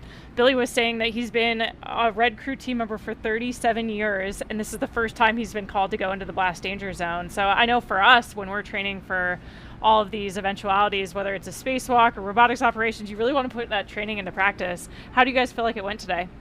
Amazing. I still can't believe it. It's surreal to me. It's just insane. Yeah, kind of walk us through what you were thinking. So you get there and what, is it just like game time and you're really focused, or, you know, how are you feeling? Yeah, I'd say we were very focused on what was happening up there, just making sure we knew what was happening. Because the rocket's, you know, it's alive, it's creaking, it's making venting noises, it's pretty scary. So on zero deck, my heart was pumping. Mm-hmm. My nerves were going, but yeah, we showed up today. I think as soon as we walked up the stairs, we were ready to rock and roll. And they were telling us a bit about it while you were working on it. You guys were actually just torquing down the valve to prevent or reduce the leak rate or stop the leak. Is that right? That's right. Just the packing gland. It was a little loose, so went up there and tightened her up. You're probably still like in this, oh my gosh moment, like all of us are. You know, has it actually hit you, like the role you played today in making Artemis 1 launch? You know, I still can't believe it. Like, it's, like I said, it's surreal and just amazing. I don't know about you guys, but they're nodding along behind you for sure. Anything you want to say to the launch team? Again, this is a big day for the launch team, for you guys, NASA, but really the whole world. I mean, this is a historic launch that I think we'll all remember. Really. You know, we had a lot of people here helping us out, a lot of teams, firing room. I'm sure that was hectic. And, you know, NASA, Boeing, all the other companies did a great job, and we're glad to be part of it. One thing I always like to say is spaceflight is a team sport, and I think you guys perfectly demonstrated that today, right? Like, none of us could accomplish this on our own. It takes a really complex team. Nobody can be an expert in all of the systems, all the technology, all the workarounds we might have to do to get a rocket off the pad. So thank you for the role you played in that team today. It's awesome. Thank you. Pleasure. Yeah, thank you so much, guys. I appreciate you coming by to talk with us. All right, it's now been about 35 minutes since liftoff of Artemis 1. Orion and ICPS are now free flying, so let's head back to Leah again to talk about how the journey is going so far. Thanks, Megan. And it has been a pretty smooth ride so far. And we are now, again, like you mentioned, coming up on 36 minutes since launch. That puts us about 17 minutes into the until the perigee raise maneuver. That's going to be the maneuver that lifts the lowest point of Orion's orbit around the Earth and puts us where we need to be ahead of the translunar injection burn. The translunar injection burn is that really long burn that we're going to need to send us on to the moon. So we've been treated to some exciting views from the spacecraft today, including, and we hope to see some from inside the cabin, but we expect to continue receiving photo updates throughout the mission. It takes a team, though, to bring the imagery of Orion down to Earth, so let's meet them. The imagery that we're collecting on Artemis 1 and the mission itself is preparing to carry humans to the moon. The Orion Imager team is going to be monitoring every aspect of visual spacecraft performance for the entire duration of the mission. The first time that we're going to be live streaming digital video from its spacecraft back down to the Earth from the vicinity of the moon. That's never been done before. What we'll be transmitting live streaming will be lower resolution, more compressed, because we have to fit it into a thinner pipe, if you will. Every one of these cameras is in its position where it is and it's configured the way it is for a very specific reason. We're going to be monitoring anything that we can see with the cameras for spacecraft performance. The imagery teams at NASA are composed of dozens and dozens of very highly trained, very specialized people, engineers, technicians, analysts. If we can see it, we're going to try and keep an eye on it. Imagery has been invaluable throughout the history of NASA. We flew cameras on Mercury, Gemini, Apollo, all of that stuff that we saw while the astronauts were on the moon. It helps us detect the unknown unknowns. It allows us to see things that we didn't anticipate happening before. So when we do fly people on Artemis 2, we can have a high confidence that everything is working the way it should.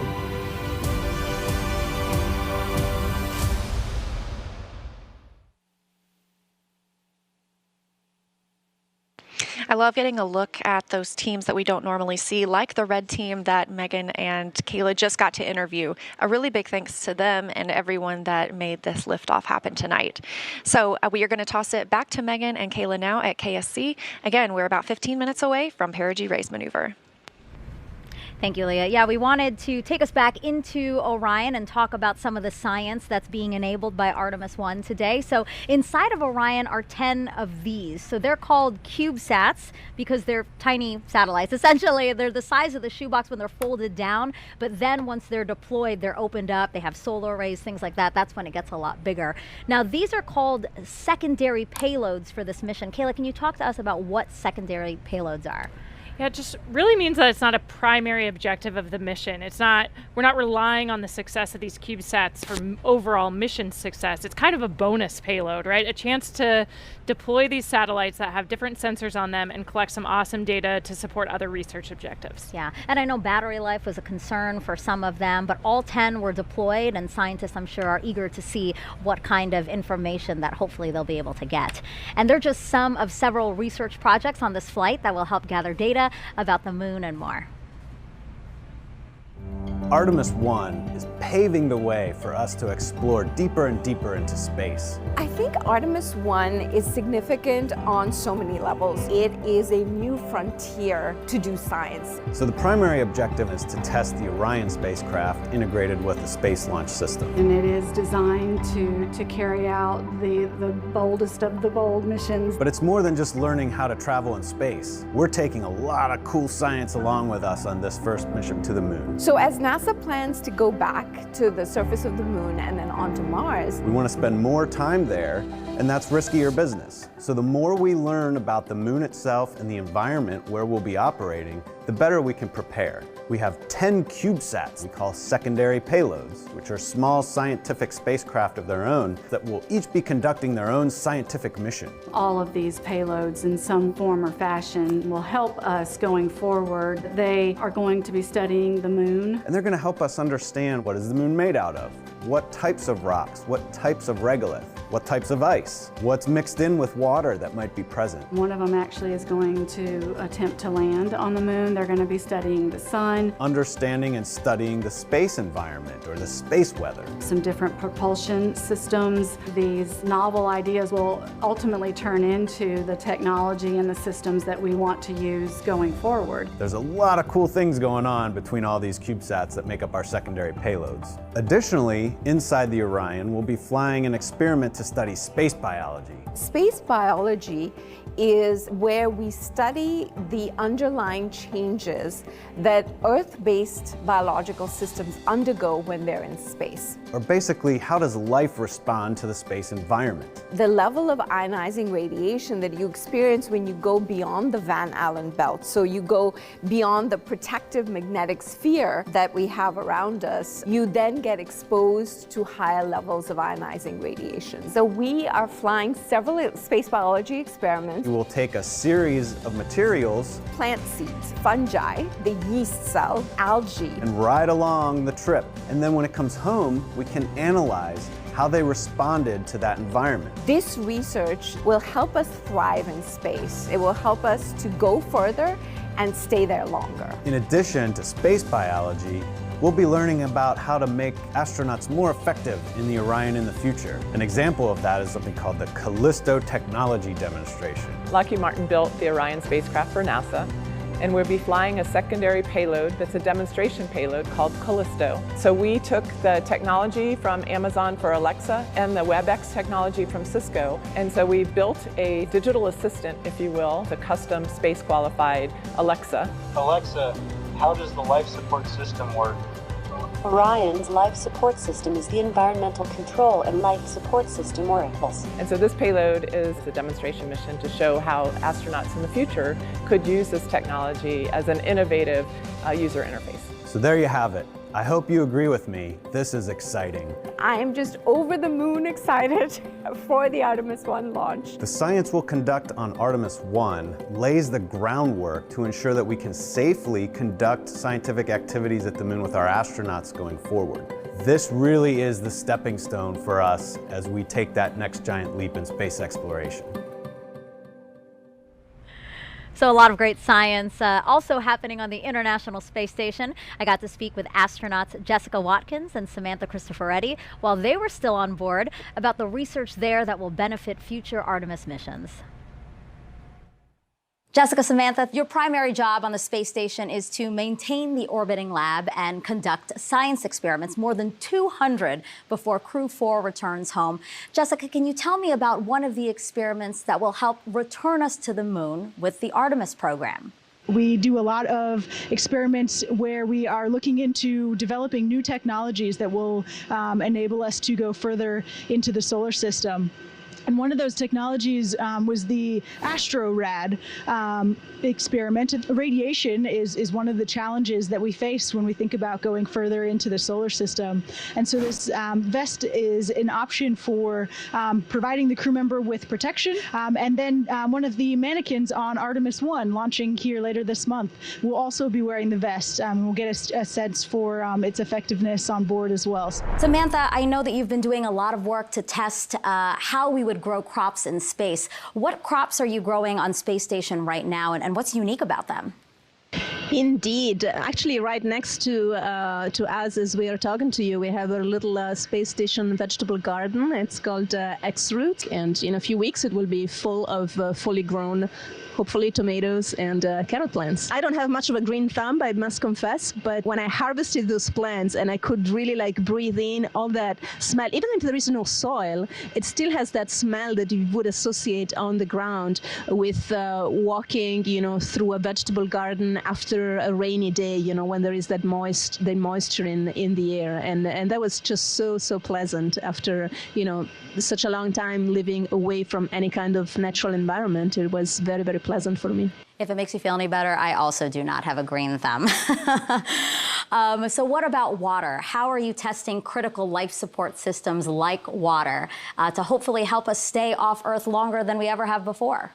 Sure, yes. So we kind of use the tagline that yesterday's coffee becomes today's coffee. So there's a process by which we can filter our urine, and so we are at the point now where we are able to recycle about 96% of the essentially of our water on board, and are continuing to test new technologies to get even closer to the 98% utilization rate that we'll need for the moon in particular. Samantha, what are you most excited about for Artemis 1? Seeing that gigantic rocket take off, and I think it will be just a sign of all those great things to come. Jessica, you could one day walk on the moon as part of the Artemis program. How does that make you feel? The idea of being able to explore the surface of another planetary body, especially for me as a geologist and a planetary geologist specifically, is just super exciting. All of the science that we're going to be able to conduct from the surface of the moon. Jessica, Samantha, thank you so much. And before you go, I'd love to see a flip.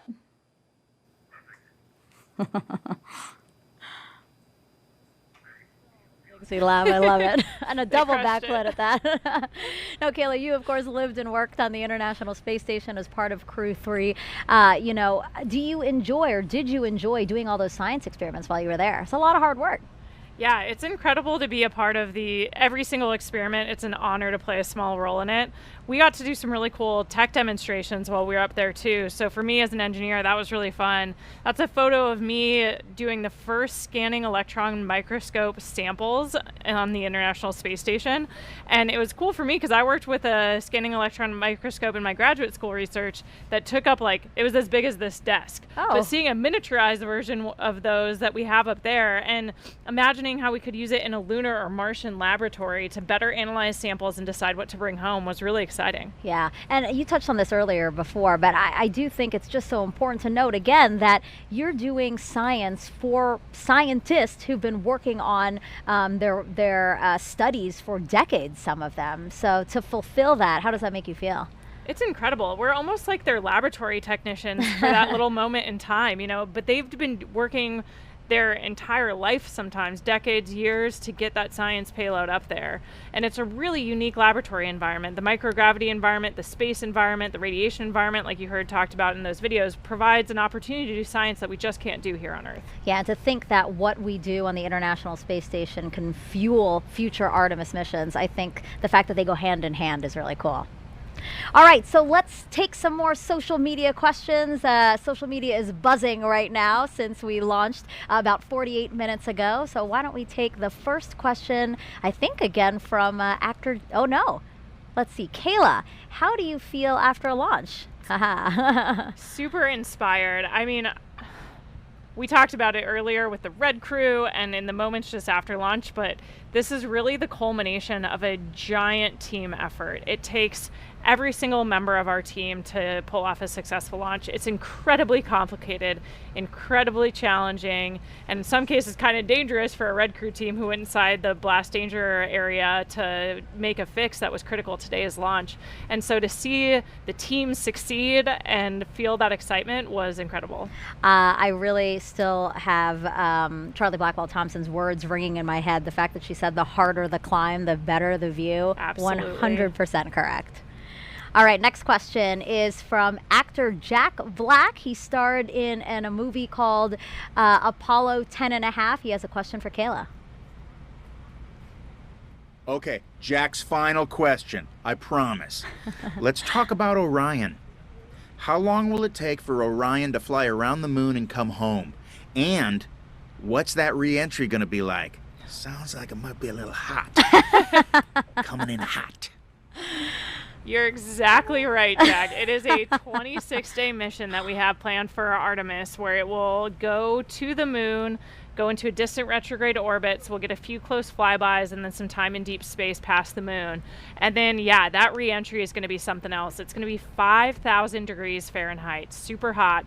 And so we'll be looking at how the heat shield performs just to ensure that it'll be able to protect the crew for that speed and temperature. That's half as hot as the sun. Yes, it's incredibly hot, so we rely on that heat shield to keep our systems and our crew safe, but we expect that it'll perform well, but we're excited to see how it does in about 26 days. Okay. One last question from social media. What qualifications are required to become an astronaut? You have to study STEM. You have to have a master's degree or higher in a STEM field. But besides that, we're looking for people who are awesome team players. So there's a lot of different roads to become an astronaut. We seem to be getting a lot of questions about how people themselves can become astronauts. I think that's really cool that we might see and inspire, again, people who might think about becoming astronauts. Absolutely. Okay. Well, thank you, Kayla. And thank you for those who sent in those questions. We are about 50 minutes after the launch of Artemis 1. Houston, and we are approaching the next critical milestone. That's perigee raise maneuver. So let's head back over to Leah in Mission Control. Thanks, Megan. And you're right, we are coming up on perigee raise maneuver about 2 minutes from now. We are now 51 minutes into the flight of Artemis 1 after lifting off at 1:47 a.m. Eastern Time from Kennedy Space Center. The vehicle now traveling over 14,600 miles per hour. So during Orion's orbit of Earth, it reaches an apogee and a perigee. The apogee is the highest point above Earth's surface, and the perigee is the lowest. Therefore, this perigee raise maneuver is a firing of the ICPS RL-10 engine, and it's going to raise the lowest point of Orion's orbit over Earth. This also included a checkout of Orion's systems and any adjustments to the solar arrays. All 4 of those solar arrays, as you can see, are swept back. That's going to keep them from having any loads imparted that might damage them for use later in the mission. This also, the perigee raise maneuver, will put us in the proper position for the translunar injection burn. That's that really big and long burn that we need to send us to the moon. We're about 1 minute away from the perigee raise maneuver. This is a shorter burn. It's less than 30 seconds.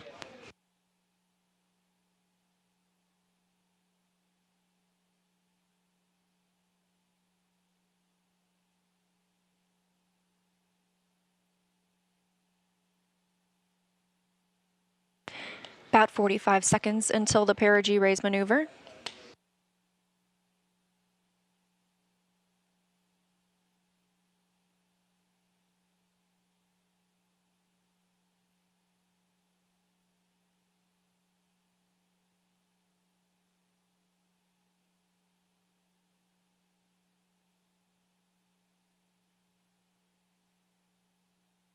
Coming up on 53 minutes into today's mission, and we are standing by for the start of the perigee raise maneuver. Again, this is a firing of the RL-10 engine on the interim cryogenic propulsion stage. It's less than 30 seconds long.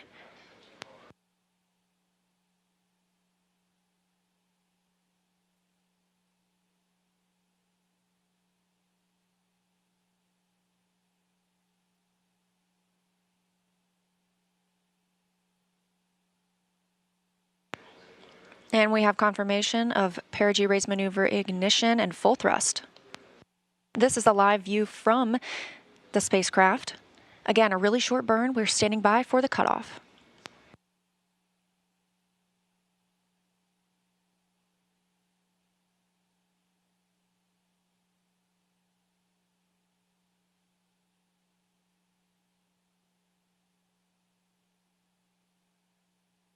And we have confirmation of perigee raise maneuver cutoff. Flight Dynamics Officer reporting on the loops here in Mission Control Houston that it was a good burn. We are now 54 minutes into the flight, Orion traveling 14,700 miles per hour, and that was the perigee raise maneuver, lifting the lowest part of Orion's orbit around the Earth and putting us right where we want to be for the translunar injection burn. We're looking for that translunar injection burn to happen about 1 hour and 26 minutes after launch, so about 30 minutes from now. That'll be that long burn that helps us break free from the pull of Earth's gravity and commits the spacecraft to a lunar trajectory. So with successful completion of the perigee raise maneuver, I'm going to toss it back to Megan at KSC. No, keep it.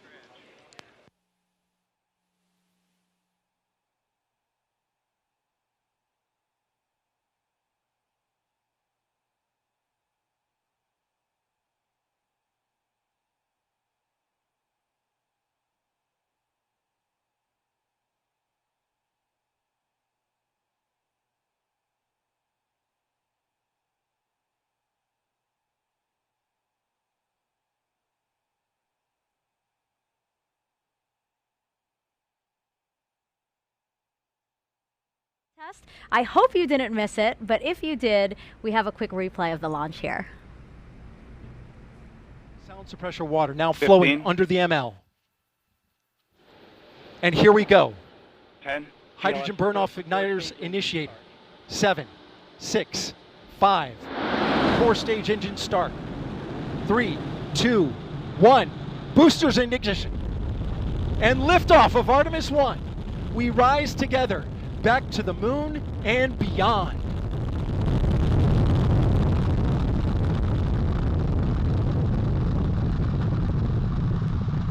All 4 RS-25 engines on the core stage and 2 solid rocket boosters now propelling the vehicle at 128 miles per hour.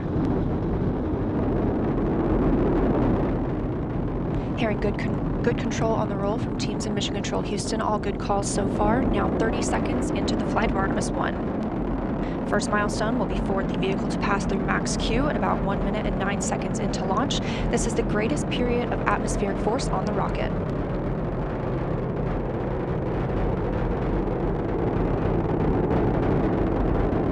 SLS now traveling 607 miles per hour.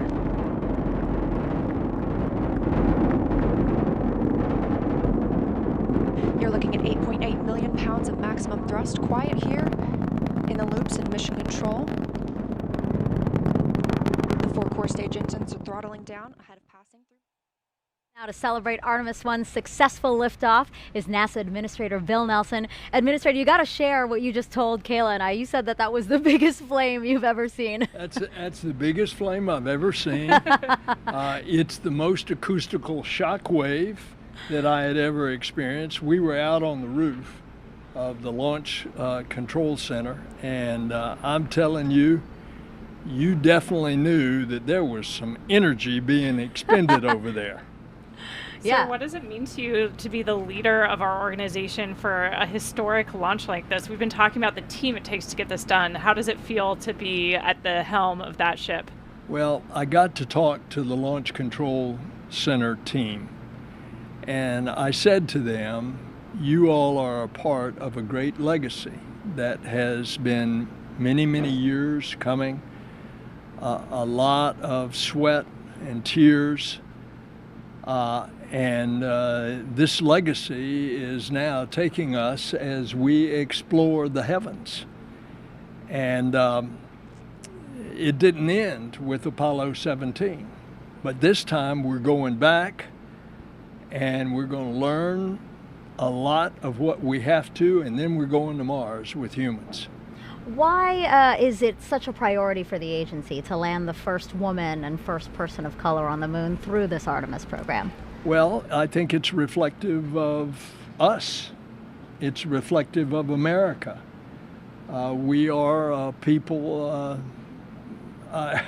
our Latin emblem is E pluribus unum. In the chamber of the United States Senate, over that main door is E pluribus unum, out of many, one. And so our astronaut corps reflects that. And it's going to be the first boots back on the moon are going to be the first woman and the next man.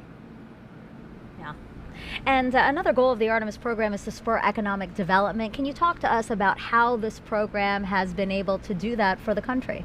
Well, if you put it in NASA's economic report terms, it's billions of dollars affecting the economy, almost 400,000 jobs.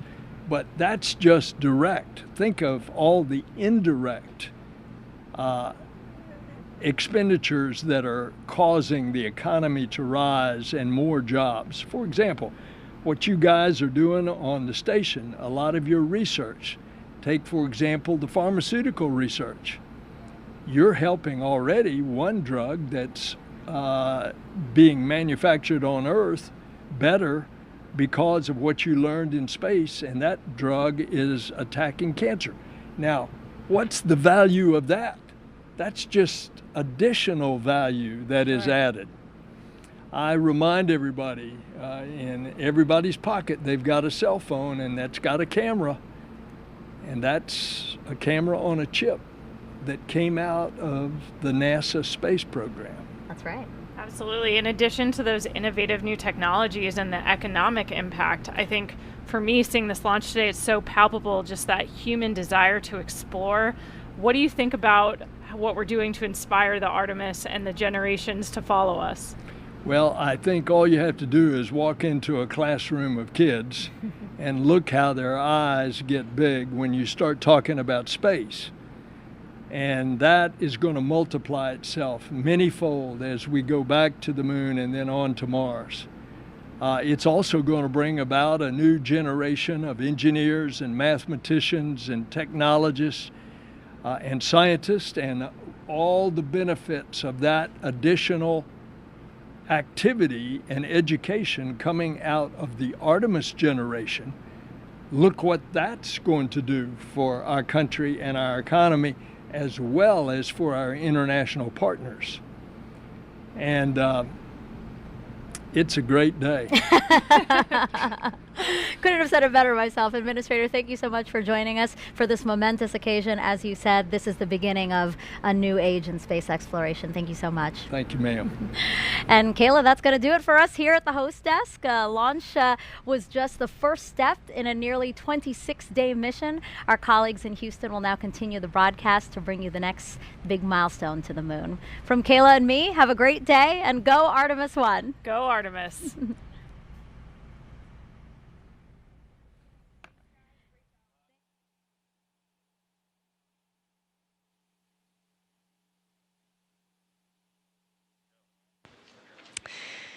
And we had a great ride to orbit today. We are now 1 hour and 2 minutes since we launched the Artemis 1 mission. Orion is traveling with the interim cryogenic propulsion stage, now almost 15,000 miles per hour. We recently saw the perigee raise maneuver. That's where we lifted the lowest point of Orion's orbit around the Earth, and it puts us in the perfect position to prepare us for translunar injection burn coming up in about 25 minutes.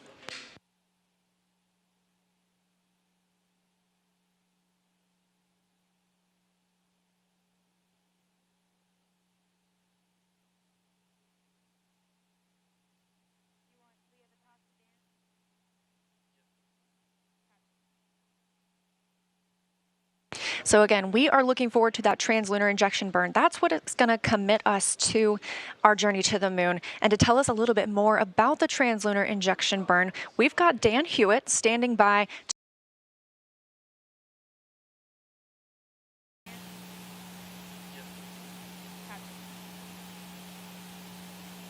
So again, we are looking forward to that translunar injection burn. That's what it's going to commit us to our journey to the moon. And to tell us a little bit more about the translunar injection burn, we've got Dan Hewitt standing by to show us on the moon board how it's all going to go down. Hey, thanks, Leah. Everybody, welcome back to the moon board. So, translunar injection, this is the big one. Just a refresher, we're going to be using this, the interim cryogenic propulsion stage. This is what's taken over for all of our in-space propulsion maneuvers after that core stage and those boosters have since dropped away. Modified upper stage from the Delta IV family of rockets from United Launch Alliance, hydrogen, oxygen, fueling. The RL-10B-2 engine produces about 24,000 pounds of thrust in a vacuum. Now, the translunar injection is what's going to give us the energy to go from low Earth orbit all the way out here. Now, what does that mean? Here comes a really overly simplified orbital mechanics lesson. Let's say you're in orbit around a planet, say Earth, and you're in a nice circular orbit, but you want to have that orbit be even higher. Well, what you can do is fire your engine behind you, increase your speed, and that then increases the corresponding apogee, or the highest point of your orbit, on the other side, and that's how you raise it up.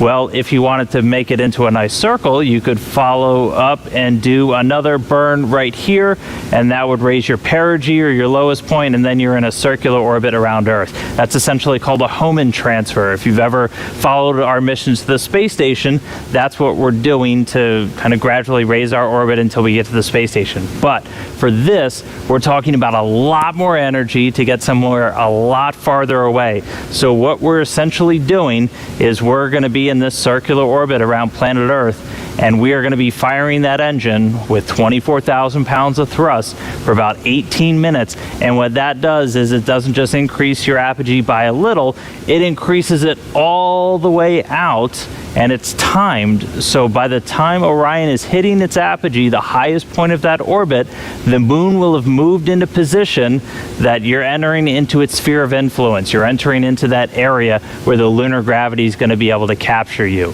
And so that's why we're firing the engine for that long. We need to have that much thrust, that much time to get the energy to go out there. So that's the rough orbital mechanics of what we're doing. Now, after that TLI burn is done, the ICPS is going to separate. Its job largely done in the Artemis 1 mission. as we heard, it's got some secondary payloads up in this stage adapter here that it's going to deploy on its way out. The ICPS will have one more burn after TLI called a disposal burn. And what that's going to do is put it on a trajectory almost looking parallel to that of Orion, where it's going to go around the moon, slingshot away, and then go into what's called a heliocentric orbit. It's actually going to go into orbit around the sun, just like Earth. It's going to leave the Earth-Moon system completely. And then after that, all of the propulsion duties get handed over to the European Service Module. So it'll be using its engines. It's going to do the outbound trajectory correction burn, at least the first one on flight day 1, and a couple more until we get out to the moon and get ready to head into distant retrograde orbit. So that's TLI. It's coming up next. It's going to be a really big moment to pay attention to. So we'll send it back over to Leah to walk us through the ops. Leah.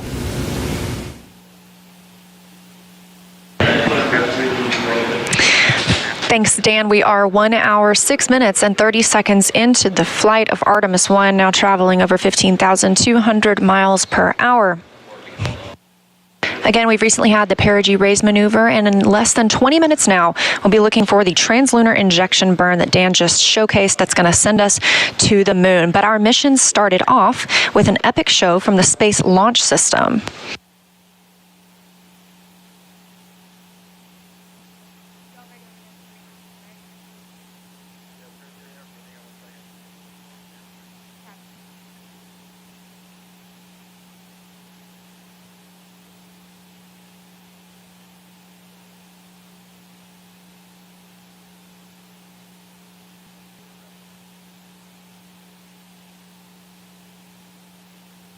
Again, the Space Launch System is what carried us into orbit today, launching off at 1:47 a.m. Eastern Time. And we've got a couple of special guests from Marshall Space Flight Center. We have Bruce Tiller, the Solid Rocket Booster Manager, and Johnny Heflin, the RS-25 Engine Manager, to tell us more about the maiden voyage of the rocket. Now, they both got to watch it live at Kennedy Space Center. So a big hi to you, Bruce and Johnny. Thank you so much for joining us today. Thank you. Thank you for having us. Yes, pleasure to be here. And can you tell me a little bit about SLS performance today? Did it perform as you expected? Go ahead, Bruce. You want me to start? Go ahead. Sure. So I managed the booster part of the rocket, and the boosters were fantastic. They performed just as we expected. We got to see some of the data. Obviously, the team hadn't plotted it all, but the pressures looked great. You know, it burned for just the right amount of time, and it separated great. We could see that as well. So very pleased. We were confident it would work well, and it did. Very happy. Similar story for RS-25, nominal, what we call nominal performance. The engines performed exactly as predicted based on the quick look data. Like the booster, we've got a lot of data to look at, but so far the data looks really, really good. These historic RS-25s that have 25 flights between them on coming off the shuttle program. So really looking forward to getting a look at the data. It looks really good so far. That's fantastic, and we agree. It was amazing to monitor here, and the loops were very quiet in Mission Control Houston. That was a good sign. You knew that things were going well. So we know that the launch abort system was inactive for this mission, but it will be active for when we have crew on board for Artemis 2. Are there any other differences we can expect to see in the rocket for Artemis 2?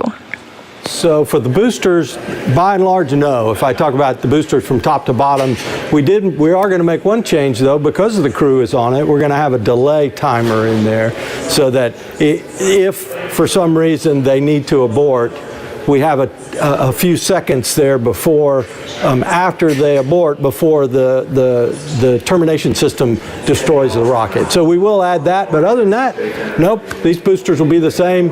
Second flight is the first. Same story for RS-25. It will be the next set of 4 heritage engines from the shuttle program. Configuration-wise, they'll be the same as what we flew today. And I'm glad it all went so well. And so after you get that data back from today, what's next for your team? Well, for my team, we've still got a ton of work to do. We're not only I mean, we're working on at least 3 flight sets at the same time, and so we've got 2 and 3 and 4 to work on. We also are working on a new booster that's a composite case design that will replace this steel case version that we're flying today. So we're excited about that, and there's a lot of work going on there as well. So we've got a lot to do, and we'll just keep doing it. So RS-25, super busy as well. We have the Artemis 2 engines have already been delivered to MAF, and they're on schedule to be installed in the Artemis 2 core stage in mid-January. We're also about to start the certification test series for the new RS-25 engines that we're building. We have heritage engines for the first 4 flights. Beyond that, coming in on Artemis 5, we will fly what we call the RS-25 restart engines that have been redesigned to reduce cost and reestablish manufacturing for future flights. So we're really excited to get into that certification test series really soon as well. All right, well, thank you both so much again for joining us. I'm glad that you got to watch the launch, and a major congratulations to you and your teams for all of the effort that you've poured into this. Go Artemis. Great day. Great day. Thank you so much. All right, and we are now 1 hour and 12 minutes into the flight of Artemis 1. We are traveling at orbital velocity. Again, Orion is currently attached to the interim cryogenic propulsion stage, which recently performed the perigee raise maneuver. And we are standing by for translunar injection burn, now less than 15 minutes away. It's going to be about an 18-minute burn that will commit us to the moon. Part of the Artemis program's goal is to inspire the next generation of dreamers and explorers. So we want to show you what students are doing right now to bring the Artemis missions to life. NASA's Artemis mission will land the first woman and the first person of color on the moon. And today's students are the Artemis generation. If you're a student, you can design and build technologies that support the Artemis mission with NASA's Artemis Student Challenges. No matter your background or experience, you're invited to choose a challenge that interests you, whether it's rockets,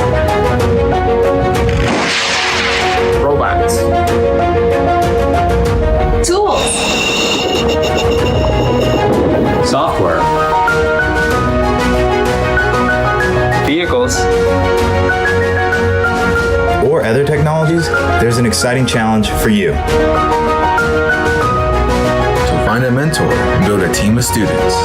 Review the rules and requirements, and bring your ideas to life with NASA's Artemis Student Challenges. Visit stem.nasa.gov/Artemis and see how you can join one of NASA's mission-related student challenges.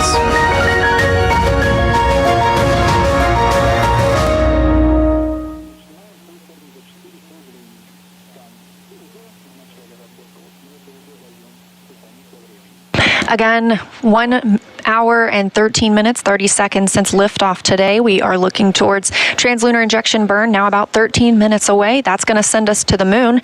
But did you know that you were invited to fly on the first Artemis mission too?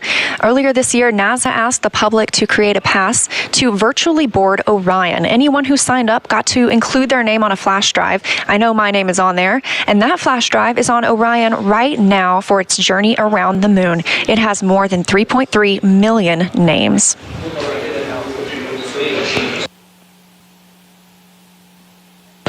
The Orion spacecraft is designed to carry 4 crew members to lunar orbit, which we're preparing for on Artemis 2. NASA astronaut Randy Bresnik brought us through the hatch of the vehicle to show us where those future crew members will live and work during their journey. This is the Orion crew station, where the crew will be when they fly the vehicle. As you can see, the commander seat's on the left, the pilot seat is on the right. Compared to the space shuttle, which had over 1,200 switches, controls, and circuit breakers, Artemis astronauts will have much less, only about 63. Inside, the crew of 4 can live and work for up to 21 days at a time, which is several days longer than the previous crewed Apollo missions to the moon. The interior is about 30% larger than those Apollo-era capsules to give more crew living and working space. Everything crew needs is packed right under the floor, thanks to the Orion stowage system. Under these panels is space for everything ranging from food, clothing, sleeping bags, to science and camera equipment, and even the tools necessary to perform repairs if required. On the upper part of the crew compartment, or what we call the overhead, is the docking compartment, a crucial component to future exploration. It allows crews to dock the Orion capsule to Gateway, NASA's next generation lunar outpost. Once they dock, crews will have the ability to board the lunar landers also attached to the Gateway and then head down to the surface of the moon. Through these windows, the 4 crew members will have amazing front row seats of their journey to and from the moon. Do you remember Apollo 8 and Bill Anders' famous photo of Earthrise as they came around the moon and saw it for the first time? Imagine being one of those first crew members on Orion having their own modern-day Earthrise and knowing they are traveling farther from Earth than humans have ever traveled before. Thanks to thousands of people from across the country and around the world who have helped with the research, design, construction, testing, and more testing. My fellow astronauts and I know that whoever gets selected for future Artemis missions, they're going to have the journey of a lifetime on board the spectacular vehicle we call Orion.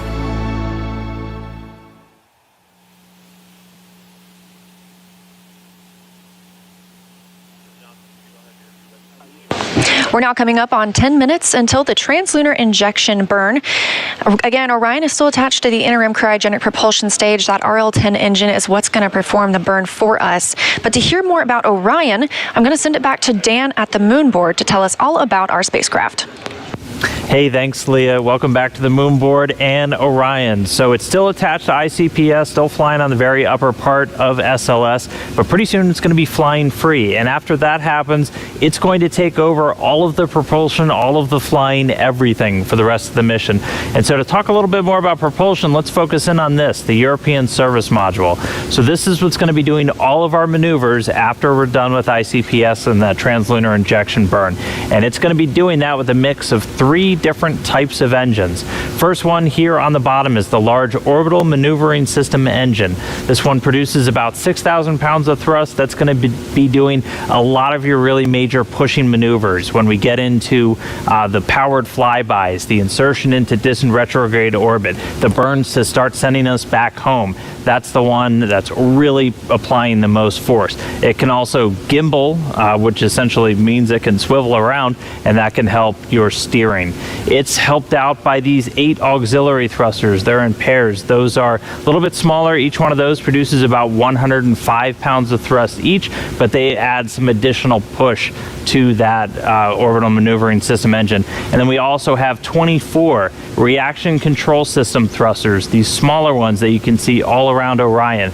Those are used for a lot of attitude control, so again, which they can help which way you're pointing, but also small translational maneuvers, so moving side to side, up, down, those can be called into play. Now, all of those engines share a common fuel source. They're using what are called hypergolic fuels, a mix of a fuel and an oxidizer, in this case monomethylhydrazine and nitrogen tetroxide.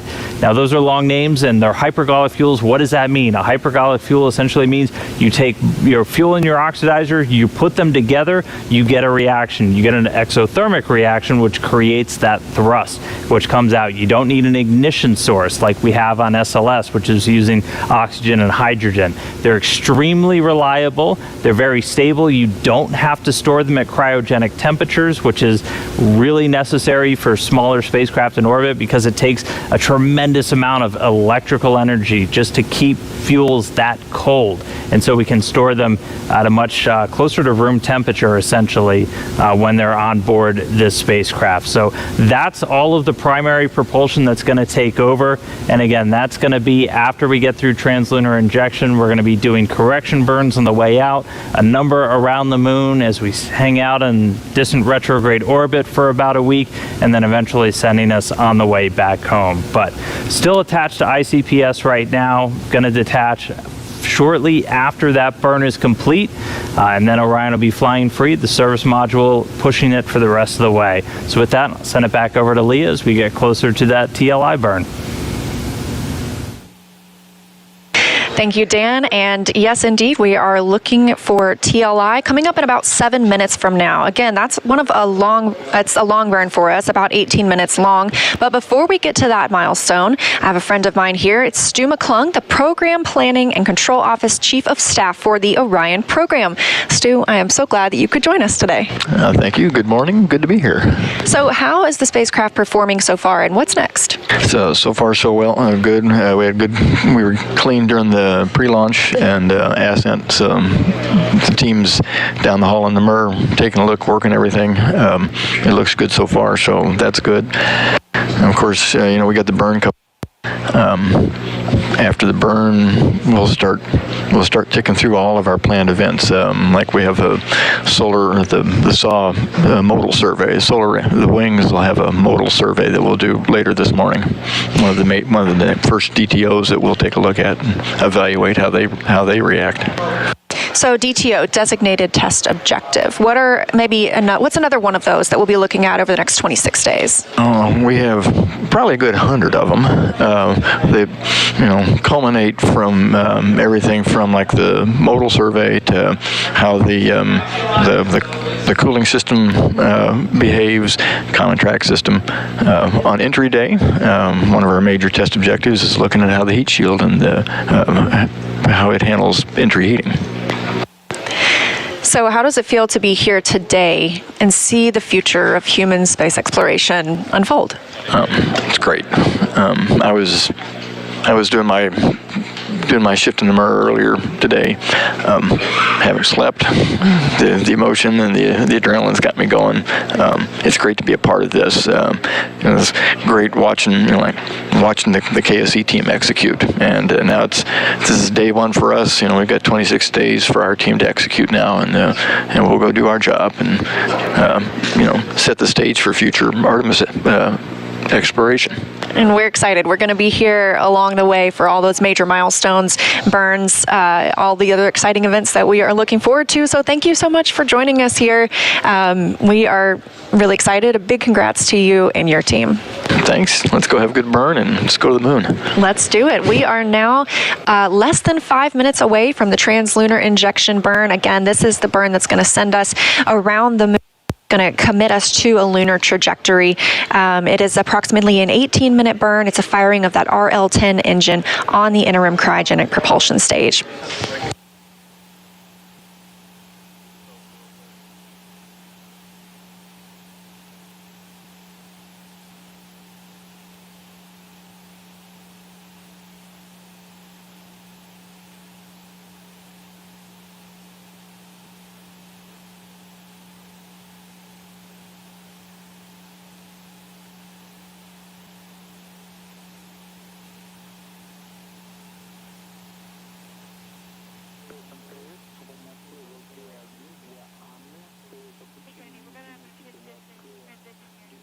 You've got a view here of the White Flight Control Room in Mission Control Houston. This is where all of the teams will be monitoring the mission over the next 26 days. Teams monitored launch tonight. There are, of course, several different shifts that'll be working here.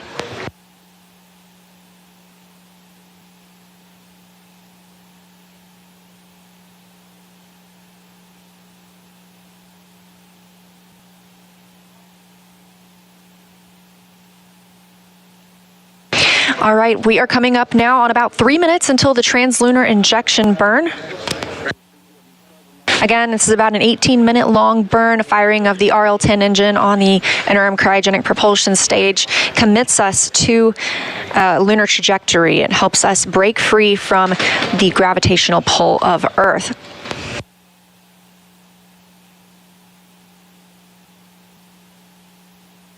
In case you missed it, in June of this year, we launched Capstone, a small satellite launched from New Zealand designed to test a unique lunar orbit for our future space station around the moon called Gateway. And just 2 days ago, Capstone arrived at its intended orbit around the moon. So we're very excited for that milestone. It really helps pave the way for our future Artemis missions.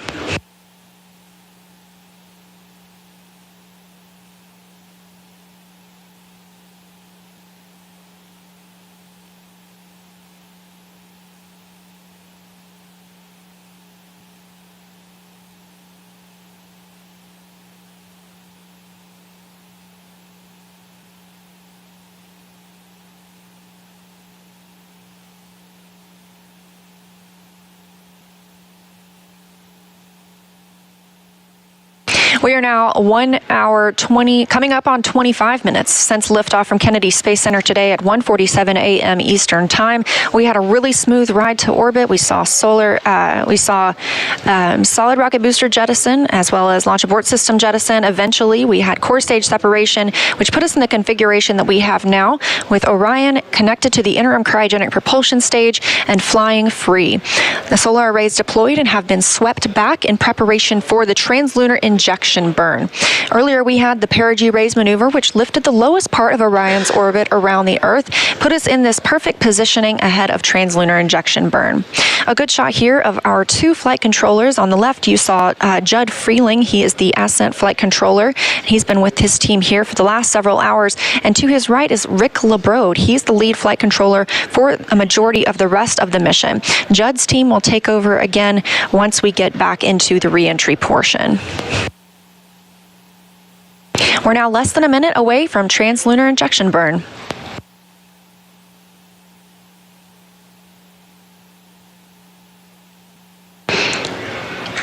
And this is a live view from the spacecraft.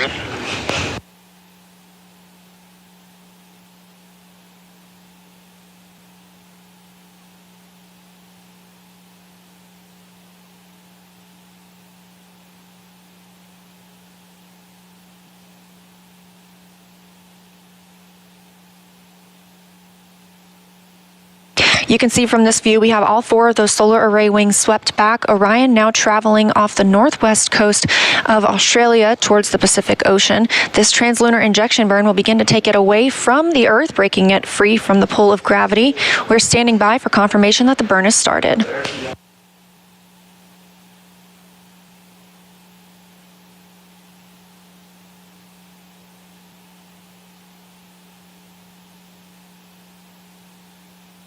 We have confirmation from the booster officer that the translunar injection burn has begun and that we are at maximum thrust. Again, this is a long burn, about 18 minutes. It commits us to a lunar trajectory. This ICPS firing now is an RL-10 engine. It's a design that's been around since the 1960s, and it's a proven, reliable engine. This single engine has 25,000 pounds of thrust. We've already seen the ICPS in action today as it powered the perigee raise maneuver just about an hour ago.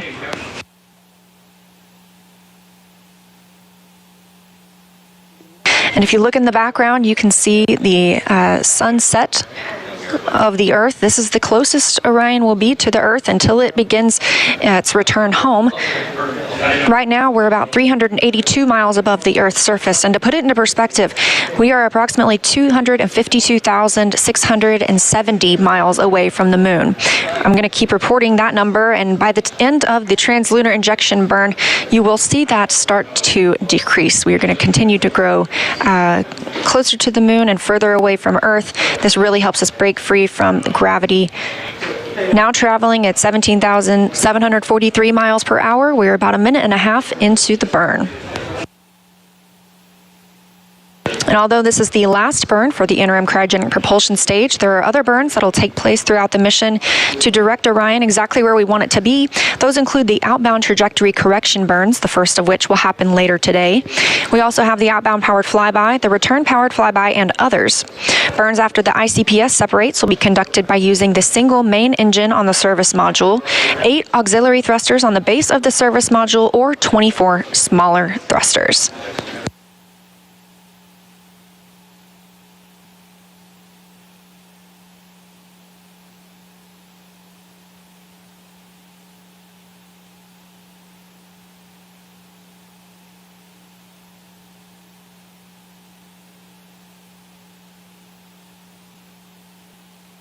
Coming up on 2.5 minutes into the translunar injection burn, and we're now traveling over 18,000 miles per hour. Again, that speed is going to increase as well. This is really going to push Orion toward the moon, and we are now 252,400 miles away from the moon.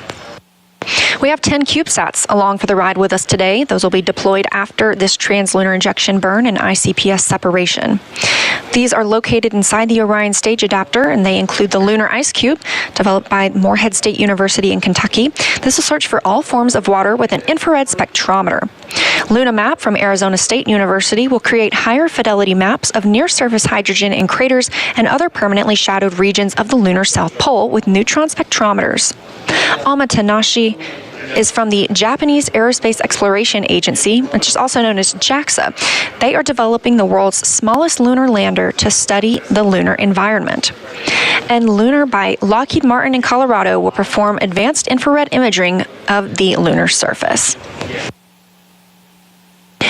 Now 3.5 minutes into the translunar injection burn. Again, it's about an 18-minute burn, traveling 18,560 miles per hour. Quiet on the loops here in Mission Control as the RL-10 engine continues doing its job on the interim cryogenic propulsion stage. We talked about a few of our CubeSats. We also have one preparing to study an asteroid. The Near-Earth Asteroid Scout, or NEA Scout, by Marshall Space Flight Center in Alabama will travel by solar sail to a near-Earth asteroid to take pictures of and make other characterizations of its surface. There's a CubeSat on board studying Earth called Equuleus by the University of Tokyo, along with JAXA in Japan. Equuleus stands for Equilibrium Lunar Earth Point 6U spacecraft and will travel to Lagrange Point 2, imaging Earth's plasmasphere for a better understanding of our planet's radiation environment.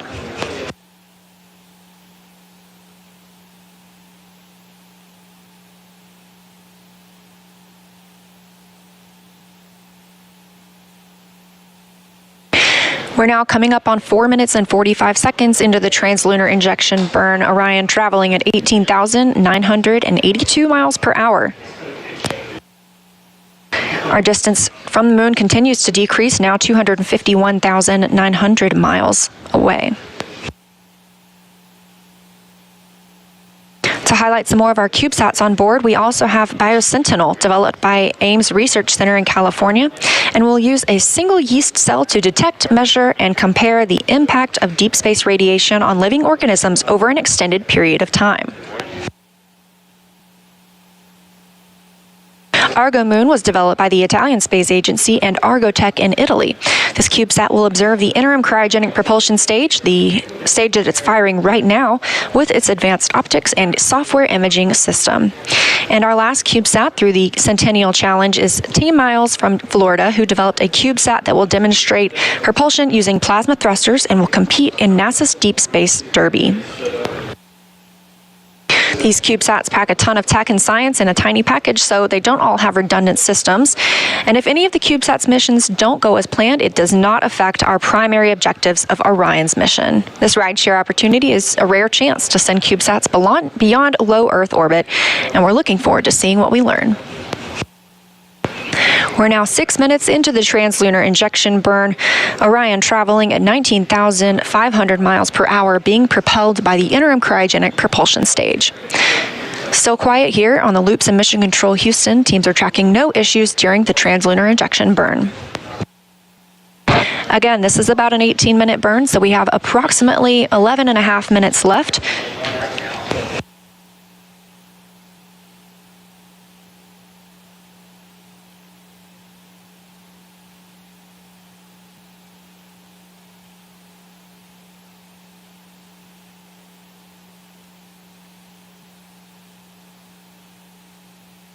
It's also been 1 hour and 33 minutes since liftoff today from Kennedy Space Center. That was a 1:47 a.m. Eastern Time launch. A smooth ride uphill, as we heard from Bruce Tiller and Johnny Heflin working with SLS at Marshall Space Flight Center. And this view from Mission Control Houston, teams continuing to monitor the Artemis 1 mission. This is where they will be around the clock for the next 26 days, all the way until we bring Orion home for a safe splashdown. Coming up on 7.5 minutes until into the translunar injection burn, so less than 11 minutes left in the burn. Orion now traveling at almost 20,000 miles per hour, 251,237 miles away from the moon. Again, that number continuing to shrink.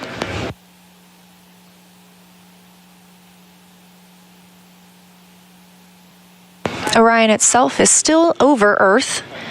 It is over the Pacific Ocean south of Hawaii.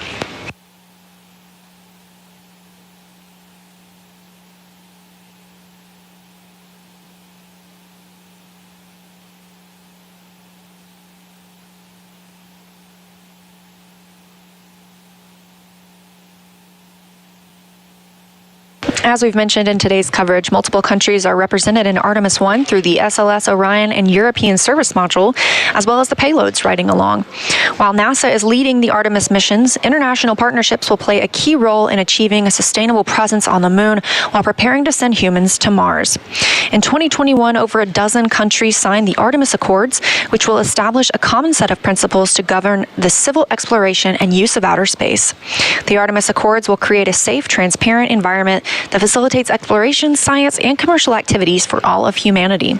This cooperation not only furthers space exploration, but also enhances peaceful relationships between countries on Earth.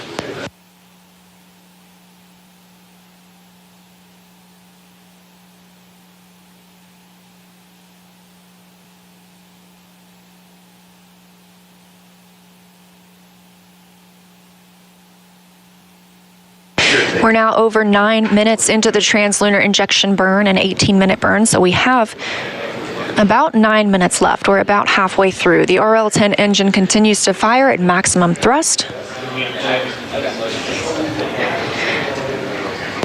Orion traveling attached to the interim cryogenic propulsion stage, now over 20,600 miles per hour.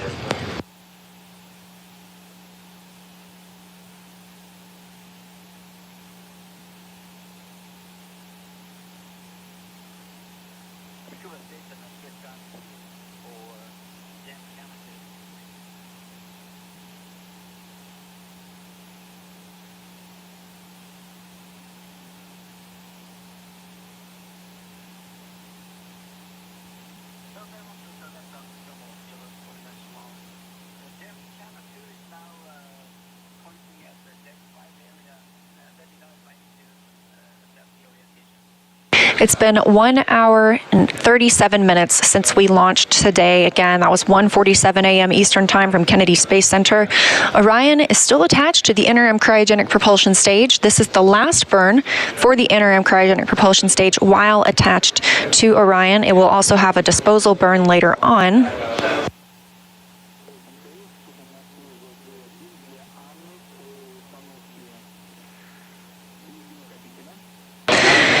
About 10 minutes after we have ICPS cut off, Orion will separate from the interim cryogenic propulsion stage itself, and the capsule will be flying free, still attached to the European Service Module.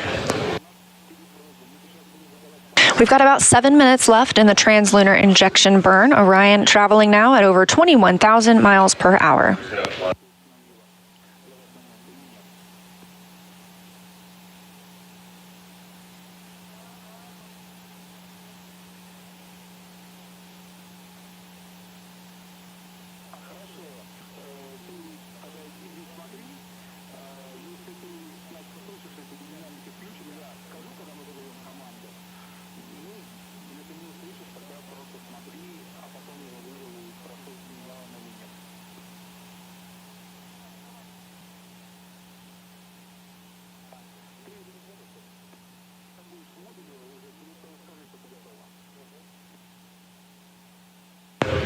The RL-10 engine continues to fire on the interim cryogenic propulsion stage, powering the translunar injection burn. This is the second firing of the ICPS today. The first we saw was the perigee raise maneuver, which lifted the lowest point of Orion's orbit around the Earth and put it in the proper positioning for this burn. This is the burn that commits us to the Moon. We're now over 12 minutes into this burn. Again, it's about an 18-minute burn, so less than 6 minutes left, and 1 hour 39 minutes since we launched. Orion and the ICPS now traveling at over 21,400 miles per hour. And as I promised, we continue to grow closer to the Moon, now 249,000 miles away.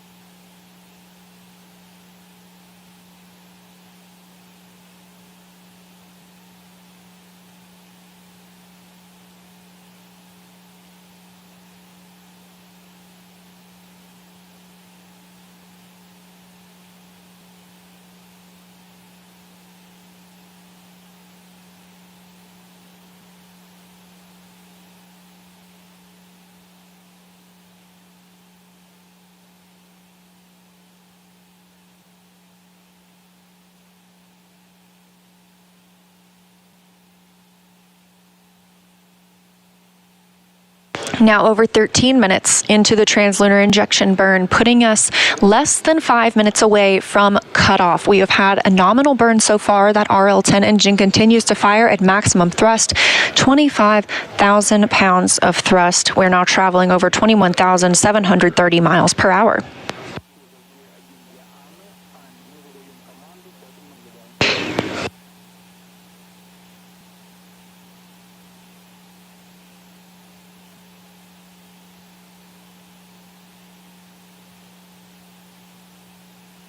And we've just heard the call for priority 1, meaning we have reached the point at which we could return at lunar return or similar speeds, testing the heat shield as required ahead of flight for Artemis 2.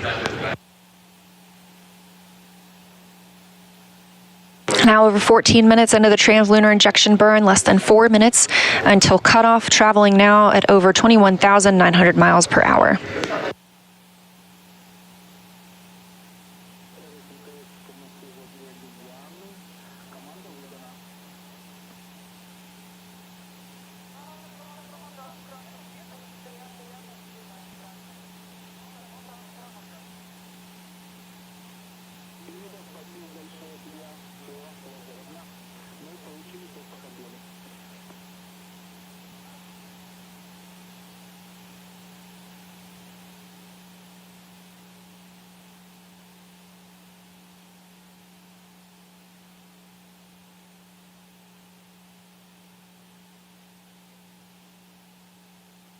Now less than 3 minutes away from cutoff of the interim cryogenic propulsion stage, and coming up on 1 hour and 42 minutes into the Artemis 1 mission.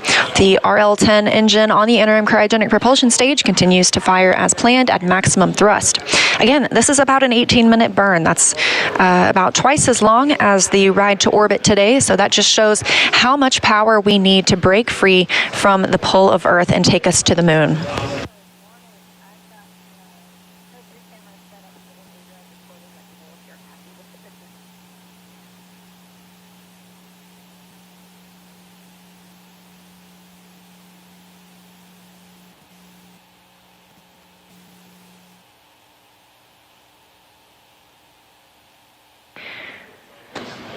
"16 minutes now into the translunar injection burn, Orion traveling at over 22,276 miles per hour.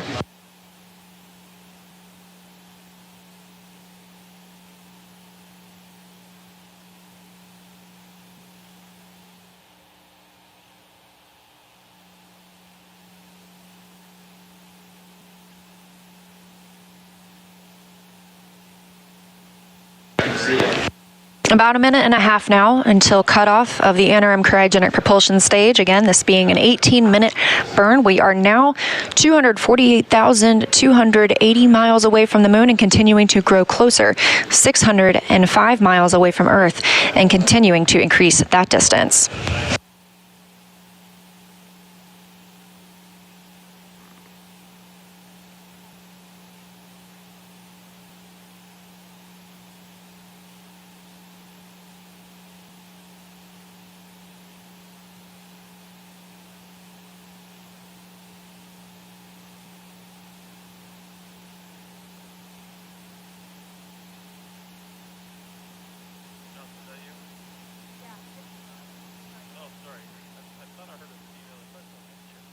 Less than a minute now until cutoff of the ICPS and the end of the translunar injection burn. We've had a good burn all the way through so far.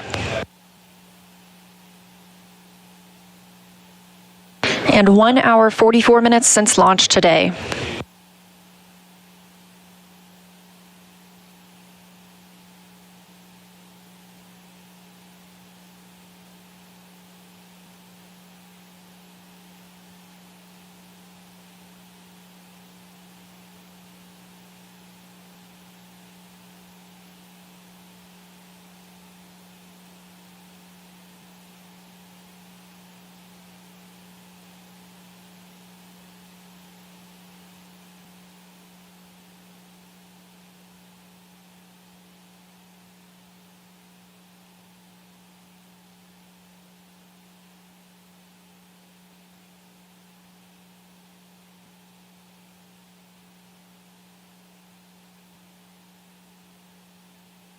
And we have cutoff of the interim cryogenic propulsion stage, which has committed Orion to the translunar conjunction. The spacecraft is moon bound.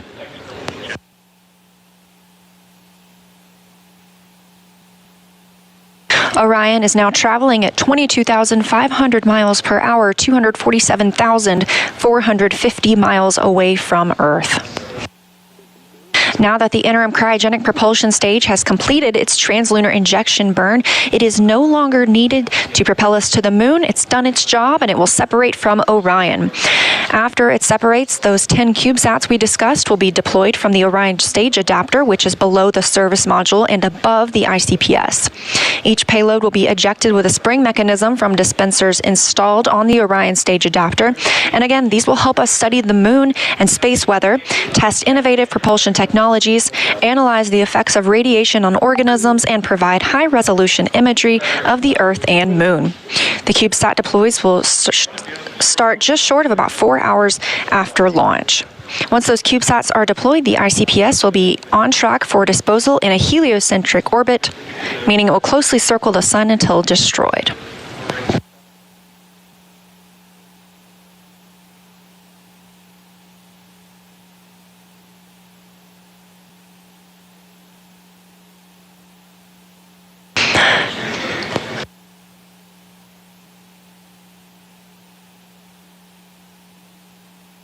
The next change we'll see is for the ICPS to separate from Orion and the service module. Those will continue flying free on their journey toward the moon.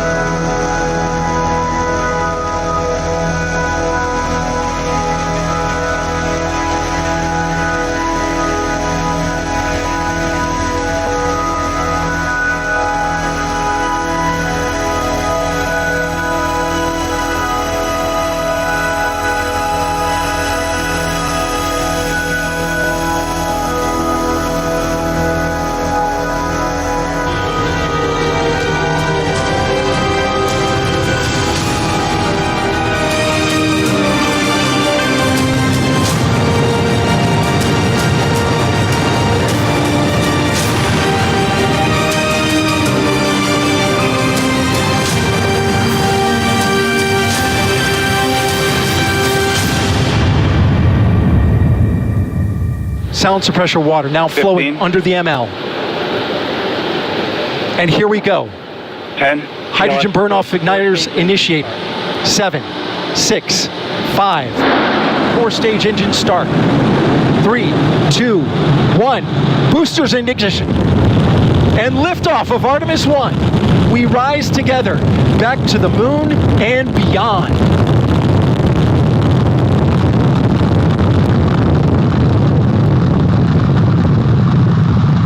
All 4 RS-25 engines on the core stage and 2 solid rocket boosters now propelling the vehicle at 128 miles per hour.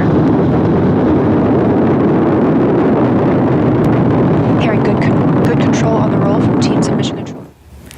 Good morning, and thank you all for staying up with us at NASA's Kennedy Space Center. I'm NASA Press Secretary Jackie McGinnis, and this morning at 1:47 a.m., NASA's Space Launch System rocket and Orion spacecraft lifted off from Kennedy's historic launch pad 39B. Orion's on its way, and it's just beginning its mission. It's successfully completed a number of mission milestones so far, including the trans-lunar injection burn to put it on its trajectory to the moon. To provide you all with an update this morning, we have NASA Administrator Bill Nelson, Mike Serafin, Artemis Mission Manager out of NASA headquarters, Mike Bolger, John Honeycutt, Space Launch System Program Manager at Marshall, Howard Hugh, Orion Program Manager at Johnson, and Emily Nelson, Chief Flight Director at Johnson. It's been an incredible day, and so first I'll open it up to each of our participants to say a few words. Administrator.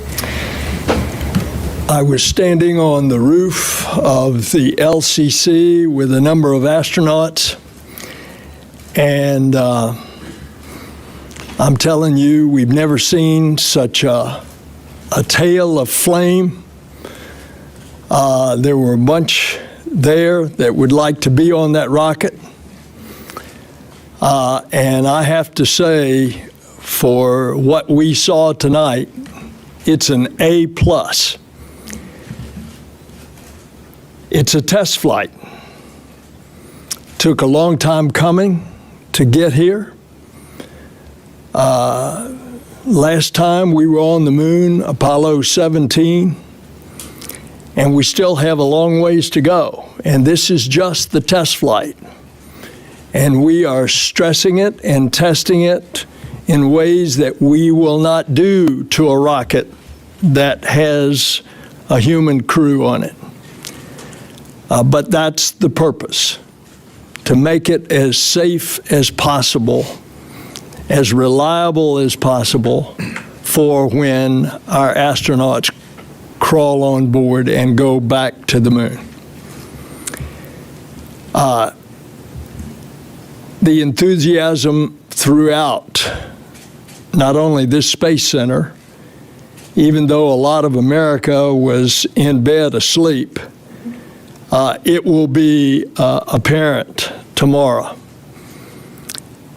And the legacy that this professional crew put together in getting us to this day over the years is a legacy that indeed has been well earned and will continue as we now explore the heavens, as we go back to the moon, and then we go to Mars. Thanks, Jackie. And over to you, Mike Serafin. Yeah, good morning, and thank you again for continuing to follow our program in the Artemis 1 mission. We've talked to you a number of times about our 4 mission priorities. Demonstrate the vehicle at lunar re-entry conditions, demonstrate the vehicle in the spaceflight environment as priority 2, retrieve the spacecraft as priority 3, and then bonus objectives associated with science outreach and technology demonstrations. We have a priority 1 mission in play right now. We had the rocket do its job and deliver the spacecraft to the point of translunar injection. And I want to thank John Honeycutt and the SLS program for putting that priority 1 mission in play, as well as Jody Singer at the Marshall Space Flight Center and the Marshall Space Flight Center team. They did an amazing job getting us to this point, as well as our friends and family here in America's spaceport under Janet Petro and Mike Bolger and his EGS program team and our launch director, Charlie Blackwell Thompson. They did an amazing job applying lessons learned and getting us to this point. We do have a Priority 1 mission in play because of their work.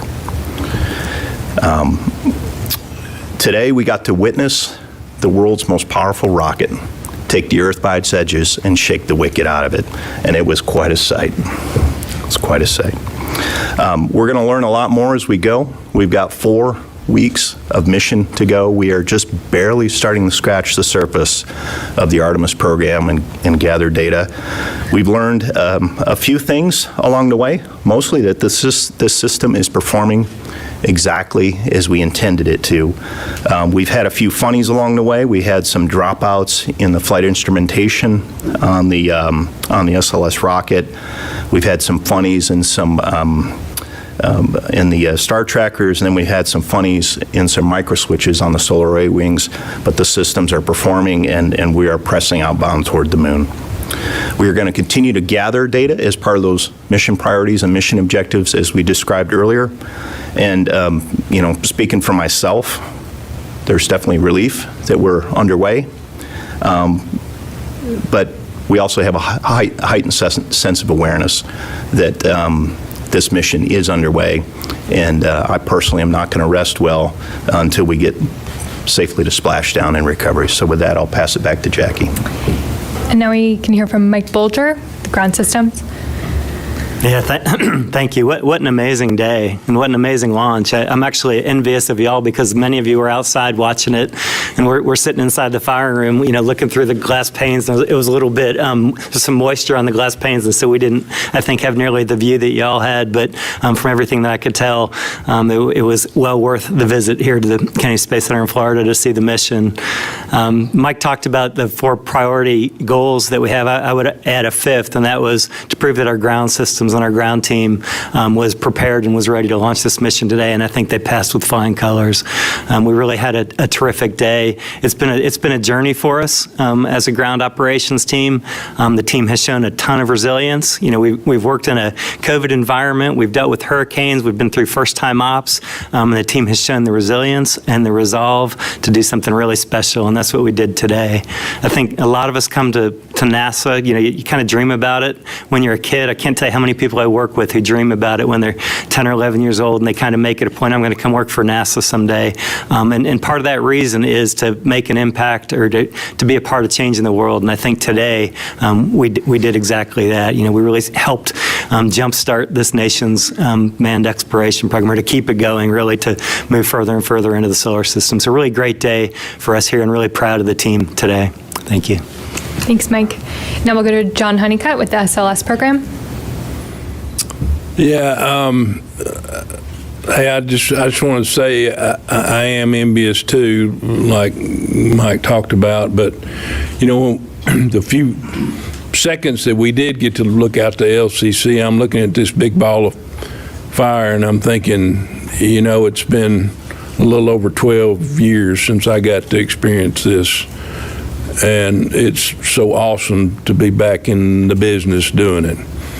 And we've laid the foundation for the Artemis program and many generations to come. The team just did an outstanding job. As you heard the administrator say, the rocket performed outstandingly. We had a good performance on the hardware all day today, and of course, I'm looking at those really dynamic events as we get down into the last seconds for when the RS-25s fire up, and then we get booster ignition, and then watching the performance of the core stage, especially those dynamic events associated with the pressurization system and the auxiliary power units, all performed outstandingly. Core stage with the boosters and the RS-25 engines delivered ORION and ICPS per the requirements, and then we had the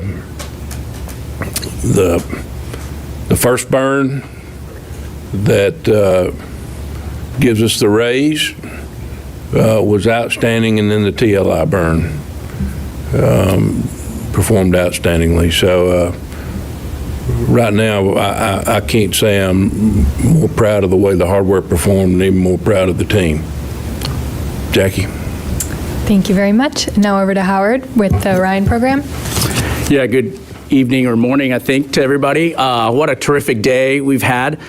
First, I want to thank the gentlemen to my right, John and Mike. I mean, they're just terrific team getting us off the ground and headed to the moon. I mean, I can't thank them enough for their team's efforts. And now we get to start the journey and learning more about our spacecraft and accomplishing these missions that Mike talked about just a little bit over 26 days. And along the way, we've got the rocket, the most powerful rocket we've built at NASA, taking us to the moon. And then as we go forward, we'll have the European Service Module that'll be providing the power and propulsion that we need to get into lunar orbit and, of course, return safely home. And I want to also thank the European team. They worked very hard producing the European Service Module for us and in partnership with NASA, and certainly a great opportunity for us as we explore and learn more about the spacecraft and going forward with Artemis.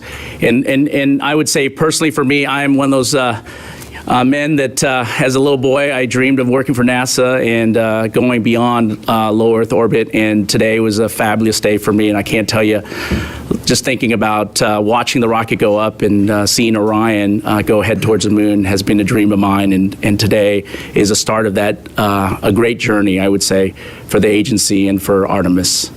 So thank you. Thanks, Howard. And to close this out, Emily Nelson from Johnson. Let's see, this evening we got to see a truly exciting launch that I think is the beginning of a really exciting mission. The LCC team just did a flawless job getting through tanking and getting to liftoff, and then the MCC Houston team had a seamless handover and executed the remainder of that ascent and up to orbit.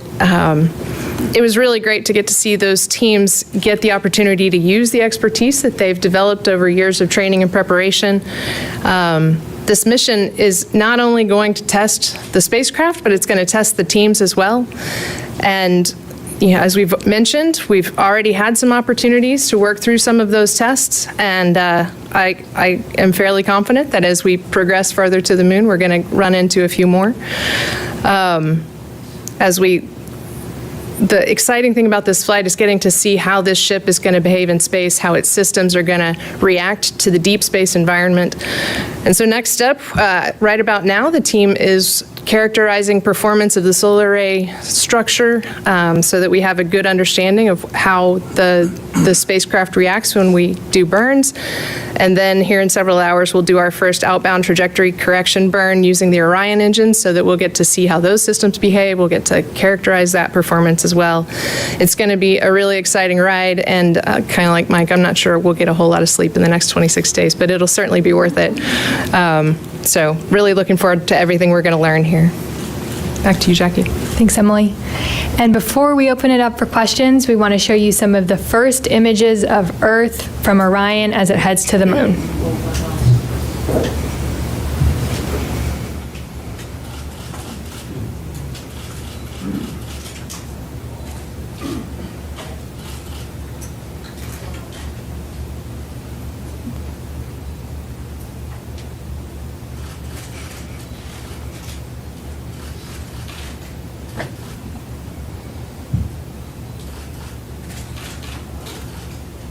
All right, and now for the fun part. If you could please raise your hand, I'm sorry.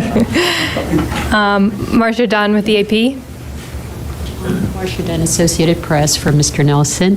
Apollo is a tough act to follow, and looking back on what has gone before with the moon, what were your emotions at liftoff, and how do you see what happened today as going down in space history?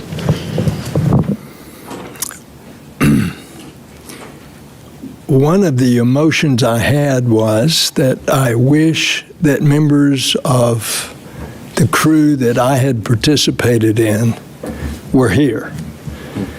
A group of professionals, the best of the best. and to see the culmination of a lot of a lifetime of sacrifice that they have done. I think back to the real sacrifices, the astronauts that we've lost, not only in flight in Apollo 1, but in the training accidents. All of those emotions welled up in me today. And you should have heard the other astronauts that I was standing with. We were down in the Launch Control Center and all went up on the roof so that we could feel that acoustic shock wave and see undiminished that tail of a flame of fire. And then to see that pillar of smoke, even in the dark of night, it was pretty overwhelming. Thank you. Joey Roulette with Reuters, up front. Thanks. Question for John Honeycutt. This rocket's been a decade in the making. There's been, billions in cost overruns, and there's been a lot of engineering challenges to get to this point. If you could just kind of tell us a little bit how it feels to finally see this thing come alive and launch. What does that feel like? And then quick one for Mike. Can you kind of go into details about the funnies that you said you guys saw during the mission, and whether there was any debris that was created from the Orion and the RTV issue that you guys might have expected as a risk? Thanks. Yeah, I tell you, it feels great to get to get the rocket out, and it feels even better to have it perform the way it did. And it's been a long time coming, but I think if you study history and look back on it, these things don't happen overnight, and they all follow similar timelines. The emotion that I have that hits me the most really is, it's the people that do the work that make the hardware what it is. Of course, the hardware does the job at the end of the day, but it's the people that get us to the launch pad and have helped us build this foundation. And they all take a lot of pride in it, and I do too. Yeah, Joey, in terms of the funnies that we saw, in terms of the imagery findings, we're still working through that. There were a couple of indications that we had some debris liberation fairly early in ascent, and the team is still looking at that. In terms of what exactly it was, again, it's too early to say. The funnies that we saw on the star trackers, there was a component ready flag that was set, and the team had to resolve and basically activate the star trackers in spite of that component ready flag. And then on the solar array wings, when they were deployed, I think it was solar array wing number 3, we saw a pair of micro switches that indicated that it wasn't fully latched, and then they came in. They basically did indicate that they had latched, which indicates it was probably like a thermal condition, especially when you take a vehicle and you take it from ambient conditions on Earth that we purge, and then you take it in the deep space environment. Sometimes you get a little bit of thermal gradient on there, and they came in, and we knew that was something that could happen fairly early on. And then we saw some developmental flight instrumentation on the rocket that dropped out during the ascent. Those were, at this stage of the game, relatively benign. We pressed all the way through the point of translunar injection in spite of those, and right now we're not terribly concerned with any of those. I don't know, Howard, if you have any additional thoughts on that. No, I think you covered it very well, and of course we're also excited to look at the data, and we'll keep analyzing the data and look at what that tells us. Yeah. And understand that, things will go wrong. This is a new system, and it's a test flight. And so we're going to expect those things to go wrong, and then we're going to try to work them. This is part. Space is hard. space is real hard when you try to do what we're doing. Thank you. Tom Costello with NBC. Tom, if you could just... Yeah. Thank you. Well, congratulations to all of you. Mr. Nelson, I'm wondering, it has been 50 years next month since we saw humans on the moon, and now the first step of returning to the moon. So I'm wondering, you talked about the emotions and you thought about those that were lost in the space program over the years, but to think that now, 5 decades later, the first steps in going back, I wonder if you could address that. And then also, you talked about needing to stress it and test it to a greater extreme so that you know exactly what the astronauts will be in for. What does that mean, to stress it and test it, and to this extent now? How will you be doing that? What does that mean? Well, it has a lot more sensors than will be on the rockets in the future, and that's to know how the vehicle and vehicles perform. Why are we going back? Because our call is we're going out to explore the heavens. And this is the next step. So we went to the moon and we were there for a short period of time and we came back. Then we had Skylab and we started to learn how to live longer in zero G. Then we had the space shuttle and we built the space station. And now we're going back to the moon, not just for the sake of going to the moon, but to learn, to live, to develop, to learn how to live on the moon in order to prepare to send humans all the way to Mars. The moon is just a few days away. Mars is months and months away. And we are understanding now from the James Webb Space Telescope just how big and vast this universe is. There's a lot out there to explore. And this is the next beginning. And this is the Artemis generation. Thank you. Up here, I'm in the front.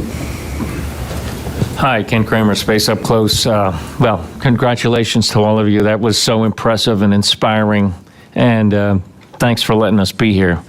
So, Bill, I'd like to ask you a question. I wonder if you may have spoken with President Biden at all. What is his reaction, and do you see this increasing support for NASA and international partners? Have you heard from any of them who work with Artemis and the Gateway project? Thank you.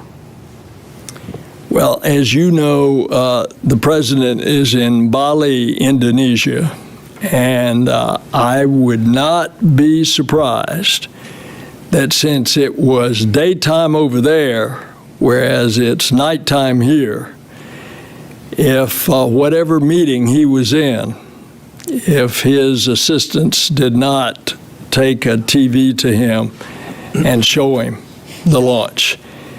And that would make him very, very proud. And I look forward to speaking to him sometime after he gets back and gets over his jet lag. Now, what was your second question? About, do you think this is going to increase support in the Congress, and have you heard from international partners? First of all, I think it's noteworthy that in a nation in which our politics is so split, where do you have both R's and D's come together to support? And our space program is such a place of reconciliation and camaraderie and bipartisanship. And so I think the success of this rocket and the future potential success of the mission is only going to energize the support that we have in Congress. My goodness, look at the diet of successes that they've been fed. Perseverance, ingenuity, all on Mars. DART hitting a bullseye 7 million miles away. Look at all the science that has come out. And now James Webb Space Telescope giving us these unbelievable pictures of light that's been traveling for 13.5 billion years. And now going back to the moon in order to go to Mars.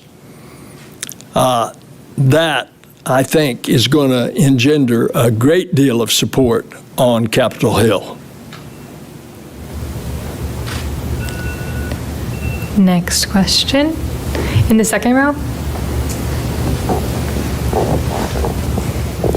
Hi, Andrea Leinfelder of the Houston Chronicle. Administrator Nelson, in 2010 you were essential for getting the NASA Authorization Act passed.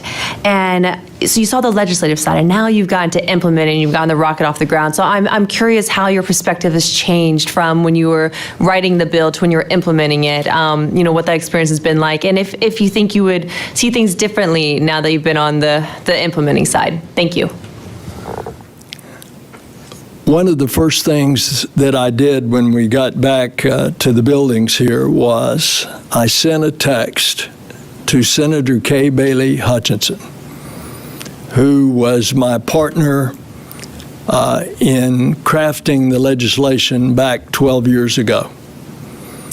As soon as I can get their address, I will also be texting Rob Neighbors, who was an assistant in the White House to President Obama, and to Jack Lew, who was the director of the OMB at the time.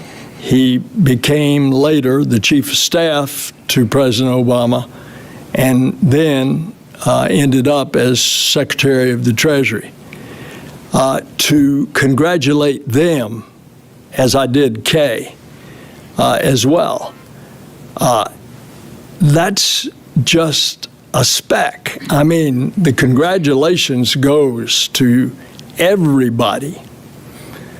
This team, this professionalism, that performance tonight that you saw. And so my perspective has changed because I get to see it from this point of view. However, remember back in those early legislative years, I got to see it from an inside view when I participated in the 24th flight of the space shuttle. And so this is really a gratifying time, but it's only going to get better. In 2 years, we're going to be sending humans to the moon. In 3 years, we're going to be landing on the moon. And then it's going to be a series of things, including, someone mentioned earlier, a gateway, a lunar outpost, a mini space station.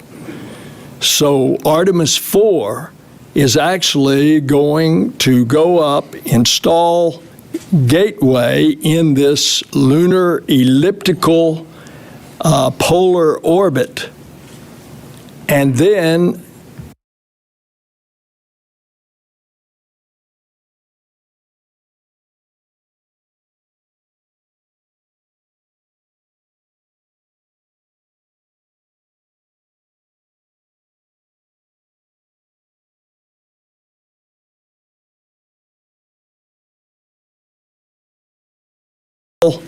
gateway in this lunar elliptical polar orbit, and then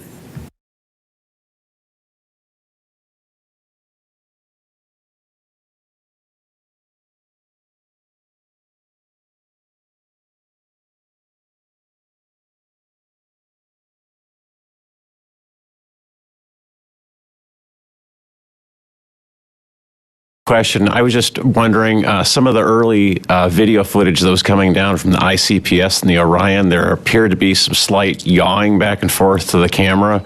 I'm kind of used to the kind of locked off, no motion of the camera shots before, so I didn't know if this was just unique to the architecture with the ICPS and the Orion, or if it was something unexpected. Yeah, I'll just say that those, and Howard can correct me here, those images were from the wingtip cameras on the solar array wings of Orion, and they were basically when we had a ignition event on the RL-10 engine, which is the interim cryo propulsion stage's upper engine. We saw that during the perigee raise maneuver, but then also at the ignition and startup of the translunar injection maneuver. It's normal. We knew that that would happen. There's a reason that we position those solar arrays in a very specific position, because we do impart a load on these solar array wings, and they are fairly lengthy. Howard probably knows exactly how long the solar array wings are. I don't remember off the top of my head, but there's a reason that we put those in those positions. I don't know if you have anything to add, Howard. No, I think that was very good, Mike. Thanks. Thank you. Jeff Faust with Space News in the back.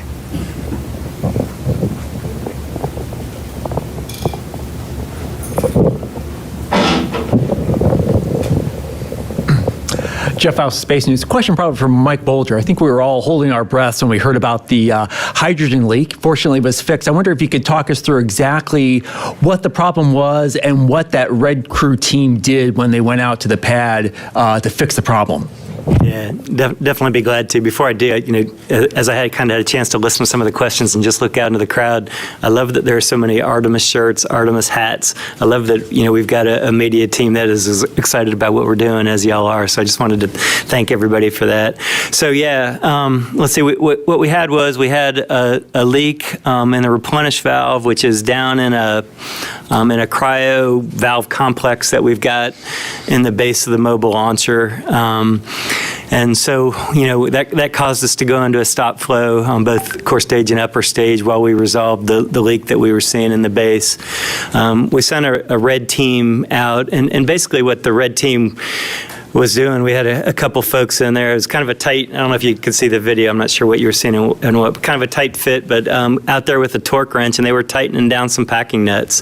And there were two packing nuts, and they were tightening down either side of them. They tightened them, we cycled the valve, we went back in, put a wrench on them, they were still turning a little bit. We cycled the valve again, tightened them a little more. We did it a third time, and then they really were solid, and so we felt good that, those packing nuts, in fact, were tight, and that we had a good valve. And so we got the red team back, away from the pad, and got back into fast fill and then topping and then replenish. And as we did that, in fact, we had resolved the problem, and we no longer had that leak in the base. So really great work by that red team. It's always, a hard thing to do to send the red team out to the launch pad. You only do it when you feel like you have to. But in this case, I think the team felt, that really our most likely case here was that we just had, some loose nuts on those valves. And so we sent the team out, and they did a terrific job, and we got that issue resolved. So, definitely a high moment, a low moment when we first saw the leak, because we all know we've struggled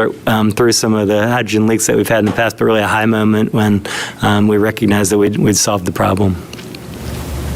Thanks, Mike. Just want to remind the folks on the phone that if you have a question, we're happy to take those over the line as well. You press *1 to get into the queue. Next up, we have a question here in the front.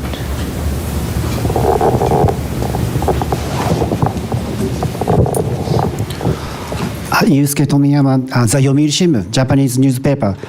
My question is to Administrator Nelson. In July, you expressed your concern about China's moon exploration in a German newspaper. So now what do you think about China's moon exploration? And so would it be possible for U.S. to cooperate with China regarding moon exploration? Thank you. The question is, do I think that it would be possible for China and the U.S. to cooperate? I hope so, but I see no evidence of that. To the contrary, what we have seen is a lack of visibility, a secretiveness, a lack of transparency.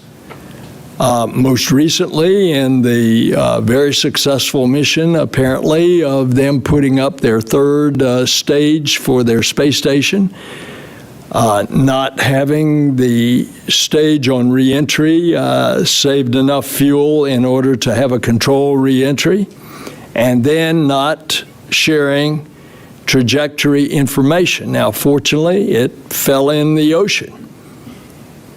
The second component that went up, there was a chance that we could see before it fell in the Indian Ocean that it might come down in Greece, and it might come down then on the track in Saudi Arabia. Fortunately, it came down in the Indian Ocean. So I wish I could give a more optimistic point of view. I personally talked to the Chinese ambassador, who I happened to run into at a Sunday brunch, and he said, "Well, we can cooperate." And I said, "Well, let me give you an example of something that you could do." I said, 50 years ago, we returned samples from the moon. We shared that with the international community. You have just recently returned a sample from the moon. You ought to share that with the international community. And that was about 6 months ago when we had that conversation, and nothing has happened. Next question. Here in the second row. Hi, Sophie Sanchez with Cosmic Chicago. First of all, congratulations to all of you. My question is for Mike Bolger. A follow-up on the question I asked Charlie back in August regarding the role of the Red Crew in assisting launches. She said then that the difference between shuttle and now was the use of high-tech cameras and just more technology in general so that the crew can evaluate and report remotely. But then she also said that up until now, that has been adequate, and but you still have the option to send the Red Crew to the pad if you needed to. Can you tell me a little bit about that moment in the countdown when you guys realized that tech alone wasn't adequate enough, and you needed to send the crew? How was that decision made? Yeah, it's an interesting question. So let me think. So, we recognized we had a leak, and we were able to get a camera on it, although it wasn't a great view. We kind of were seeing the top half, and we could see some vapors. And so that helped inform that, in fact, what our measurements were telling us, we could also visually verify. We talked about were there options where we wouldn't have to send a red team out there, and specifically we were talking about could you basically shut the replenish valve off and use the main valve in a very delicate way to try to perform that same function of a replenish. And the cryo team, which is an amazing team here at the Kennedy Space Center, had actually written a procedure and determined how they would do that if it ever came to the point where they had a replenish valve that wasn't working. But none of us really thought that was an ideal approach, particularly as we've talked about kind of needing to have this kinder and gentler loading process. We were concerned about where normally you would have you would be using a replenish valve with a much lower flow, and I would be trying to manage this issue with a different valve which was a lot bigger. And really, as the team talked about it, I think the prevailing opinion was it's probably these packing nuts. Let's go out there and let's just put a wrench on them and let's see if a turn of the wrench is going to resolve this issue. And when we got out there and when we got that wrench on and when it turned, we started to feel pretty good that we probably were going to be able to resolve this. So, I appreciate your question about how does technology help you, and there are so many ways that it does, and you talk about the ability to get imagery that you can never get before. There are also times when you just got to put a wrench on a nut and you got to resolve an issue that you've got, and that's where we ended up today. Marcia Smith with Space Policy Online.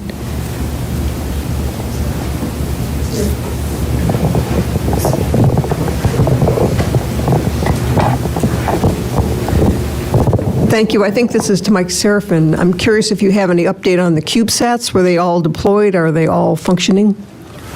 Yeah, Marcia, thank you for the question. In terms of the CubeSat deploys, the earliest deploys are not quite 4 hours into the mission, and I'm not sure exactly where we are timeline-wise. We're probably, it's partly because of the sleep shift in the early morning launch, but the first group of 5 ought to be deployed anytime now, and they continue on until about 8 hours after launch. So they're starting soon, and we needed to get separated from the Orion spacecraft to expose the deployment area, and then the interim cryo propulsion stage needed a performance disposal maneuver. All that has happened, so now we're setting up for that CubeSat deployment phase, and I haven't heard of the status of those yet, but we will get an update as we get further into the mission on those. And since I have folks talking into my ear, I can tell you that they are expected to have been deployed at this time. Next question. In the second row here, in the blue shirt. Or third, sorry. Hi, Stephen Clark from Spaceflight Now. I think my question's probably for Mike Serafin, but Howard, you can pitch in if you want to. With this successful launch, I'm wondering if you could quantify or describe the amount of risk that's been retired from this mission with the successful demonstration of the Space Launch System. And looking ahead, I know the big priority 1 objective is getting the lunar reentry velocity at reentry and splashdown. But over the course of the outbound leg to the moon, what are some of the major test objectives that are planned over the next few days? Yeah, Stephen, that's a great question. Thank you for that question. Certainly, the Space Launch System delivering with precision to the point of translunar injection was one of the objectives, and it did exactly that. The insertion altitude we were aiming for a 975 by 16 nautical mile insertion. We got 972 by 16. That's well within the noise of a system like this. And then the vehicle delivered us to the point of translunar injection.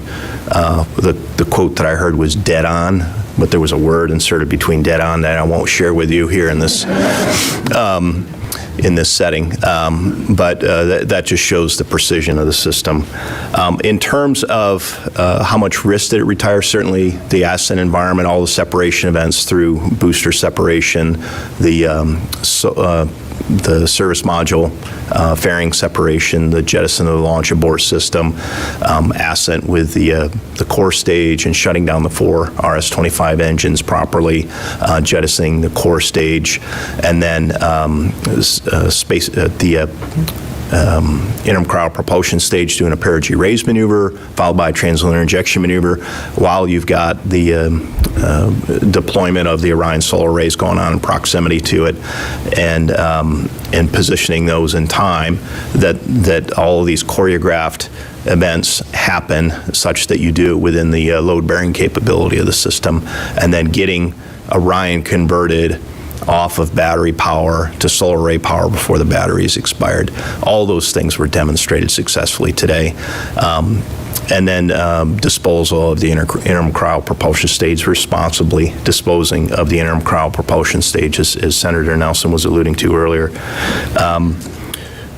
Now we flew up through the low Earth orbit and micrometeorite orbital debris band. We had 40 collision avoidance cutouts today during our 2-hour window, and the team found the right time to go because of our ability to screen through all that. We are heading outbound through the Van Allen radiation belts. Those are high periods of concentrated radiation. We are flying outbound past the Earth's magnetic field into the deep space environment where it gets extremely cold. The spacecraft loves to fly tail to sun for thermal and power production, and we've demonstrated all of that. Now we've got a lot of in-space propulsive maneuvers ahead of us. We'll demonstrate the service module. We'll demonstrate deep space command and control using the deep space network, and then we've got to set up for the second part of our priority one objective on the way home, which is the direct reentry of our brand new spacecraft with a new heat shield design, and then recover it. So we bought down a lot of risk today, but we've got a lot of mission ahead of us. As I said at the outset, we are on day one of a 26-day mission. And I don't know, Howard, if you have anything to add to that. Yeah, maybe I'll just add a couple more things. Mike, that was a great recap. Certainly going outbound, we're going to be testing both engines, our main engine, and of course our auxiliary set of engines as well. So that'll be very important as we do all these correction maneuvers and the big burns. And of course the thermal environment that we're going to see in deep space is going to be always going to be a challenge, and we're going to correlate our models and get the data that we need from all our sensors. And certainly when we come back and do a reentry, our parachutes, we've done a lot of testing on the parachutes, 27 qualification and development tests alone. And so I think, showing that at those reentry speeds and slowing the vehicle down so we have a nice touchdown, 20 miles per hour, will be a great day. So all those things will be really important as we learn and go forward.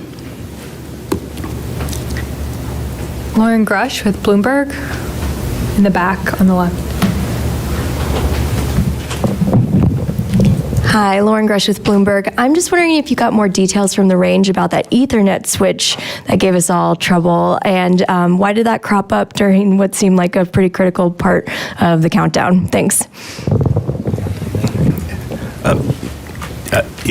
Lauren, I'll tell you what I know on the switch. It was required to take some of the remote range safety systems and process that at their control center, and they had a computer problem at the range. I think I would direct that question more towards the Space Force and the range, because that is not a NASA system. I don't know, Mike, if you have anything to add on that, but it was a system required for public safety and range safety. And I think you got it. It was basically an Ethernet switch that allowed them to tie in data from their remote sites into their central hub. Obviously they didn't expect to lose it at that time. It was at an important time, but they also recovered from it, well, and enabled us to have a launch today. So while it was unfortunate and untimely, it was also well handled and allowed us to get to a launch. So, kudos to them. Yeah, I think that is a key aspect of what we saw today, was the partnership between the range and NASA Kennedy Space Center and the firing room. They raised their hand very quickly and said, "We've got an issue here, and we need to recover this before we can say that we can safely and responsibly launch." And they coordinated that with very close coordination with our launch director, Charlie, in Firing Room 1, and they gave an estimate as to when they could recover, and they were very close to it. And they worked through it very methodically, and they told us every step of the way where they were in terms of the recovery, and then that allowed our launch operations team to pick up a time very close to our intended launch window open time. I think that the real delay that, we didn't go quite at window open, but we went within the first hour, really was a byproduct of needing to send the red crew out to the pad, and we had to halt some of the loading operations. And in the interest of safety for those people, they were going into a hazardous environment, but in the interest of controlling the environment as much as you could, we had to halt that operation, which in turn kind of slowed the launch countdown and cryo loading and getting specifically the upper stage fully configured. So that, again, seeing that choreography between the Space Force on the range side and the NASA team in Firing Room 1, I think was extremely well handled today, and our hats off to the Space Force for working through that with us. Next question. Here in front. Hi, it's Richard Knuckles from Sky. I've got a question for Emily, actually. So Bill talks about the legacy of this program, and one thing which really has struck me talking to a lot of the engineers is the amount of women involved in the behind the scenes in the Artemis program. As you were watching the launch, there must have been an immense pride, watching Charlie doing her thing. Can you just talk about the emotions you felt and how it feels to be part of this Artemis program? Certainly. I mean, I think my emotions are matched pretty well, not only by everybody at this table, but probably everybody who was watching it, whether they were working it or not. There's an enormous amount of pride. There's a great deal of awe. And that pride is not only in the individuals that we know and our friends who have worked so hard over the number of years, who have gotten this opportunity to contribute to this great mission, but also just in the fact that we together have gotten to this place where we're going back. I wasn't here yet the last time we went, and so it's really exciting for my generation and for the Artemis generation to get the opportunity to go to the moon and beyond. The fact that if you see the photos and imagery from the last time we were there, the diversity of the workforce, the diversity of the people who had the opportunity to contribute was maybe not quite where it is today. I think that's a point of pride. But it's in no way surprising, because I think we've all grown in that direction as well. And so when I was interviewing to become a flight director 15 years ago, I made a little bit of a faux pas saying I really wanted to be here and be a flight director when we went back to the moon, and at the time that was considered, well, you can't stay in the flight director office that long. So I'm pretty glad I stuck around. If I could, I might just add to that. So, Charlie's obviously a beloved member of our team. She's the leader of our launch team. I had a tie earlier today. Charlie wears green on launch day. Charlie has something green. She does her nails green, and so the guys wore green ties today. Just to kind of support Charlie. And if it's your first launch in a new position in the firing room, after the launch, she cuts your tie. And so I don't have a tie today because she cut my green tie. And there were a lot of green ties getting cut, and it was really in support of a pretty amazing member of our team, who happened to be a female. Yeah. Thank you both. Next up, we have a question on the phones from David Curley with Discovery. Thank you, Jackie. Mike Serafin, can you talk a little bit more about day 26? That's your primary goal on this mission, and the heat shield. How are you feeling about it? What will you be thinking over the next 25 days? Yeah, David, thank you for that question. As I said at the outset, we've bought down half of our priority one already through the rocket setting up those initial conditions. We do have a long 4-week mission ahead of us, and we're just going to work it day by day, and we need to work it with vigilance, and we are going to do some extraordinarily hard stuff. We're going to fly within 62 miles of the surface of the moon and use a lunar gravity assist to insert us into what is called the distant retrograde orbit, and then shake down the spacecraft while it's out there, and then on the return fly another 62 miles from the surface of the moon and use a lunar gravity assist to send us back to Earth. And we need to do it with enough precision that we hit from 250,000 miles away. That is essentially our deorbit maneuver. We need to do it with enough precision that we don't skip back out into deep space, or that we don't come in too steep and overstress the vehicle. So there's a lot ahead of us. We're just going to work it day by day. We're actually going to share some fun stuff along the way. We're going to share imagery similar to what we did earlier today of, kind of first shots of the Earth from the spacecraft. We're going to share imagery from inside the cockpit. We're going to share imagery close up of the moon. But there's a lot of hard stuff that we've got to demonstrate. And at the tail end, kind of our capstone is going to be the high-speed reentry. We're going to come back at Mach 32, or 24,500 miles an hour. We're going to slow that spacecraft in about 20 minutes as it goes from entry interface to subsonic and parachute deployment, and then splash down in the Pacific. When we get to that point, it will signal the arrival of our deep spacecraft and human transportation, and it will show that we've got a capability in place in combination with the rocket that we've already demonstrated that puts us on a path to accomplish the rest of the Artemis manifest in front of us. So again, we've got to take it day by day. We're going to learn stuff as we go. We've got thousands and thousands of measurements and data and engineering measurements we're going to take along the way to ensure that we understand the margins, and if they're a little bit less than we thought they were, we need to take those into account before we put humans on board. So we're going to learn a lot from this mission, and if we're lucky and we fly right down the middle, that'll be a great day. And if we learn from it, that goes back to why we're having an uncrewed test flight and why we purposefully set up an uncrewed mission before we're going to fly astronauts on the next mission. Thanks, Mike. I think we're running up on our hour, but we do have time for a couple more questions in the room. Here in front. Yep. John Zarella for My Radar. A couple of things.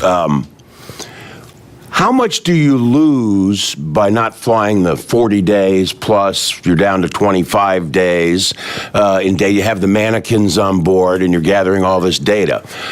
For anybody who wants to answer that. And the other one was, over the course of the months, we've talked to so many folks on your team who have been with the program since the very beginning, more than 10 years. What do you have to say to long-timers out there who persevered? And as you said, Mr. Administrator, it's been a long time coming.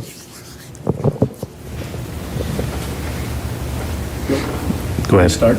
Well, I'll answer your second question. I'm a long-timer myself, and I've been with the Orion program since the very beginning. I would say to my colleagues and the people that came before me, I mean, it is obviously a historic day for us.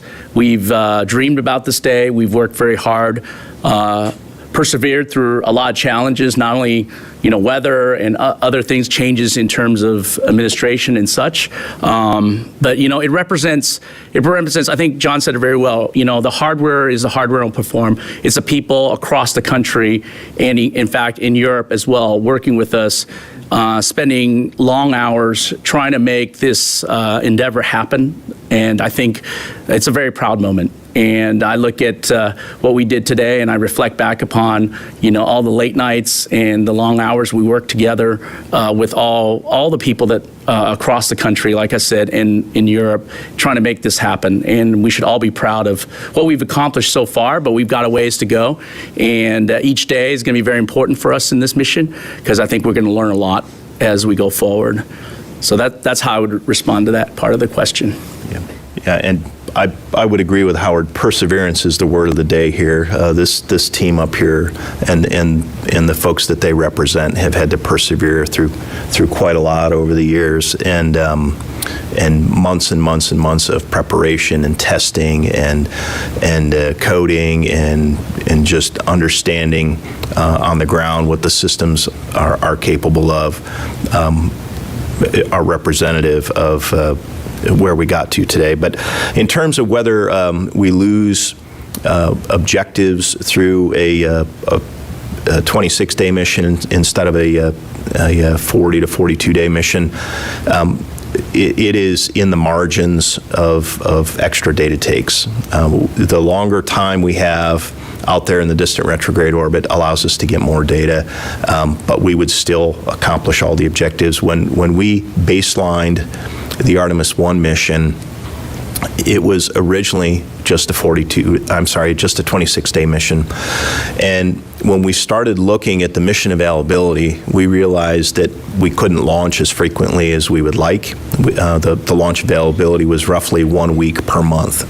And we asked the team, can you come up with a solution to improve our mission availability? And they came up with what we call a variable mission duration. We had a short class and a long class mission, and in the middle, you extend the stay about the moon in the distant retrograde orbit, and that actually doubled our mission availability, so we could launch roughly 2 weeks per month, or roughly half the month.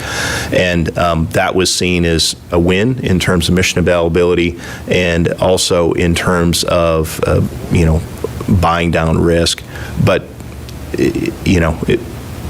we're flying a 26-day mission, and that is originally what we had intended. It just gives us fewer data take opportunities for, a whole host of things. But we are confident that in the time frame that we're talking about flying, that we can get enough engineering data to say that we can fly crew with confidence on the next mission. Thank you very much. I think we have time for one more question. Not hearing any in the room, so we have one more on the phones with Jim McKenna with Aerospace Tech Review. Thanks very much. For Mike, and you may have already addressed this, but what's the next big milestone that will affirm your confidence that you're writing down the risk of the mission and the vehicle? And also, I think for Emily, when does the Orion arrive at the moon? Okay. Emily, do you want to start?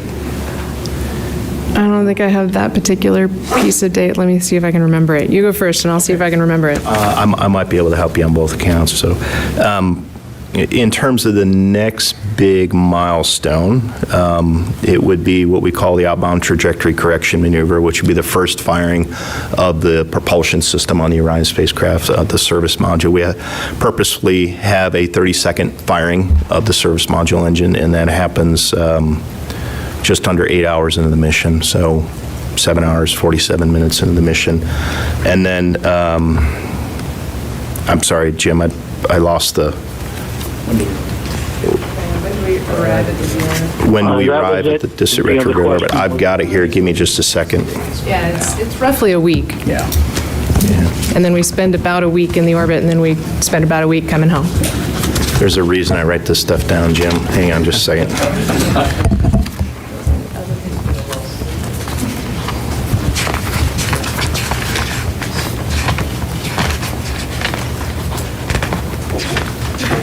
We actually issue memos on this while I'm stalling for time, just to keep everybody synchronized.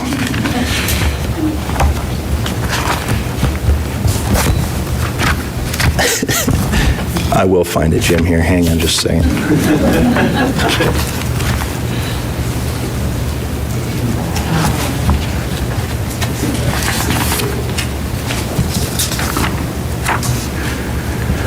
All right, so outbound powered flyby is on the 21st. It's 7:44 Eastern time in the morning. So that is the first of the two maneuver sequence that does that lunar flyby in the slingshot of 62 miles from the surface of the moon. We do that behind the moon, by the way, so we're not going to see it until after the maneuver is complete, so we're kind of blind. And we'll when we get acquisition of signal on the spacecraft afterward, we'll know that the maneuver was successful.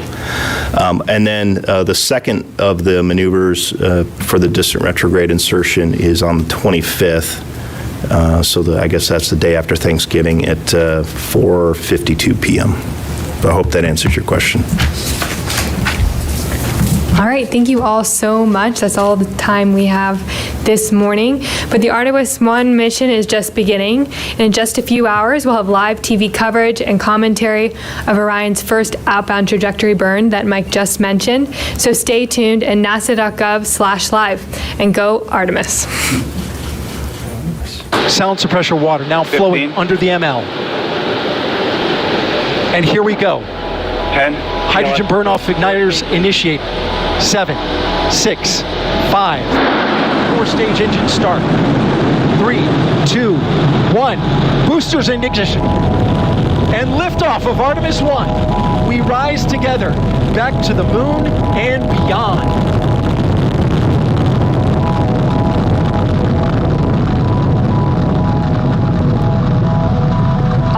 RS-25 engines on the core stage and 2 solid rocket boosters now propelling the vehicle at 128 miles per hour.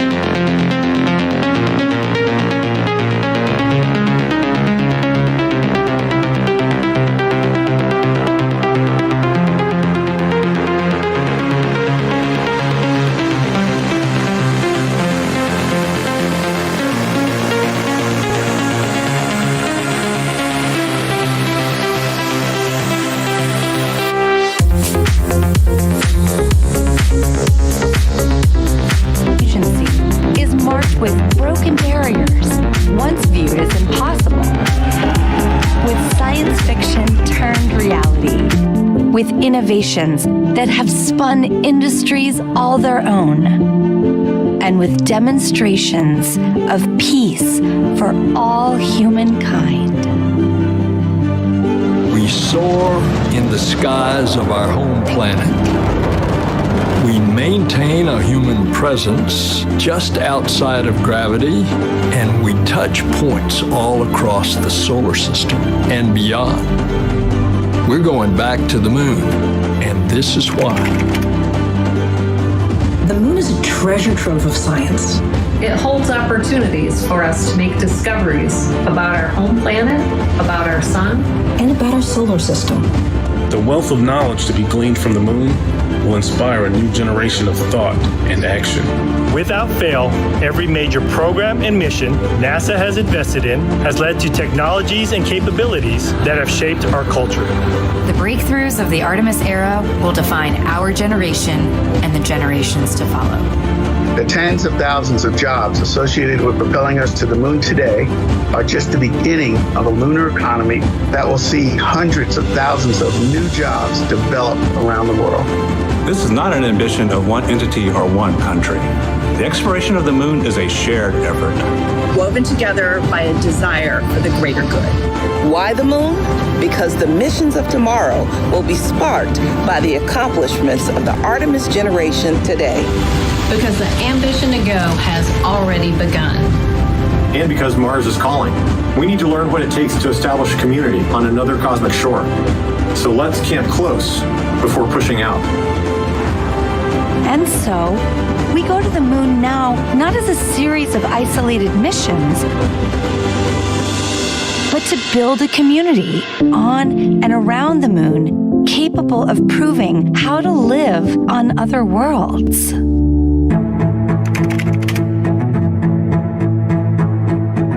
We'll use the lessons from more than 50 years of peaceful exploration to send a new generation to the lunar surface to stay. We will anchor our efforts on the lunar South Pole to establish the Artemis Base Camp, positioning us for long-term science and exploration of the lunar surface. We will prove what it takes to assemble a complex ship in deep space. We will perfect descending down to and returning from a distant surface. We will learn how humans can survive and thrive in a partial gravity environment.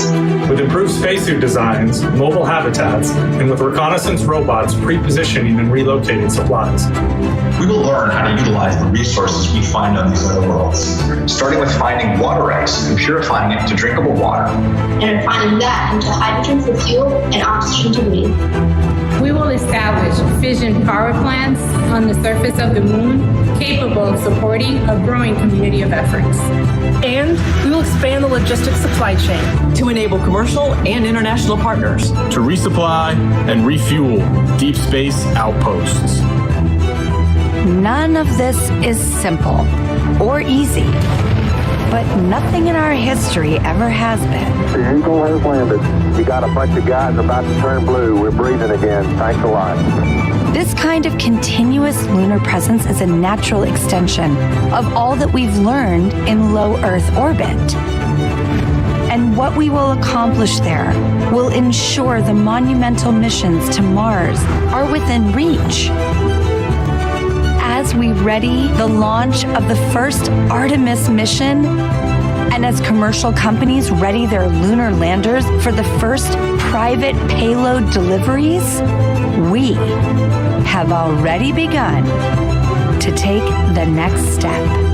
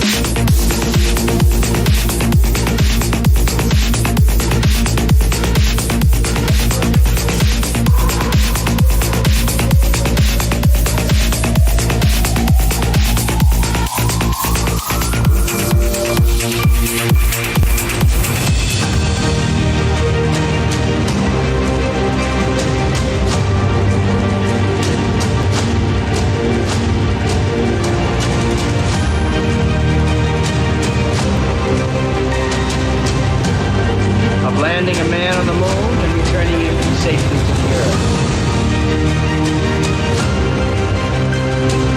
Tranquility Base here. The Eagle has landed.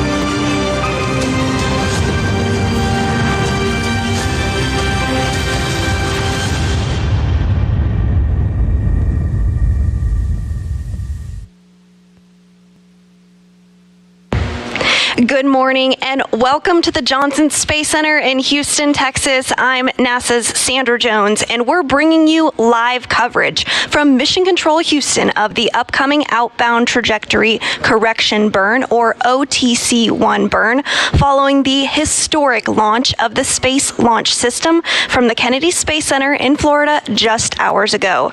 Today, we're in the White Flight Control Room, just across the hall from where you usually see us in the International Space Station Flight Control Room. The White Flight Control Room has been used before during some space station missions and during missions of Boeing Starliner. Previously, this room was used for space shuttle missions and was also renovated in 2014 to support our use with the Artemis program. So, speaking of Artemis, earlier today, the Space Launch System blasted off from Pad 39B at the Kennedy Space Center in Florida at 12:47 a.m. Central, 1:47 a.m. Eastern. Following liftoff, solar arrays were deployed, translunar injection took place, and ICPS separation occurred. Since then, Orion has been in a coast phase. So let's take a quick look at a replay of that spectacular launch happening just hours ago. The vehicle at 128 miles per hour. Hearing good control on the roll from teams in Mission Control Houston. All good calls so far. Now 30 seconds into the flight of Artemis 1. First milestone will be for the vehicles pass through max Q at about 1 minute and 9 seconds into launch. This is the greatest period of atmospheric force on the rocket.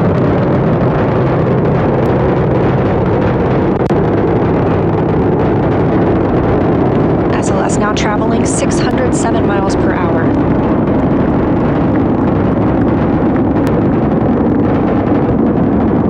You're looking at 8.8 million pounds of maximum thrust. Quiet here in the loops in Mission Control. The 4 core stage engines throttling down ahead of passing through max Q.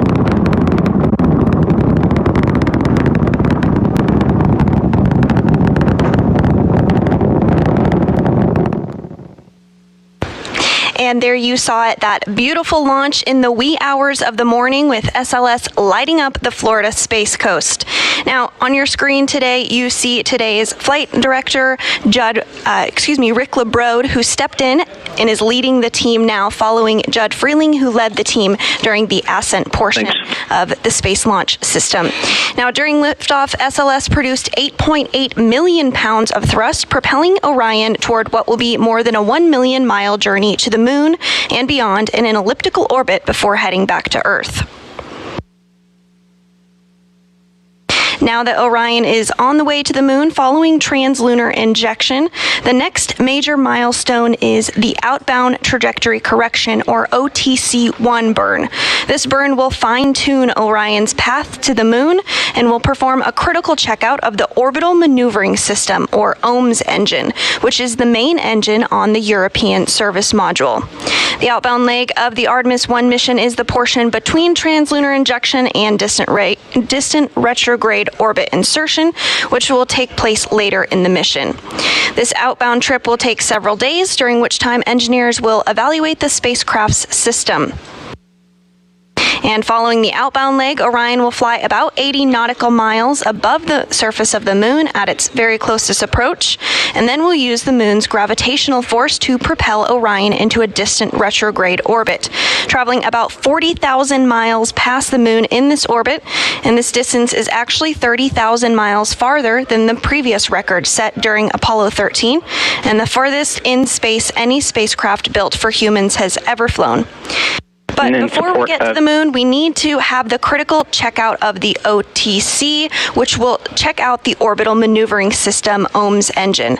So to give us an overview of the OTC-1 burn, let's take a look at this video overview using the moon board. All right, now let's talk about OTC-1, outbound trajectory correction number 1. So at this point, we've done our translunar injection. We're on our way to the moon. And to get there, we're going to fine-tune our path. We're going to make a couple of different burns just to make sure we're targeting the right direction. Now, the first one is this OTC-1 burn, and really this is a critical test of that large orbital maneuvering system engine that's right here in the aft part of the Orion service module. That's really what's going to be doing our big pushing maneuvers, and it's critical for those flybys, the powered flybys of the moon, both the one that allows us to get to distant retrograde orbit and the one that comes home. Additionally, we have these auxiliary thrusters around the bottom. We have 8 of these that can provide some additional push to help out with this orbital maneuvering system engine. But OTC-1 is coming up. We'll likely make a number of these burns on our way out to the moon, and all that sets us up for essentially this slingshot that we see here before we get to the outbound power flyby. You can see that engine igniting here. Testing it on this burn is going to be really critical to making sure that it works there, and that's what's going to allow us to get into our nice stable orbit around the moon, where we can really test Orion out, put it through its paces. So coming up, OTC-1, the first in many burns using that European service module on this Artemis 1 mission. And to talk a little bit more about that OTC burn that we do have upcoming, I have a very special guest joining me today. This is Brant Gast. He is a prop flight controller here in Mission Control. So thank you so much for joining me today. This has to be a really exciting moment for you. Oh, it is. It's years worth of work. It's just a great thing to see we're off the ground in space. Absolutely. It was so exciting to see that launch earlier. So as we look ahead, can you talk just a little bit about that OTC burn, what it is, what the purpose of it is? Sure thing. So it really has 2 purposes. So the first one being that we are going to do a trajectory correction. So there we're going to correct dispersions or errors that we've gotten from, going off of ICPS or just being in deep space, effectively figuring out where we're supposed to be versus where we are. Second thing, as was mentioned, is checking out the OMS, the Orbital Maneuvering System engine. As a prop, that's very exciting. That's going to be the first time that we test out that big engine. Great. And so what are some of the other major burns that will happen throughout this mission? Because this is really this first checkout of that main engine like you discussed, but we know there's going to be other burns that take place throughout Orion's mission to the moon and back home. Yep, exactly right. There's 4 more burns that we'll do on the OMS. The first one is the OPF burn. That's the outbound powered flyby. As you mentioned, it goes really close to the moon and essentially slingshot us into the distant retrograde orbit, but we don't get there just yet. Then we have the DRI. That's the insertion burn to get into the DRL. That burn will essentially put us in that elliptical orbit around the moon. We then have a couple of days, weeks, where we can test out all the systems.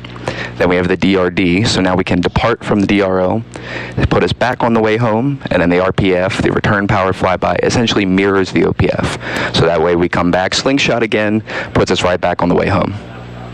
That is definitely exciting, and even more exciting because we'll be on the air to cover many of those burns throughout the mission.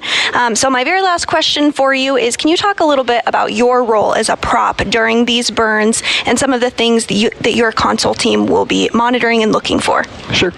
So just in general, flight controllers are there to make sure that the burn goes off well, or just in general that we get where we're supposed to go.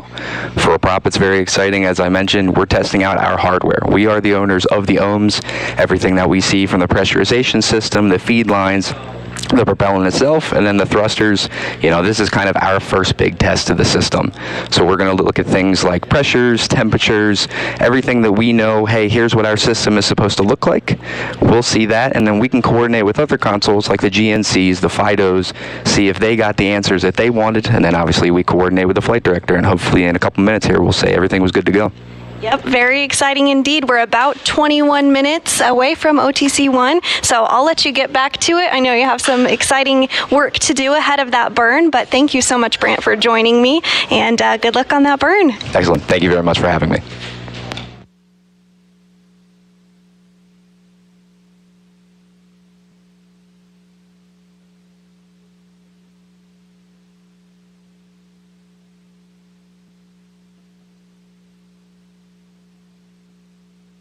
So we are now closing in on the 20-minute mark to that OTC-1 burn. Now, the OTC-1 burn, as Brant mentioned, includes a checkout of the orbital maneuvering system engine. The OMS engine is the main engine on the European service module and is located on the bottom of the service module.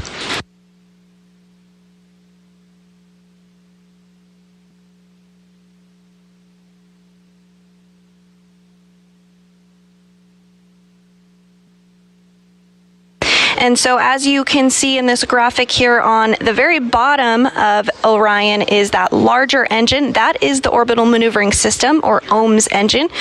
This engine is built by Aerojet Rocketdyne and is the main engine, as I've mentioned, on the European service module, which provides the primary propulsion for Orion's major in-space maneuvers as it travels around the moon. And this engine provides about 6,000 pounds of thrust and is enabled to steer the spacecraft. That engine is actually on its first mission as part of Artemis 1, of course, but is a repurposed Space Shuttle Orbital Maneuvering System engine that has flown in space before. The engine flying today on Artemis 1 flew on 19 Space Shuttle flights, beginning with STS-41G in October of 1984 and ending with STS-112 in October of 2002. And you can also see a few other engines around the OMS engine. Some of those are the auxiliary engines. There are 8 auxiliary engines that are located on the bottom of the service module in 4 sets of 2. These provide about 100 pounds of thrust each and can provide steering during burns by pulsing on and off. There's also 24 smaller engines grouped into 6 pods which provide attitude control. They can be fired individually as needed to move the spacecraft in different directions or rotate in any position. So in total, the service module has 33 engines in all. Now, as we are less than 20 minutes away from the OTC-1 burn today, we did hear the flight director give a go, no-go poll for today's burn, and the team pulled go. Everything looking good ahead of this critical checkout of the orbital maneuvering system engine.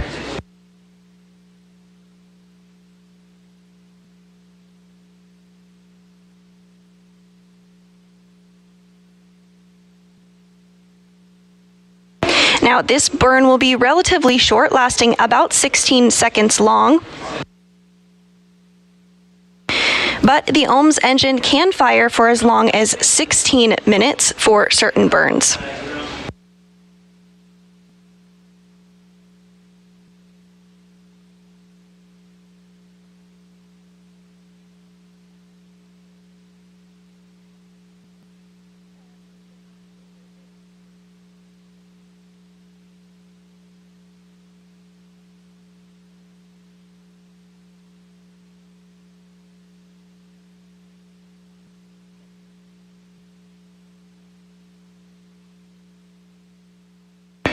And we are hearing that the solar arrays on Orion are maneuvering into the correct position ahead of the burn upcoming in about 17 minutes from now.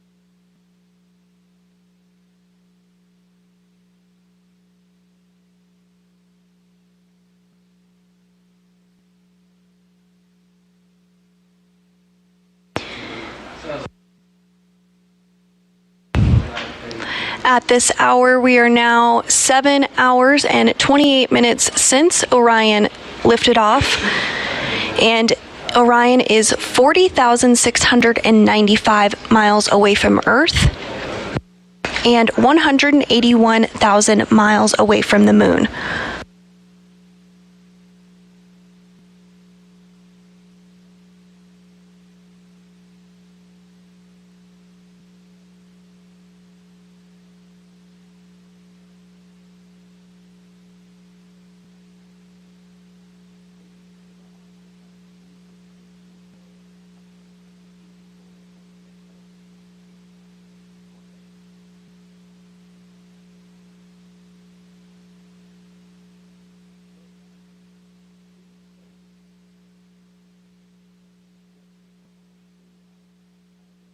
As Orion continues its journey to the moon as part of a 25-day mission to test out critical components as part of the Artemis 1 mission, let's take a quick look at a mission overview of what is to come throughout this mission.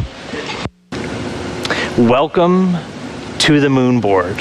We got this just in time for the first mission in Artemis, Artemis 1, so let me use it now to take you through. As always, we're going to start off with a launch. In this case, 4 RS-25 engines ignite, 2 solid rocket boosters sending SLS and Orion skyward. On the way uphill, a couple of jettison events, things coming off of the rocket. One of the most visual will be these 2 solid rocket boosters coming off about 2 minutes into the flight after all of their propellant's gone. We also have 3 fairings protecting Orion on the way uphill, as well as the launch abort system that will come off. Now, after we get through all of the propellant in that giant core stage, we'll hear MECO, main engine cutoff. It will drop away, turning propulsion over to this, the interim cryogenic propulsion stage, or ICPS. It's going to make its first maneuver to raise up the lowest part of our orbit around Earth, really put us in a nice circular path around our planet.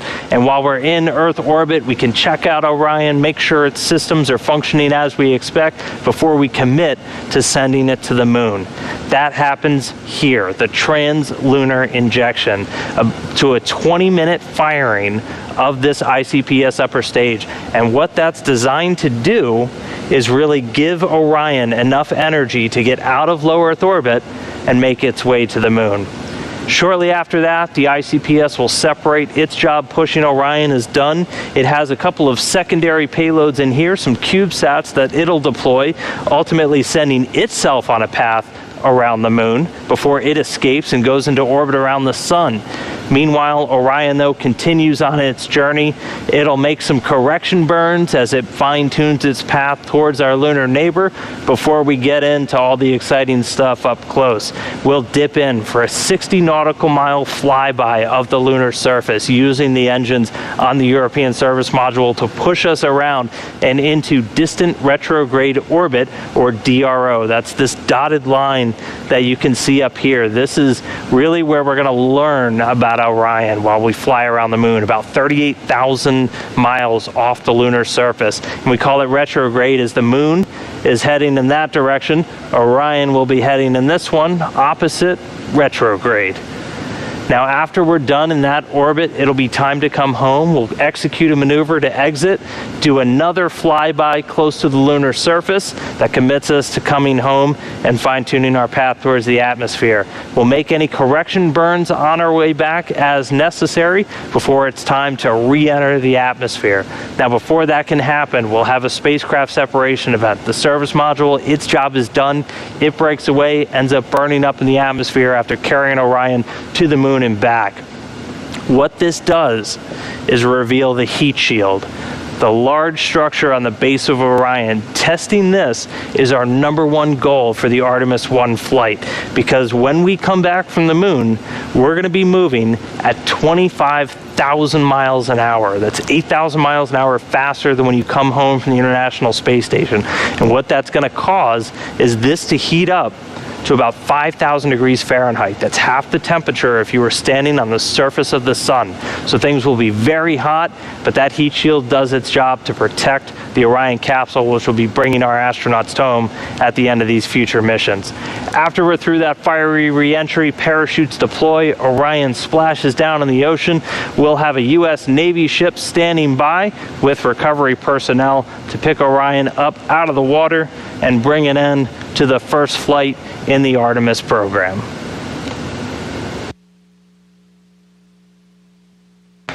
And there was an overview of what is to come and a little bit of what has already happened in the mission so far.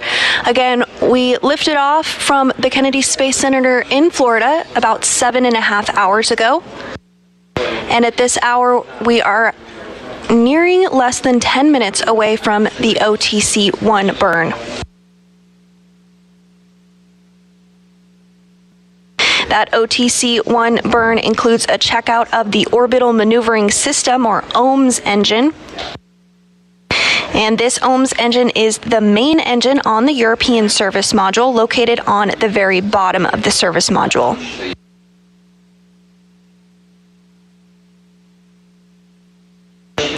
This burn is slated to last about 30 seconds long.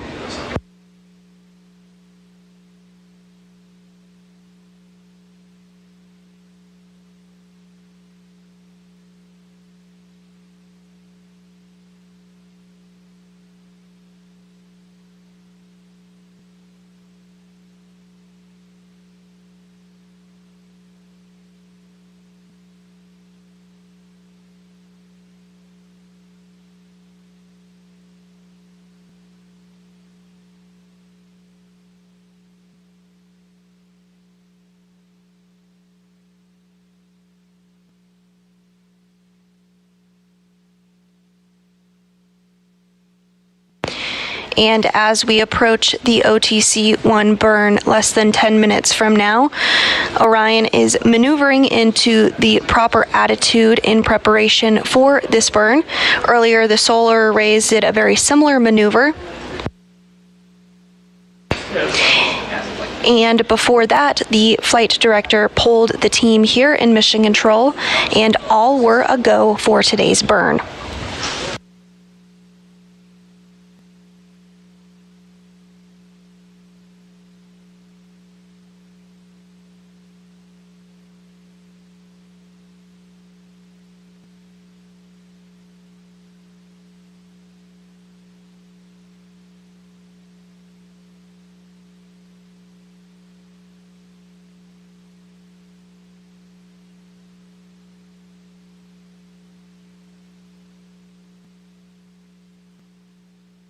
The key purpose of today's burn, besides checking out the OMS engine, is to correct any trajectory dispersions on this outbound leg of the mission. The outbound leg of the Artemis 1 mission is the portion between translunar injection, which occurred earlier today, and distant retrograde orbit insertion, which will take place a little later in the mission. Flight Gene C.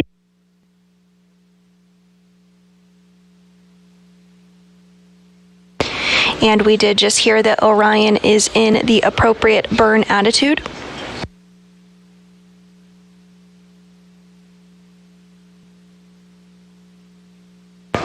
Everything continuing to proceed smoothly ahead of today's OTC-1 burn, 7 minutes and 30 seconds from now.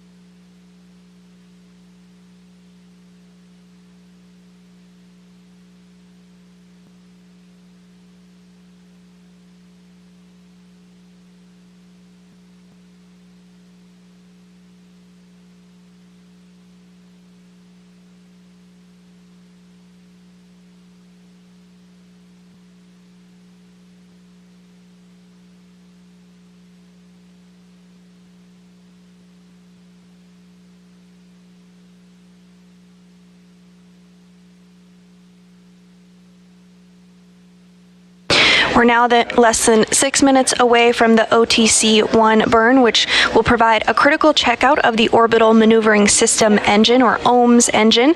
It is located on the very bottom of the service module there. You see it on your screen there, located at the very bottom. It's the larger of those engines you see.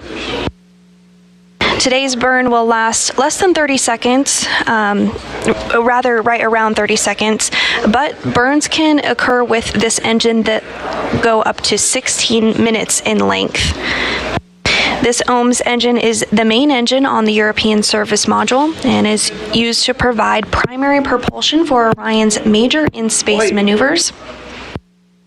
The engine will provide about 6,000 pounds of thrust and is equipped to steer the spacecraft and can be used in some abort cases as well to safely return Orion to Earth.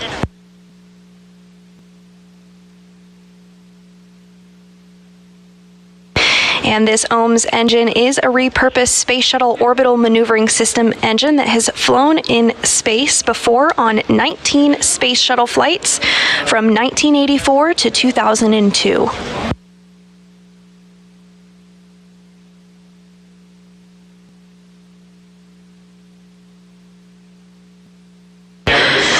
We're now about 4 minutes and 30 seconds away from the start of today's burn.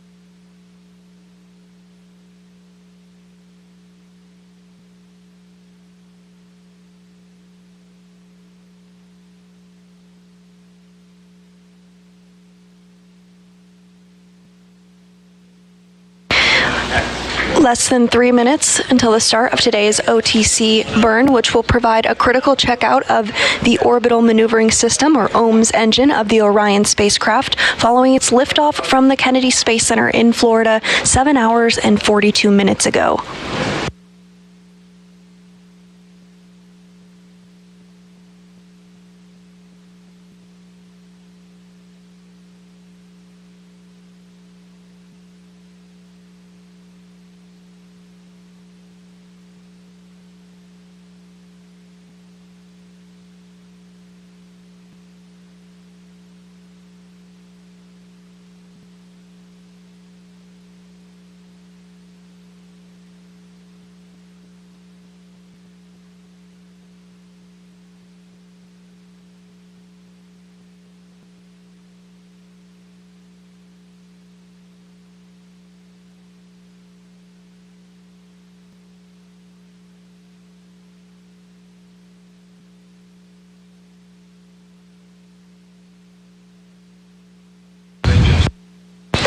And as you see here, this mission elapsed time showing that Orion lifted off 7 hours and 43 minutes ago. Still in the beginning part of its journey, as this is a 25-day mission with a splashdown targeted for December 11th. But right now we're about a minute and 20 seconds away from the outbound trajectory correction burn, which again is a critical checkout of the Orbital Maneuvering System engine, or OMS engine. This burn is slated to last about 30 seconds, and everything is still go for today's burn.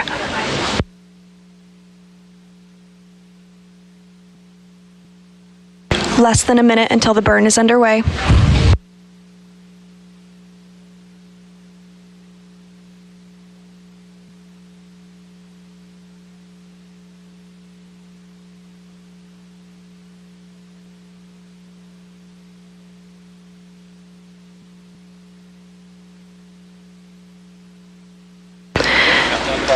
30 seconds until burn starts.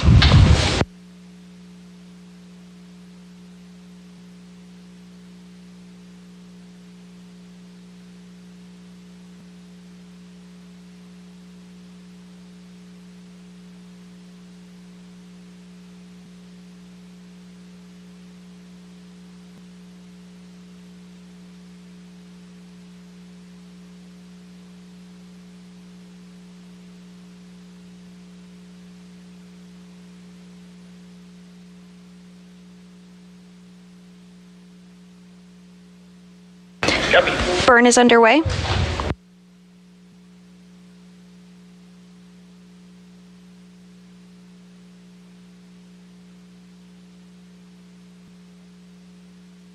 Hearing good engine performance.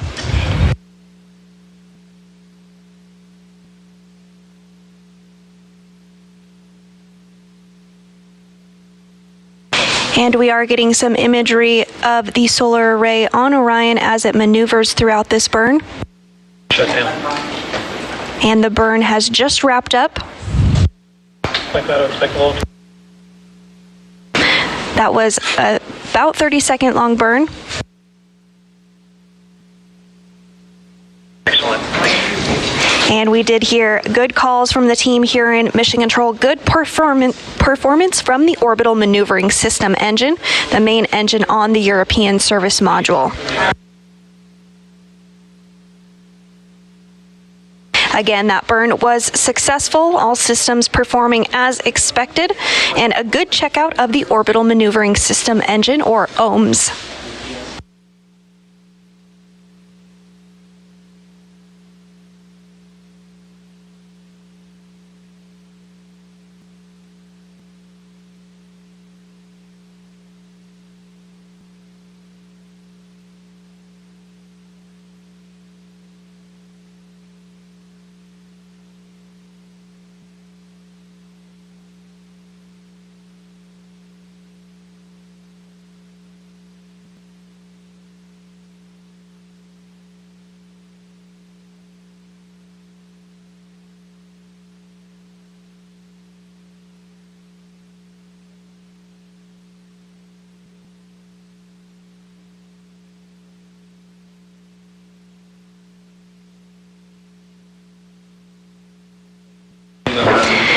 And with a successful burn and checkout of that OMS engine, that will wrap up our coverage of today's burn. But don't go too far, as we'll be back on the air here shortly to cover expected Earth views from Orion during this outbound coast to the moon.